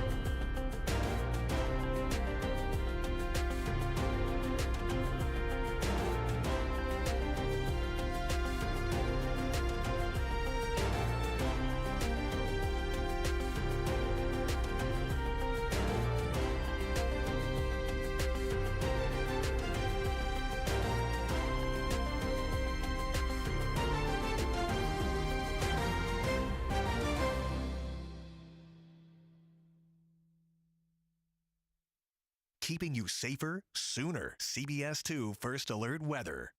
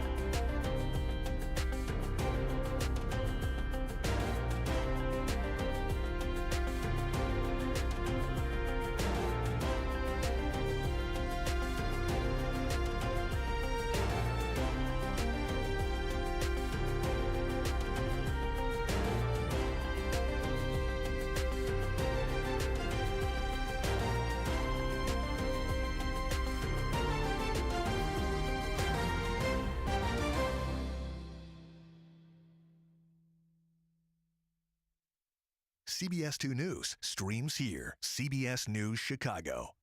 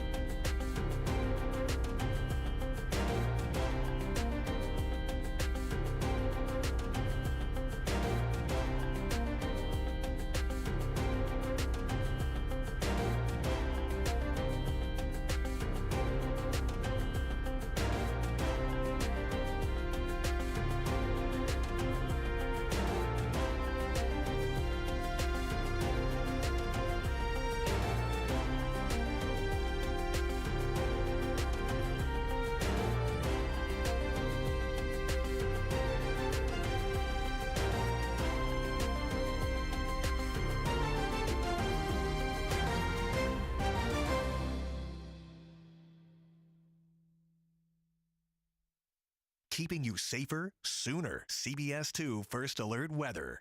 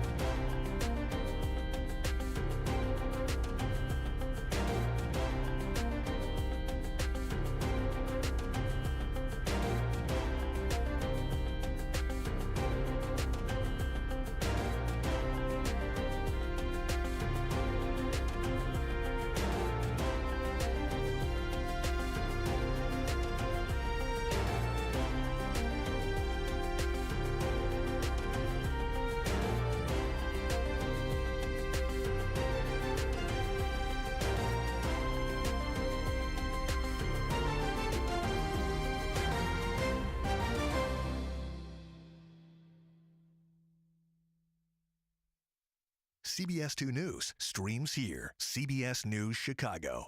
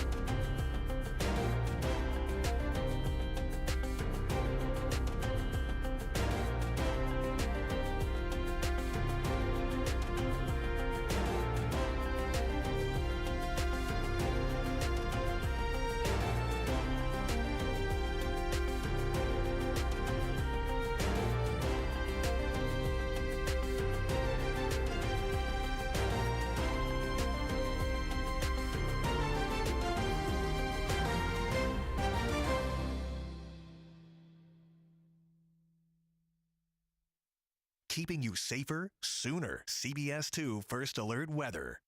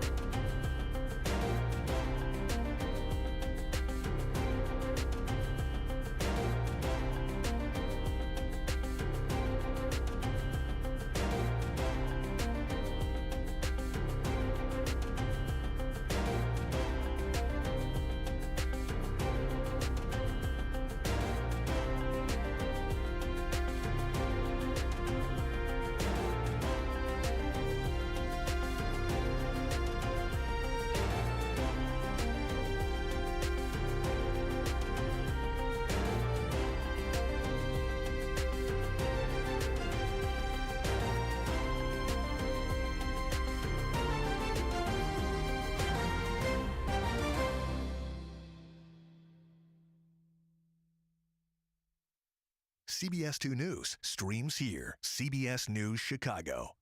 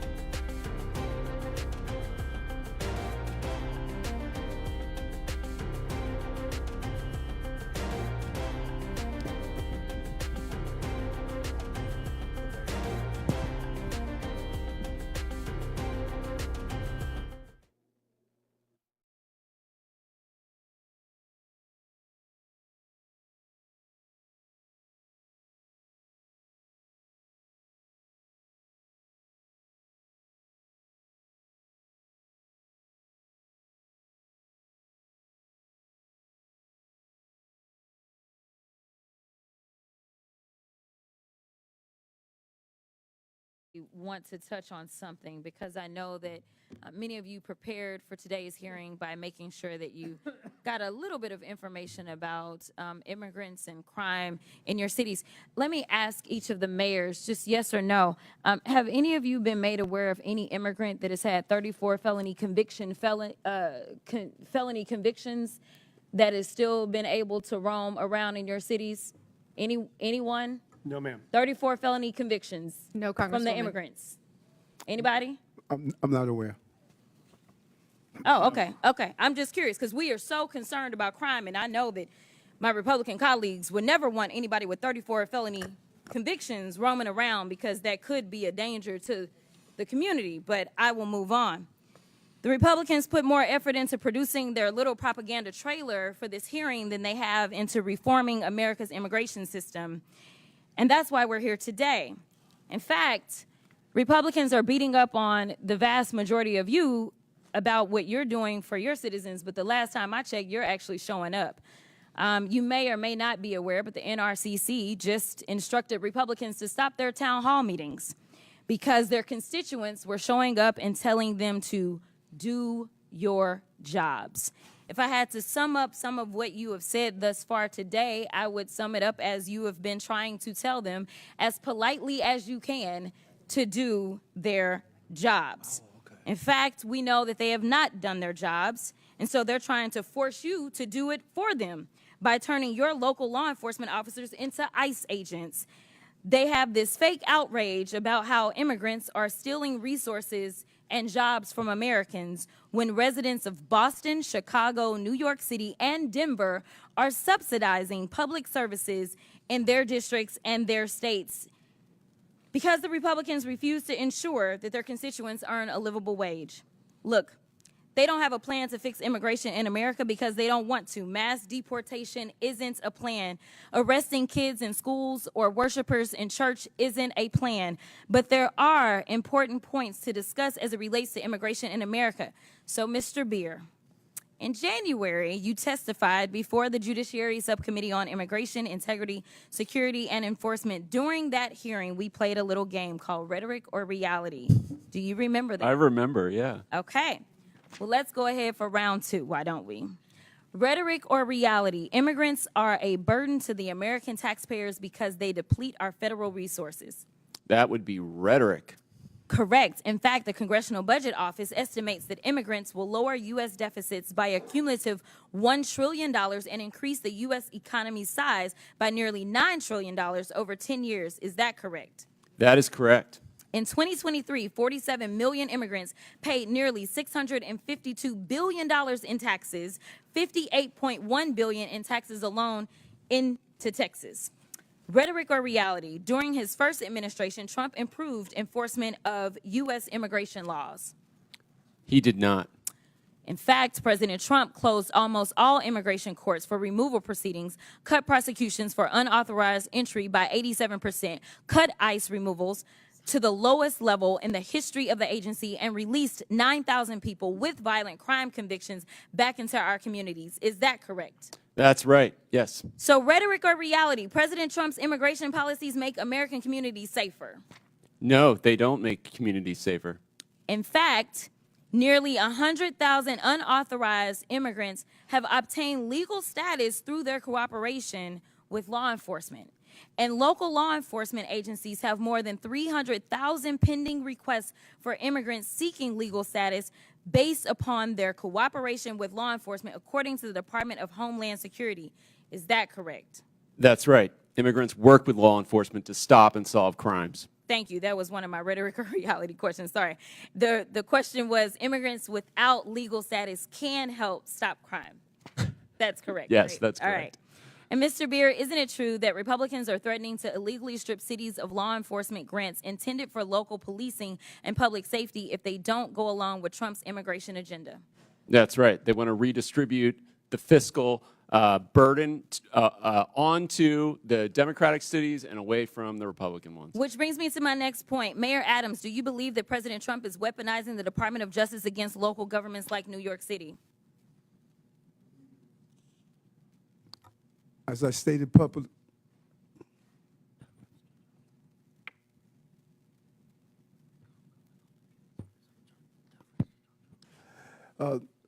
Thank you for the question, Congresswoman. And as I indicated previously, this case is in front of Judge Ho, and I'm going to allow the judicial process to go forward. Well, let me ask it a different way. There was a quote from Mr. Well, he had to get advice. So can I just get a... What's that? He was getting advice. So can I get a little bit of time? I didn't interrupt while he was getting advice. Time because they were advising us. Go ahead. Okay, this is the last one. There was a quote from Mr. Homan, I believe, where he said he will be in your office and up your butt if there was a problem with whatever agreement. We don't know what it was. My question to you, I know you've been asked about it a couple of times today, is was he lying when he said that you made an agreement that would cause him to be up your butt if you failed to uphold your end of it? And gentlelady's time's expired, but if the mayor wants to answer that, he can. Congresswoman, I answered that question, and it appears as though we're asking the same questions over and over and over again. My comments are not going to change. No quid pro quo, no agreement. I did nothing wrong. Chair recognizes Mr. Langworthy from New York. Thank you very much, Mr. Chairman. Thank you, mayors, for being here. You all represent cities that should be beacons of opportunities for young professionals, entrepreneurs, and hardworking Americans that want to make it in this world.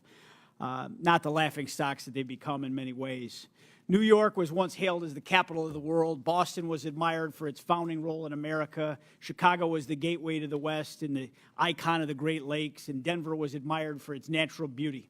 Now all these cities are seen as a place where illegal immigrants, violent criminals, and gang members thrive, breaking our laws and spreading fear throughout our communities.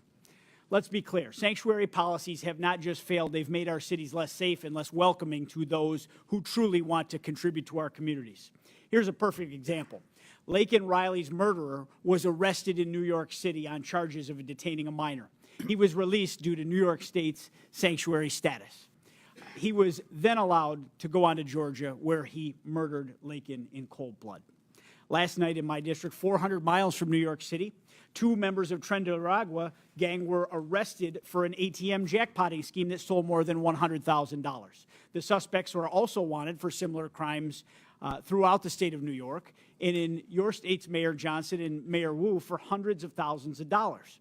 Now, God only knows what else these dangerous gang members are responsible for. Buffalo ICE recently arrested an illegal from Peru who had murdered 23 people and had the victims' faces tattooed on his body. He was allowed to evade law enforcement for a long time due to New York State's green light law that protected him and shielded DMV data from federal law enforcement officials. There is no such thing as a victimless crime. Every crime has a victim, and these victims, they don't have a sanctuary. They have to live with the pain and the trauma of something being taken from them, their safety, their security, their property, and to add insult to injury, the witnesses before us have protected the perpetrators. Mayor Wu, the other day, you stunningly expressed sympathy for the man responsible for the knife attack, not the brave officer who stopped him. Where is the sympathy for the men and women in law enforcement trying to keep us safe? Congressman, Where check your is this? facts. It's my time. Check your facts. Watch the video. It's my time. I did not express sympathy for that Where is the individual, but for sympathy their for the family. victims? And any individual I haven't whose asked life you a is question. lost is a It's tragedy. appalling to me that we even have to ask for sympathy for victims instead of violent criminals, but here we are. And to all the mayors before us, hindsight being 20/20, is a blessing and a curse. You can't go back in time, but it should give you clarity for the future. Laken's murderer, Jose Ibarra, had demonstrated he was a danger to society. He should have been detained by ICE. I want to ask each of you, yes or no. Do you agree that someone who demonstrates a willingness to harm society should be detained by immigration officials? Mayor Adams. Yes or no? Within the confines and restrictions of the law, yes, I do. Okay. Mayor Someone John. that's committed a crime, yes. Someone that's committed a crime, yes, should be detained, and we would help them. Every violent criminal should be held accountable, and that's why crime is down in the city of Chicago, because we're doing just that. Mayor Wu. If you commit crimes against the people of Boston, you'll be prosecuted. Another yes or no question. Has anything that's happened in this country in the last 3 years given you reason to consider removing sanctuary city status from your communities? Mayor Adams. I'm clear that what we do is prevent some of these crimes from taking place. Mayor Johnston. We think the system that we have works, and we will keep it. Violent crime is down in Chicago because of welcoming city ordinance. Have you considered removing sanctuary city status? Well, violent crime is down in the city of Chicago under my leadership. We're going to continue to do what we have to do to Quite a ensure that stocky. that continues. Mayor Wu. We are the safest major city in the country, in Have- part because people trust that they can call 911 and help police solve crimes. Have you considered removing sanctuary city status? We are going to continue to keep our policies in place that have been working for the people of Boston. I think you've answered the question. The American people are fed up with the policies that protect criminals, waste taxpayer dollars, and prioritize illegal immigrants over the safety and well-being of hardworking citizens. Your cities, once shining beacons of opportunity, have now become a symbol of failure in leadership. The time for excuses is over, and the American people demand that you take responsibility, abandon these reckless policies, and start putting the safety of your constituents first. And with that, I yield back, Mr. Chairman. Gentleman yields back. Mr. Chair, I have a unanimous consent. Who said that? From USAFacts.org, which states rely the most on federal aid? The number 3 highest proportion of federal funding that a state relies upon is the state of Kentucky, your state, Mr. Chair. Without objection, so ordered. Chair recognizes Ms. Simon from California. Thank you, Mr. Chairman, and thank you, Ranking Member Mayors. It's really a pleasure to hear from you today. And Ms. Wu, I was able to meet your sleeping daughter outside, and as a mother myself, I know the care that you are taking not only for your own family, but for our communities. But to all of you, thank you for being here today for so many hours. Just quickly, you know, when I came to Congress, I was under the impression that both members of Congress and folks who are in the federal government take heed to the history of this country. I would love for members of Congress and on this committee to contact the Congressional Research Service and look at the ordinances and the authors who created ordinances of sundown towns. That animus is almost mirrored with the conversations today about our immigrant communities. So when you get in your Uber and when you talk to your nurse and when you go home, I want you to look in the face of the folks that you are disrespecting today. The real crisis is a crisis to me and many who study this issue for a career. It's a broken asylum system. Right now, 3.7 million folks are in this country waiting, and they have waited years, meeting these folks fleeing violence for years, are waiting for an immigration system that works. That is not on the duty of these mayors. It is our job, it's the federal government's job, create an asylum system that honestly purports what we say on the base of the Statue of Liberty, and let's get that work done. Don't blame our mayors who are supporting young people and elders and bringing in federal dollars for health care. I want to yield my time to the gentle lady from New York, Ms. Cortez. I thank the Congresswoman. I'd like to start with some questions prior to my recognized questions. Mayor Adams, on January 31st of 2025, your attorneys met with federal prosecutors regarding the charges of bribery, campaign finance fraud, and conspiracy against you. Were you aware of this meeting prior to its occurrence? Congresswoman, as Microphone, please. I'm sorry. As I stated to your colleagues, and I'm going to continue to state because we're asking the same question over and over again. This is a new question.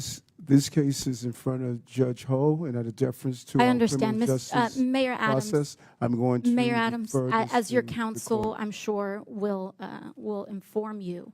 The only permissible way to refuse to answer a question during a congressional proceeding such as this is by pleading the Fifth Amendment. Deference to the judge is not a permissible excuse for not answering questions during a congressional hearing. Is it your intention to plead the Fifth today? Councilwoman, you said the only way that you can't answer a question is to plead the Fifth. I am answering your question. I'm answering your question directly. That You are not, Mayor Adams. Okay, I believe I am. I will ask it again. Were you aware of the meeting between your attorneys and federal prosecutors on January 31st? Answering this question is a yes or a no. And I'm going to answer it again. Out of deference to Judge Holt with this case in That is front not an of, answer, Mayor Adams. He is going to deal with the outcome of the case. Mayor Adams, is it your intention to not comply with these questions?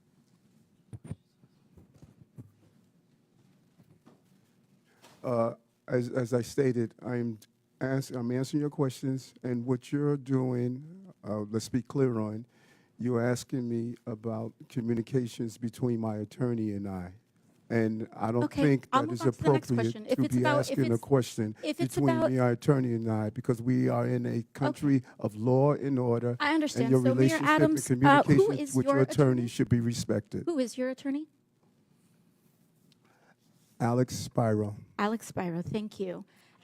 Now, Mayor Adams, have your attorneys ever met with city officials? That is not covered. I'm not asking about your conversations with your attorneys. Have your attorneys met with city officials, New York City officials?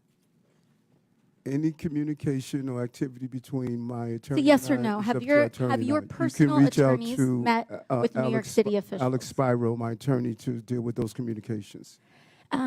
Mayor Adams, in this meeting, did anyone representing you, including perhaps Mr. Spiro, agree or allude to any arrangement with the Trump administration that would involve changing city policies in exchange to reconsideration of the charges brought against you?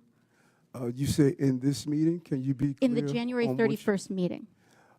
Again, there was never any agreement, never any quid pro quo. And That's I not did what I'm nothing asking. wrong. Never any agreement, never any quid pro quo. Was there an and allusion nothing- to and a nothing shift that in I've New York done City wrong. policy? Gentlelady's time's expired. And I just want to remind everybody, Mayor Adams is here voluntarily, and we appreciate that. The topic of the hearing is about our illegal alien problem and the drain on the cities and what the solution is. So Chair now recognizes Mr. McGuire from Virginia. Thank you, Mr. Chairman, for convening this important hearing. The American people deserve answers on the disastrous policies of sanctuary cities. As a veteran, as a Navy SEAL, I hope what I'm about to say is common sense. If somebody saved your life on the battlefield, you wouldn't care if they were pink or blue or male or female or Democrat, Republican, or independent. We're all people. This is not a race, religion, or creed thing. This is our American people, we the people, are being robbed, raped, and killed by these criminals that are coming across our border. My first question is just a yes or no. Do you believe that someone who breaks the law is a criminal? Mayor Adams. Yes, I do. Next. If you've broken criminal law, Just yes. simple yes or no. Did you answer? Yes, sir. Okay. Could you repeat your question again? If you commit a crime, are you a criminal? Yes or no? If you commit a crime, you should be held accountable. Absolutely. I don't use that label depending on what it is, like a speeding ticket, for Understand. example. Next. Well, I got to tell you guys, thank God we have President Trump in the White House. Thank God we have the border czar, Tom Homan. Thank God we have Mike Johnston as a speaker. Thank God we have Leader Thune in the Senate. And thank God we have Hegseth, Rubio, and everyone else. Over the last 4 years, the American people have been robbed, raped, and killed. And the left doesn't talk about that. They want to say that people might be scared in their homes. Well, what about the families whose members have been killed and persecuted? The border has been cleaned up in just a matter of weeks. Border crossings are down 97% in just a matter of weeks. And over the last 4 years, we've been getting lip service like we want to secure the border. 80% of Americans believe we should secure the southern border. We are all elected leaders, and I assume you all sought these positions to help your citizens improve the quality of life in your city. It appears to me that left-wing activists want to create wedges in our society and cause the mayors of our great cities to ignore the oath of office and to support rule of law. Each of you took an oath that included an oath to support the Constitution of the United States, correct? Yes. Yes. Yes. Are you aware Correct. that Article 6, Section 2 makes laws of the United States supreme, known as the Supremacy Clause? Is everybody aware of this? Yes.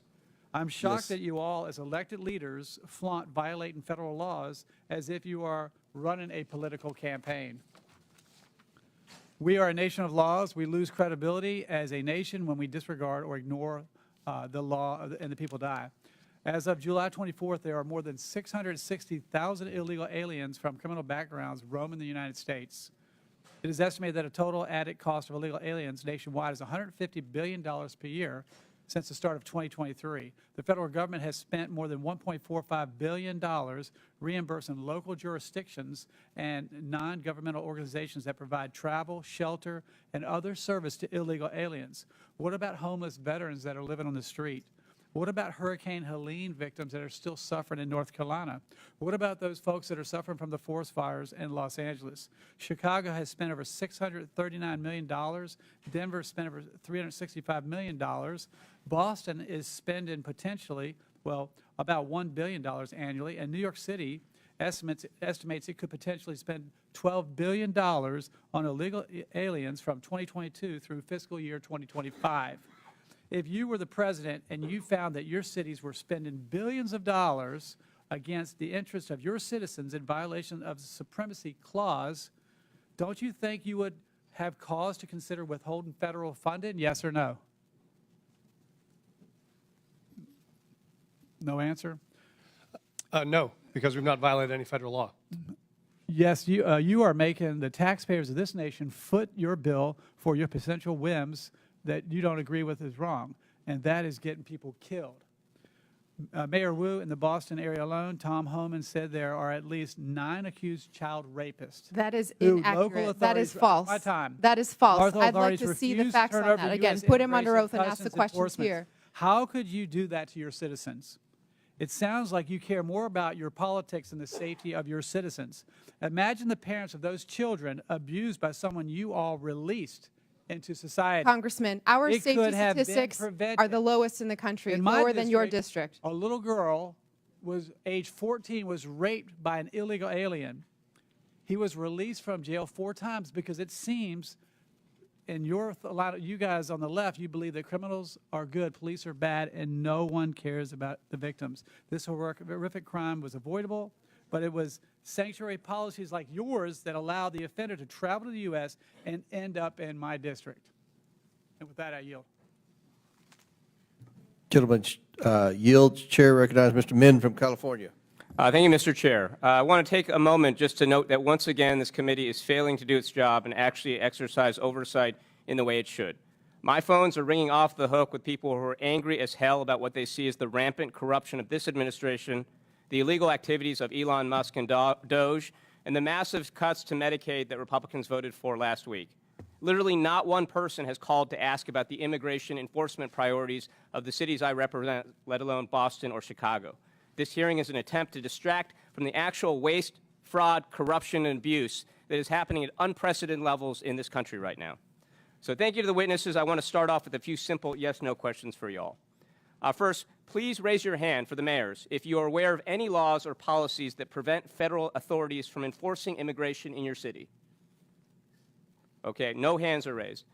Please raise your hand if you're aware of any cities or states in America that have laws or policies that prevent federal authorities from enforcing immigration law. Any cities or states. Okay, I just want to note for the record again, there are no hands up. And as your answers make clear, this whole sanctuary city, quote-unquote, debate is a sham. There's no place in America, not one, that actually provides sanctuary from federal law, period. The real issue here is whether state and local governments should spend scarce taxpayer dollars to help the federal government enforce its immigration priorities. Whether local police should spend their time focused on their actual jobs, keeping our streets safe, apprehending violent criminals, solving crimes, or whether they should be deputized to help enforce federal immigration laws. And a lot of cities and states, including my state of California, have made the very reasonable decision to say, hey, we want our teachers, nurses, doctors, cops, firefighters to focus on their actual jobs and not be dragged into this Republican war on immigrants. And let's be clear, the Republican immigration policies being pushed forward right now are counterproductive and will make us far less safe, something several of our mayors pointed out in their testimony.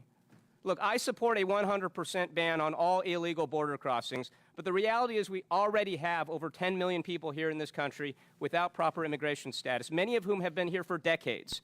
And if you have ICE agents patrolling our courthouses, police stations, and hospitals, that means that those undocumented immigrants are not going to go anywhere, but they are going to stop reporting crimes or seeking medical care, and this makes us all less safe from the rapists and murderers out there.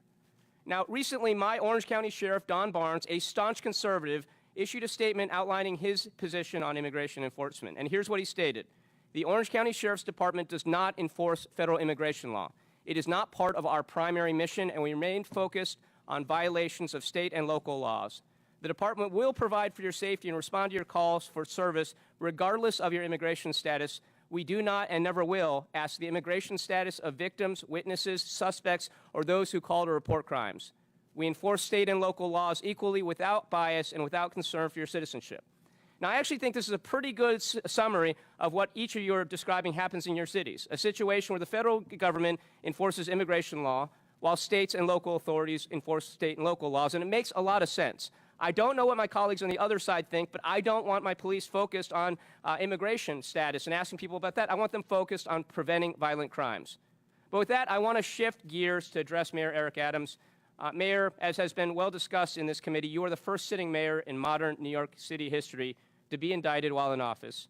Last year, of course, you were charged with numerous felony counts for soliciting and accepting bribes for nearly a decade from foreign nationals, businessmen, and others, including illegal campaign contributions and luxury travel. On February 10th of this year, the Trump Justice Department instructed federal prosecutors to drop charges against you. This decision caused 7 federal prosecutors, including a Trump appointee, to resign because they believed this was such an enormous miscarriage of the rule of law in law enforcement. Now, as some of my colleagues have pointed out, this was widely reported as a quid pro quo. I know you've denied that. I know you're probably limited in what you can say. But a lot of people out there, including a lot of people in New York City that I know, believe that these charges were dropped in exchange for a quid pro quo for your agreement to help the Trump administration enforce its immigration policies. So my question for you, Mayor Adams, is actually a very simple one. It's clear that whatever your intentions, whatever actions you take, whether on immigration or anything else, you do not enjoy the trust and confidence of the people of New York City. So my question is, why haven't you not resigned yet, and do you plan to resign today or anytime soon? I'm really surprised after you laid out your strong belief in the country It's a yes/no question. And what we stand for, that Why you are haven't you acting resigned to yet, take away Mayor the Adams? power Why have you of not the resigned people. yet? The It's people not of a the question that city gets to your elected lawyers. me to be Why the have you mayor, not resigned yet? and Please you answer should the not be a question. hypocrite and ask the people of the city power to be reserved for them. Why have you not I resigned was yet, and elected do by you the people of the intend to city, resign anytime and you soon, don't Mayor? live in the Gentleman's city. time's expired. Gentleman's time's expired. Chair recognizes Mr. Jack from Georgia.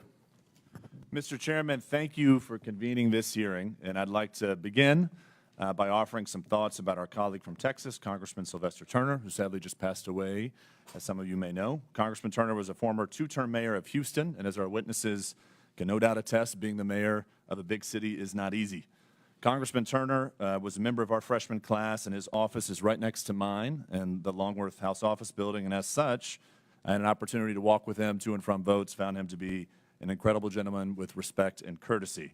My colleagues across the aisle, particularly the freshmen, knew Congressman Turner better than I, so I certainly yield to them on this topic, but I wanted to at least mention my own thoughts for the record. Now, to the topic of today's hearing.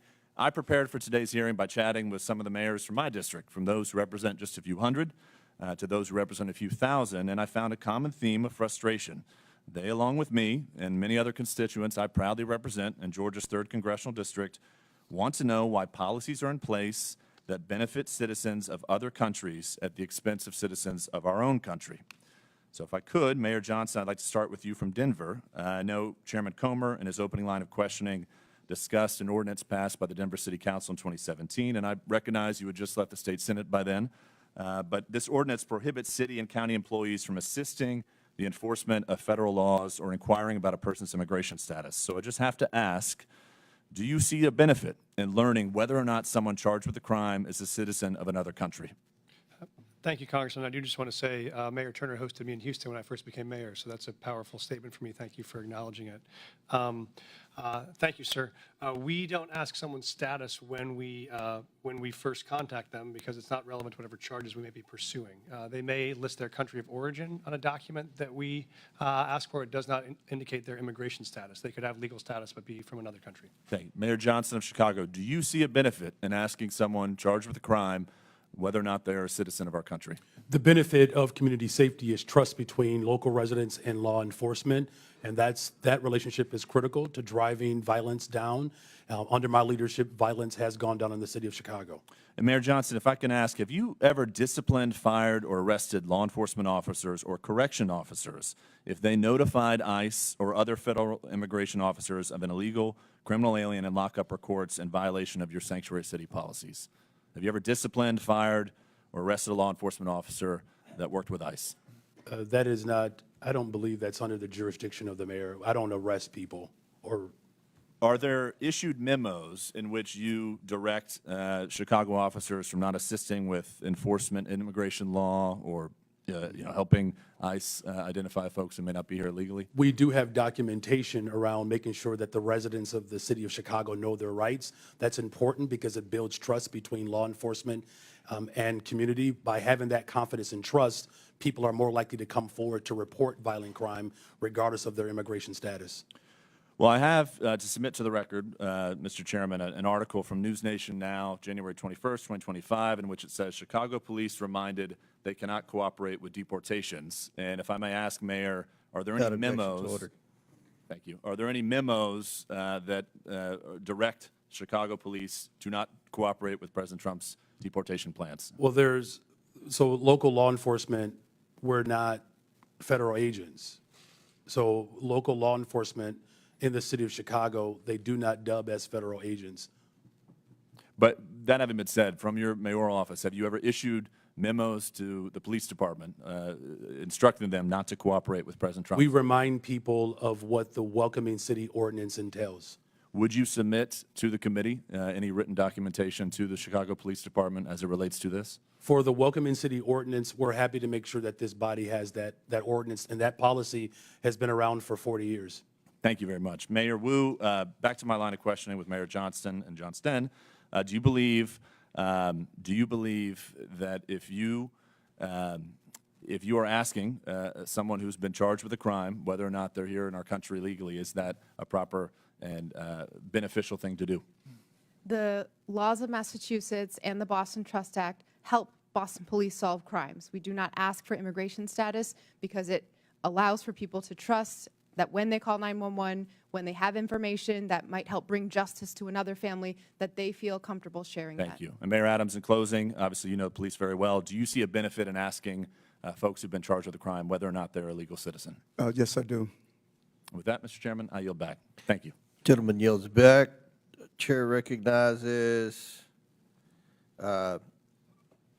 Gillen. Thank you, Mr. Chairman.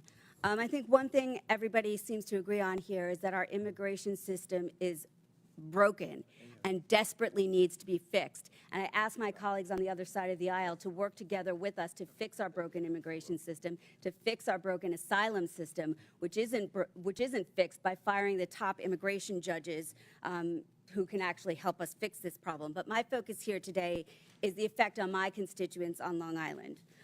Every day, my constituents are dealing with the effects of the failure to secure our border and the influx of more than 670,000 migrants who have come into the state and New York City, putting a strain on our schools, on public safety and law enforcement, and local governments.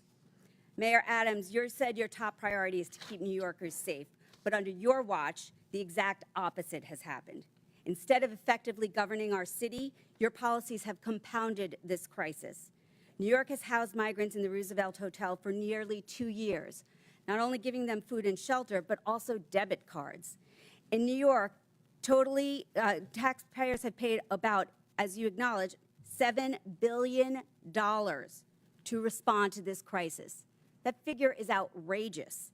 And now, instead of stopping the bleeding, you are going back and asking the taxpayers of New York to spend another $1 billion on this crisis.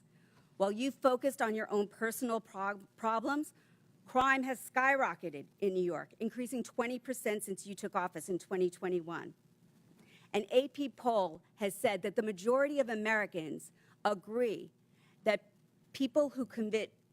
undocumented people who commit violent crimes should be deported, including 79% of Democrats.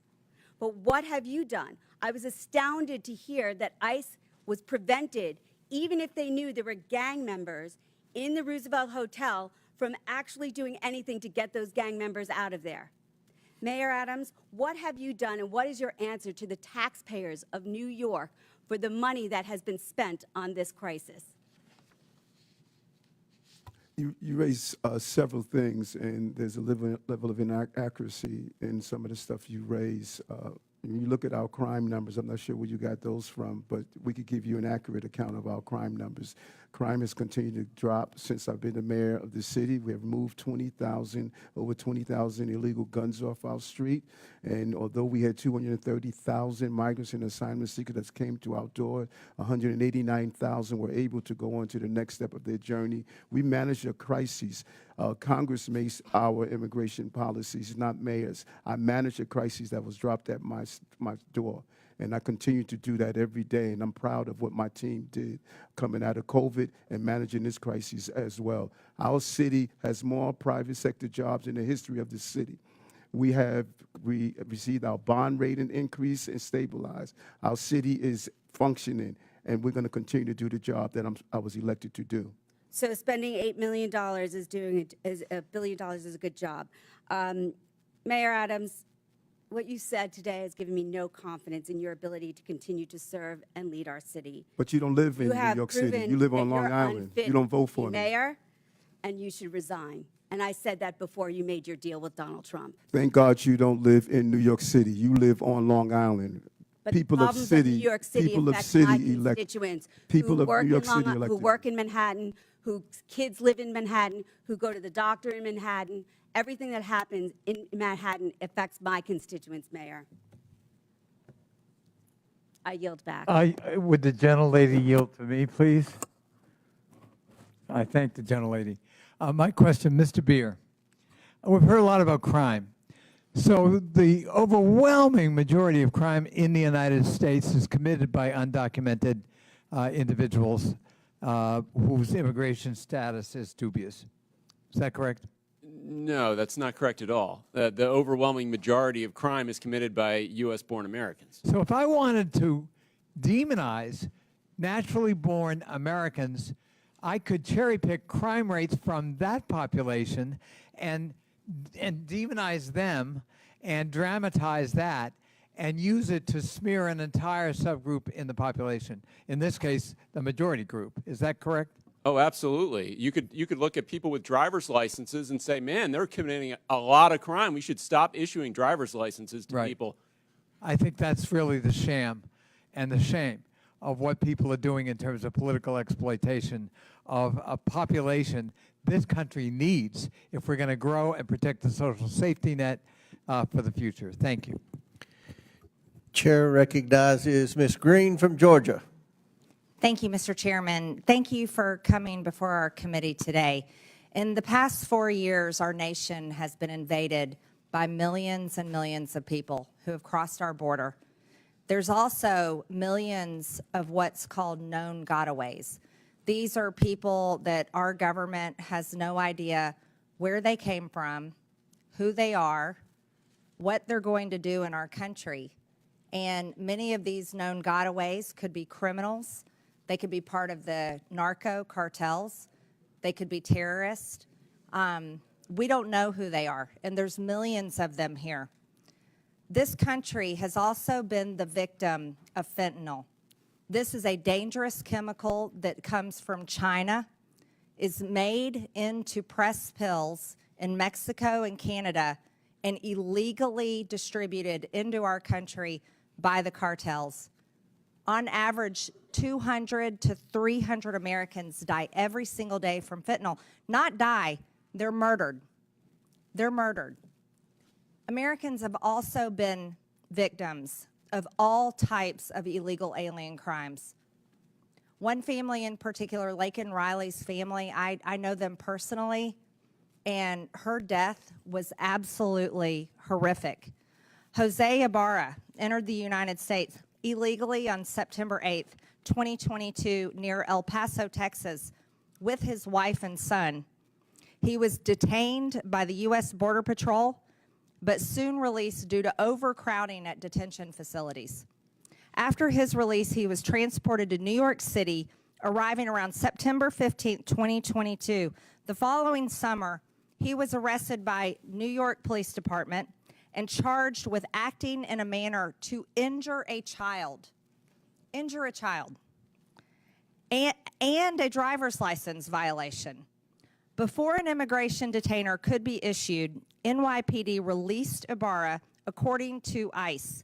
He later, after this release, moved to Athens, Georgia, where he was cited for a misdemeanor for shoplifting in 2023.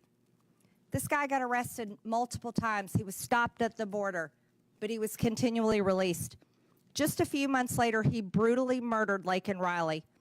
Mayor Adams, do you agree that Laken Riley would still be alive today if New York Police Department hadn't released Jose Ibarra after they arrested him? Despicable crime. And as a former law enforcement officer, I respond to these crimes as the mayor as well. And I believe people like that should be held accountable. And I've advocated to stop this revolving door criminal justice systems like him to come out and hurt innocent people. I wish we would have had the power to prevent that from happening. Mayor Adams, will you continue sanctuary city policies in your city? That policy is by law. I do not make the law. I must operate within the confines of the Constitution and the law. Mayor Adams, will you advocate to get rid of sanctuary city policies in the city of New York? I have made it clear on a portion of the sanctuary city policies that I believe we need to alter to prevent crimes like this from taking place. Federal law under 8 U.S.C. 1324 makes it a crime to knowingly harbor and shield illegal aliens from detection, but your cities refuse to work with ICE detainers to help them find these criminals. I'll go one at a time. Mayor Adams, will you work with ICE in New York City, yes or no? ICE is part of our criminal justice apparatus, and I will work with my city, state, and federal agencies to keep our cities safe, no matter who they are. Mayor Johnston, will you work with ICE to protect your city? We do work with ICE right now, Congresswoman. When they send us information about someone they would like access to, we send them notice when and where we will release them, and they can pick them up. We've done that 1,226 times. We will keep doing it. Will you end sanctuary city policies? We think the policies that we have right now allow us to work with ICE and to stop crime, and we'll keep doing that. Mayor Johnston, will you work with ICE? Our local law enforcement, Chicago Police Department, we work with federal agents on a variety of issues: drug trafficking, sex trafficking, getting guns off the street, and we will continue to work with federal agents. Will you stop harboring illegal aliens? Will you end sanctuary city policies? So the city of Chicago, we do not harbor criminals. We do not harbor undocumented individuals. We comply with all laws. Mayor Wu, will you work with ICE to protect Americans, legal Americans in your city, and end sanctuary policies? The Boston Police work with ICE and federal agencies every single day on criminal matters and hold people who are committing crimes accountable. Chairman, if I may, I'd like to enter for the record, according to the U.S. Constitution, giving aid and comfort to the enemies of the United States is an act of treason, and those that violate that should be Without held objection, so accountable. ordered. Thank you. Chair Dale recognizes Ms. Ocasio-Cortez. Thank you, Chairman. Now, Mayor Adams, are you aware that the former acting U.S. Attorney Danielle Sassoon was present at the January 31st meeting between your lawyers and federal prosecutors? As I stated, and you, Congresswoman, you appear to want to ask the question over and over again, and so I could only No, give these you are the very appropriate different questions. question over and over again. That this Okay, case is I understand. front of Mayor Judge Adams, are you Ho, not and answering Joe this Ho question because you believe you will incriminate be able to respond yourself? to the movement I of this understand. case. Mr. In Chairman, deference I would to like him, I to would like submit to have him to handle the it. congressional record Danielle Sassoon's resignation letter from the U.S. Attorney. Without objection, so ordered. Thank you so much. In her letter, the former acting U.S. Attorney, a registered Republican, a former clerk for Antonin Scalia, was appointed by President Trump to serve as acting U.S. Attorney, was present at the January 31st meeting between Mayor Adams' attorneys and federal prosecutors. After that meeting with attorneys, the acting U.S. Attorney resigned rather than dismiss the charges against Mayor Adams. In her letter, which I have just submitted to the congressional record, Ms. Sassoon stated that during that January 31st meeting, Mayor Adams's attorneys, quote, repeatedly urged what amounted to a quid pro quo, describing it as a, quote, improper offer of immigration enforcement assistance in exchange for a dismissal of his case, end quote. The acting U.S. attorney has submitted a former acting U.S. attorney has submitted a letter. And Mayor Adams, do you know how many federal prosecutors total resigned rather than file the motion to drop the charges? It was reported that 7. 7, correct. Mr. Chair, I would like to submit another letter from Hagan Scotton, his resignation letter. Without objection, so ordered. Mr. Scotton was an assistant U.S. attorney who also attended the January 31st meeting between your attorneys and federal prosecutors. He also resigned rather than drop the charges. In his resignation letter, he stated, and I quote, "Our laws and traditions do not allow using the prosecutorial power to influence other citizens, much less elected officials." 7 federal prosecutors, the acting U.S. attorney, the assistant U.S. attorney, all gave up their entire careers, Republicans included, then drop these charges because of what they saw transpire in that January 31st meeting.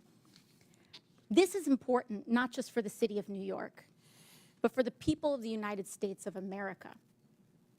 Because what is being alleged is genuinely not just about what may or may not have occurred from the mayor's office and with the mayor, but what is happening at the Department of Justice. And that's what I want everyone to understand. These are not Democratic U.S. attorneys. These are Republican U.S. attorneys that have trained under Republican-appointed Supreme Court justices who have stated that there is and suggested as well, that the prosecutorial power at the Department of Justice may be influencing what is occurring. And instead of carrying that out and carrying out the erosion at the Department of Justice, they would have preferred to give up their entire career. 7 lifelong public servants involved in law enforcement, mind you. And to that, when it comes to the fact that this may or may not have anything to do with this hearing, respectfully, Mr. Chairman, this is about specifically immigration enforcement in terms of that. And this right here is the 4-alarm fire that everyone must be paying attention to. Because if it's not just in the mayor's office of New York City, what other city, what other individual, what other municipality leader can be next? For a party that talks about states' rights and municipal rights, we must defend, yes, the rule of law, including in the Department of Justice. And with that, I yield back. Gentlelady yields back. Chair recognizes Mr. LaHood from Illinois. Thank you, Mr. Chairman, and I thank you for allowing me the opportunity to wave on to this important committee hearing today. I want to thank the witnesses. I represent a district right outside of Chicago, the excerpts of Chicago representing Rockford, Bloomington Normal, Peoria. And I want to thank you, Mr. Chairman, for having this hearing. It's past time that individuals like the mayors we have before us come before us and explain to the American people why you continue to fail to enforce the laws of our country and allow illegal immigrants to flood into our communities. And it's clear to me that sanctuary city policies have significantly harmed our once great cities, which is very, very unfortunate. During my time as an elected official, I have strongly condemned the policy around sanctuary cities and the impact it's had on the state of Illinois. And I believe every sensible resident in Illinois knows these policies have further harmed the economy in Illinois, increased crime throughout our state, and endangered hardworking, law-abiding Illinois citizens. I want to turn my attention to you, Mayor Brandon Johnston of Chicago. As I've watched you over the last 2 years that you've been mayor, I've been amazed at how tone deaf you have been and how oblivious you've been to the decline of Chicago. And I say that looking objectively at a number of things. Out of control crime in Chicago, people scared throughout neighborhoods on the west side, south side, north side. Morale has never been lower with law enforcement and CPD. Record number of police officers leaving the force. We have been hemorrhaging people out of the city of Chicago to the suburbs and elsewhere where they feel safe. Record number of businesses fleeing the city of Chicago. You couple that with record deficits. $2 billion deficit, $2 billion deficit line of credit that you just had to take out this week. But you've spent $300 million of taxpayer money on illegal immigrants. And when I think about all of those things and I look at the strategy you continue to take, I mean, you're putting the interest of illegal immigrants above the interest of taxpayers in Chicago. But you continue to go down this path, and for the life of me, I can't understand it. So, Mayor, tell me why you continue to put the interest of illegal immigrants above taxpayers in Chicago. Thank you for your representation. Violent crime is down in Chicago. Well, let me reclaim my time. So I have a statistic here. Last year, Chicago had 573 murders. Down. Okay, but I want to compare that to the city of New York that is almost two-thirds the size of Chicago, 337 murders. So you had 573 murders in the city of Chicago, and you're one-third the size. That's the lowest amount in 5 years under my leadership. Okay, and you look at the level of violent criminals, sexual offenses, and drug dealers. All violent crime is down in Chicago. In fact, just this year alone, Congressman, respectfully, there's a 20% decrease in violent crime in the city of Chicago. I don't agree with your statistics. Well, it's not a matter of whether or not you agree with it. It's a matter of whether it's a fact. Let me reclaim my time, because I thought you might do this. And when I hear your answer, no one in this room should be surprised that your approval rating is 6.6%. Now, that's not just me saying this. Newsweek article, the least popular politician in America is Brandon Johnston. So, recent poll, M3 Strategies, conducted this February 20th to 21st, showed that Mayor Johnston has a 6.6% approval rating, the worst showing of any political figure in the country's history. So, I know you're talking about crime is down and things are great and, you know, the city's flush with money. None of that is backed up by the people in the city of Chicago. And so I'm wondering why you continue to go down this path of failed policies, destruction to the city of Chicago, people fleeing, law enforcement at an all-time low. And I'm wondering if you have any remorse for that here today and can tell us why you continue to double down on these failed policies. We've invested $1.25 billion for housing and economic development, particularly for Black Chicago. It's the largest investment in the history of Chicago.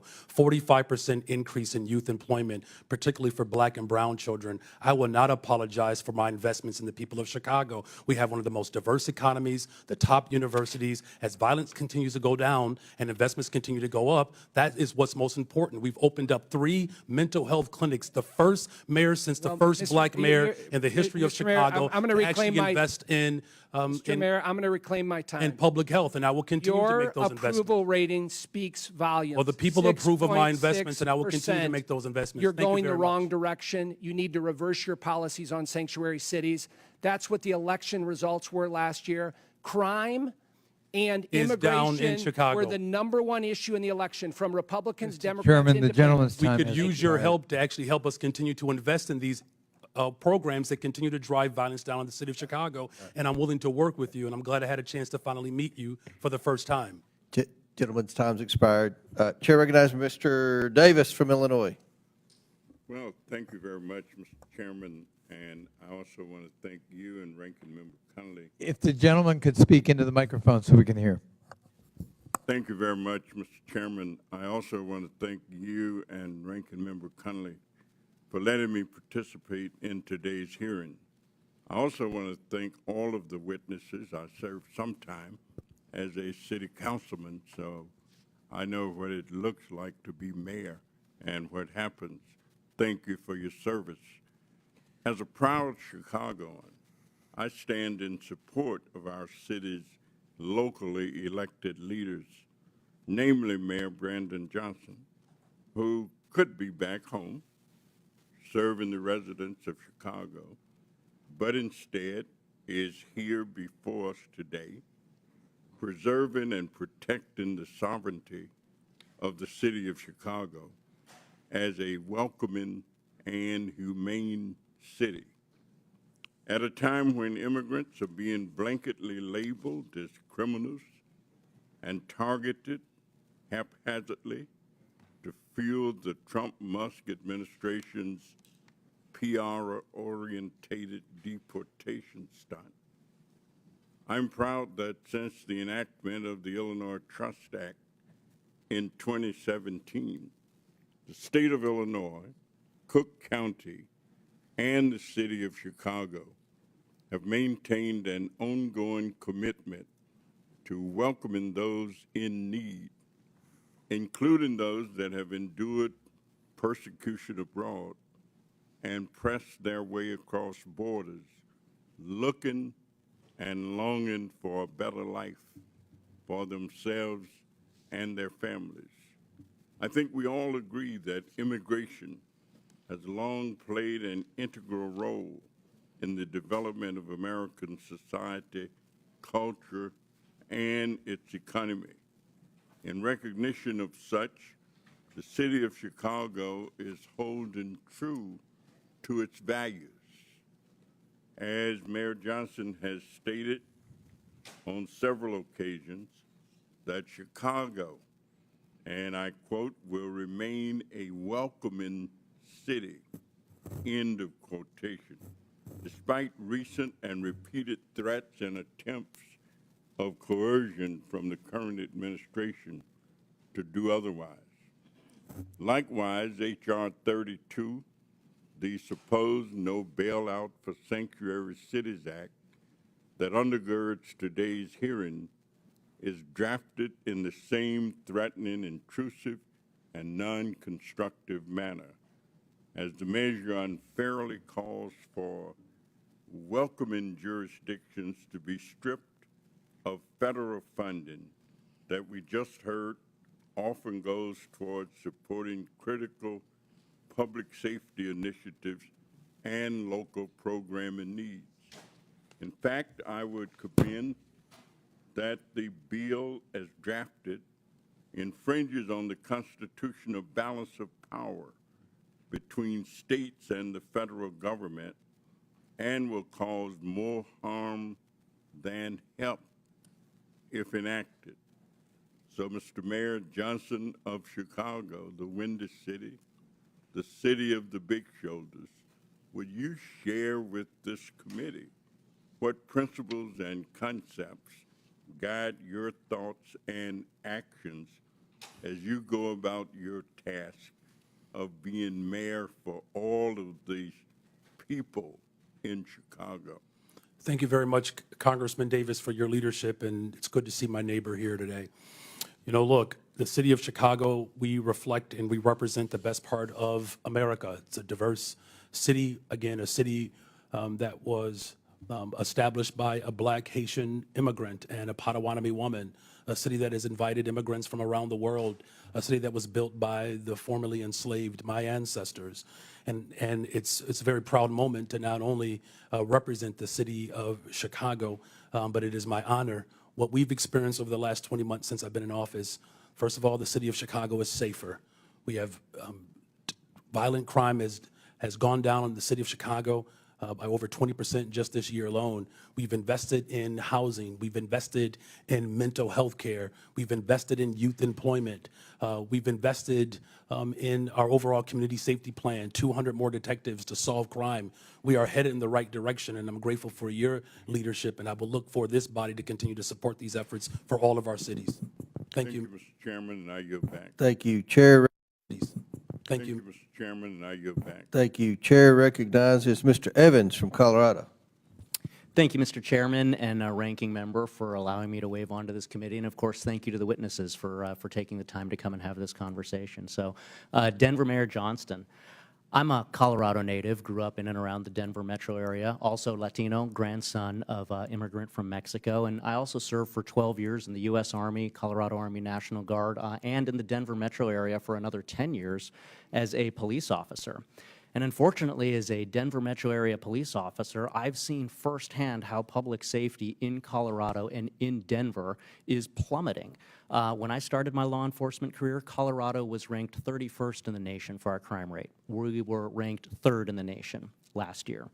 Denver, 6 years ago in 2019, they didn't even make the top 50 most dangerous dangerous cities in the country list. This year in 2024-2025, U.S. News and World Report ranks Denver as the 10th most dangerous city in the country. Denver has twice the homicide rate as San Francisco. We've lost more than 7,000 Coloradans to illegal drug overdose deaths since 2020, with a significant percentage of that coming from illegal drugs like fentanyl. And we know from criminal intelligence that in the Denver, Colorado area, almost all of that fentanyl is being trafficked by illegal transnational criminal organizations, the Jalisco Cartel and the Sinaloa Cartel. We've seen a massive increase, this is just a recent headline, we've seen an increase in Tusi, which is the drug of choice of Tren de Aragua in the Denver metro area, and we've seen headlines that show that overdose deaths in the Denver metro area remain stubbornly flat despite falling in pretty much everywhere around the country. In terms of violent crimes, Denver's had over 6,400 violent crimes, so that's including things like 689 sexual assaults, over 1,200 robberies, over 4,400 aggravated assaults, and again, depending on which database you look at, anywhere from 65 to 71 homicides. Again, double the homicide rate of San Francisco. So the first question to you is, for those homicides, do you know how many of those were committed by people illegally present in the country? Thank you, Congressman, and happy to answer that because I think you may have some bad facts. I'm happy to clarify them for you.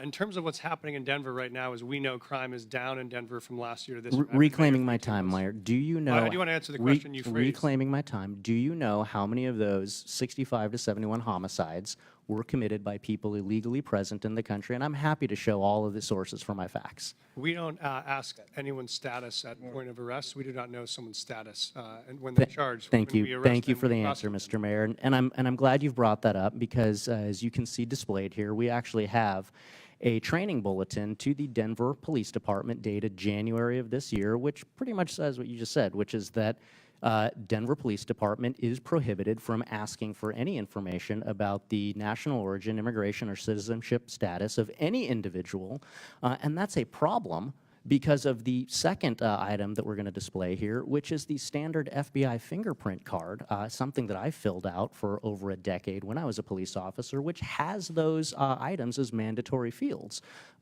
location of birth and then the citizenship. And so I've heard, being a cop in the Denver metro area, that police officers in Denver are being told not to fill out those mandatory fields in the FBI fingerprint card, which could potentially indicate why you're unsure of how many of these crimes are being committed by illegal immigrants in your city. So the second question is, will you allow Denver police officers to fill out all of the information on an FBI fingerprint card, to including asking for and recording the citizenship status? Thank you, Congressman.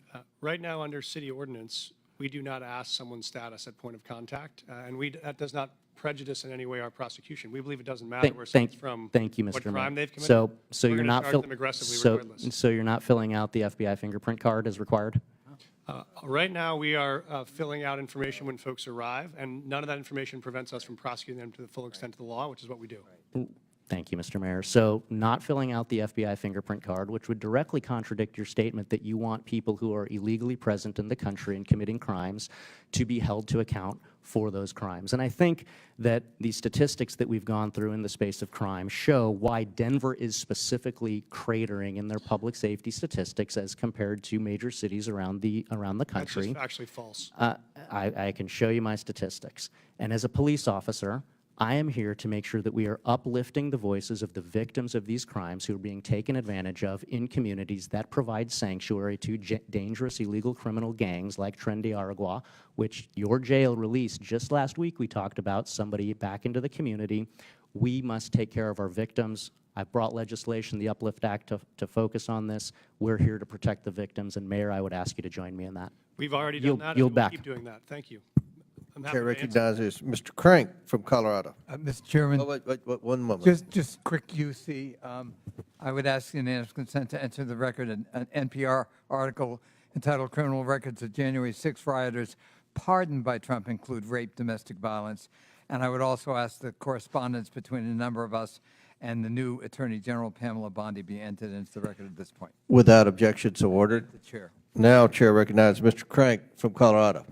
Thank you, Mr. Chairman. Thank you for allowing me to wave on. This is a very important issue to the state of Colorado. And Mayor Johnston, thanks for being here. I know for all of you it's been a long day. Appreciate you being here. Mayor Mike Johnston, Denver has an ordinance that prohibits city and county employees from assisting in the enforcement of federal immigration laws or inquiring about a person's immigration status. We've just talked about that. The city of Denver also has a legal defense fund to support individuals facing deportation. Denver's received more than 41,000 illegal aliens over the past 2 years, and due to its sanctuary status, has become a popular destination for illegal aliens. It's estimated that Denver spends more than $180 million a year supporting illegal immigrants. And in rare cases where ICE is able to apprehend an illegal immigrant in Denver jails, Denver forbids that transfer from taking place in the jail. Now, I just did a ride-along with El Paso County Sheriffs. That's my home county. Colorado Springs, just an hour away.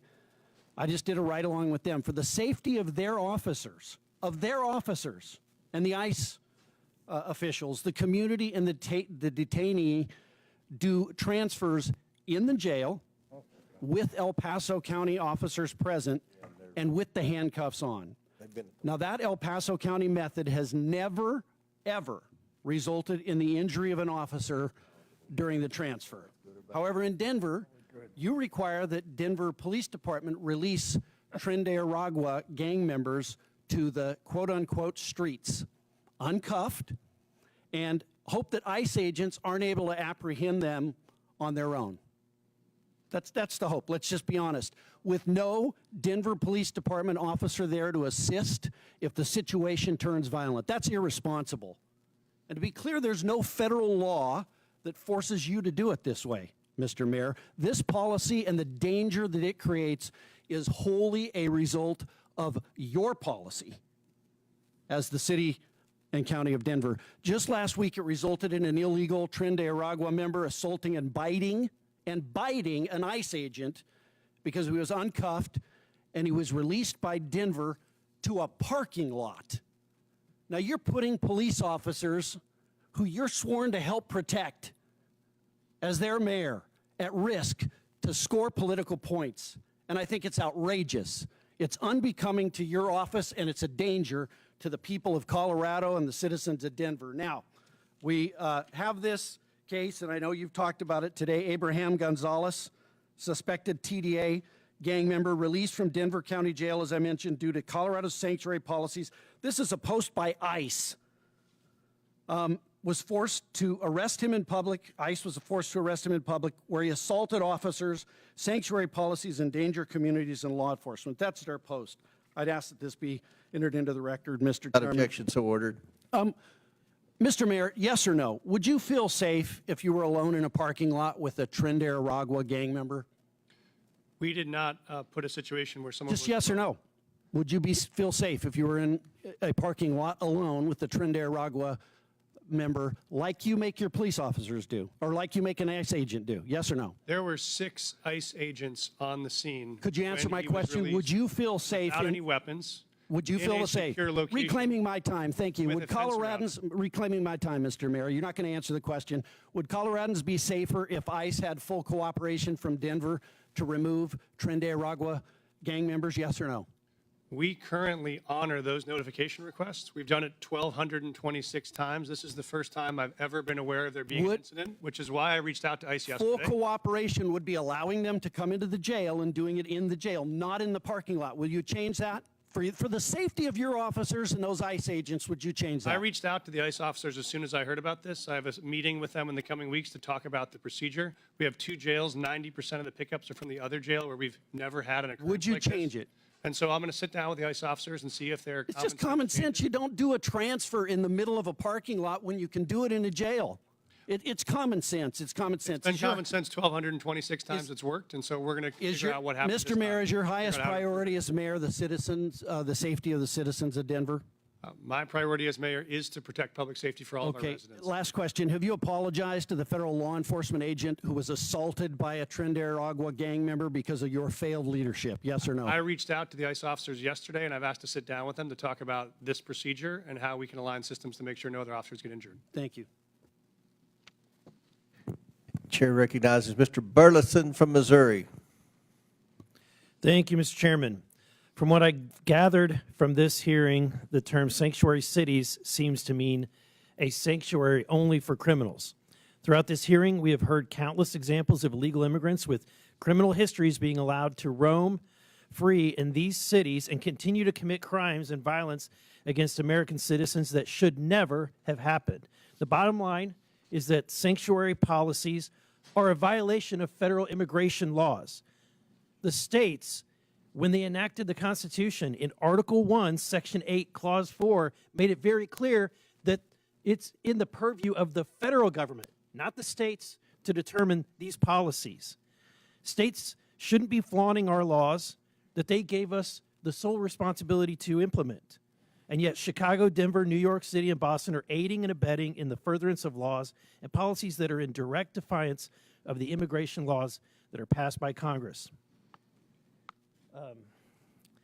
This hearing is important for us as Congress to determine ways in which we can use our constitutional powers, such as the power of the purse, to force these and other sanctuary cities into compliance. My first question, I want to ask Mr. Byer. You haven't had a lot of questions today, right? Not enough. I want to ask, okay, so are you aware of how much it costs the American taxpayer per illegal immigrant in the United States, roughly? Not on a per capita basis, no. Okay. The Budget Committee has determined it's almost about $9,000 in net loss per per illegal immigrant. That's definitely not correct. Okay, you can question, but that's the group that did the research. So let me ask you this. Does Cato support subsidizing, creating taxpayer programs to subsidize other people's health care benefits? No, we don't. Okay. Does Cato support using taxpayer dollars to support people staying in hotels? Definitely not. Okay, just wanted to get that cleared up because I was worried where Cato stood. Mr. Adams, you stated that the migrant crisis. Wait, first, I want to ask this question from everybody on the panel. Is there a difference between, if there's a difference between the ICE detainer and a criminal warrant, which one would you honor?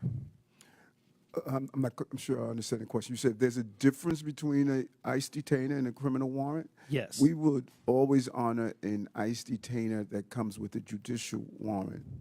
That is what the law calls for in the city. Okay, and do you concur? Is that what you would do? We always support our criminal warrants with ICE requests, yes. Okay. Mr. Johnston?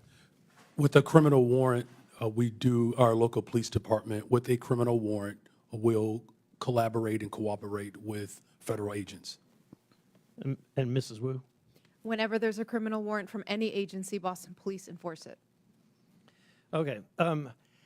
Mr. Johnson, I'm concerned about what's happening, obviously, my neighboring state of Illinois. But you said that you're prepared, let's see, you said that you oppose proposals to eliminate sanctuary protections for illegal immigrants that are convicted of serious crimes. Why do you think it's important to protect even violent criminals? We do not protect violent criminals. In fact, my top priority is to make sure that the people of Chicago are safe. Our local law enforcement work hard every single day to ensure that. That's why I invested in more detectives so that we can actually solve crime. And as a result of the work that I've done under my leadership, crime has gone down since I've been mayor. Mrs. Wu, you've said multiple times, you made it very clear that you're a welcoming city, knowing that there is a cost to the taxpayer. What's the acceptable number? Is there any acceptable or reasonable limit that you would consider before your city is overrun?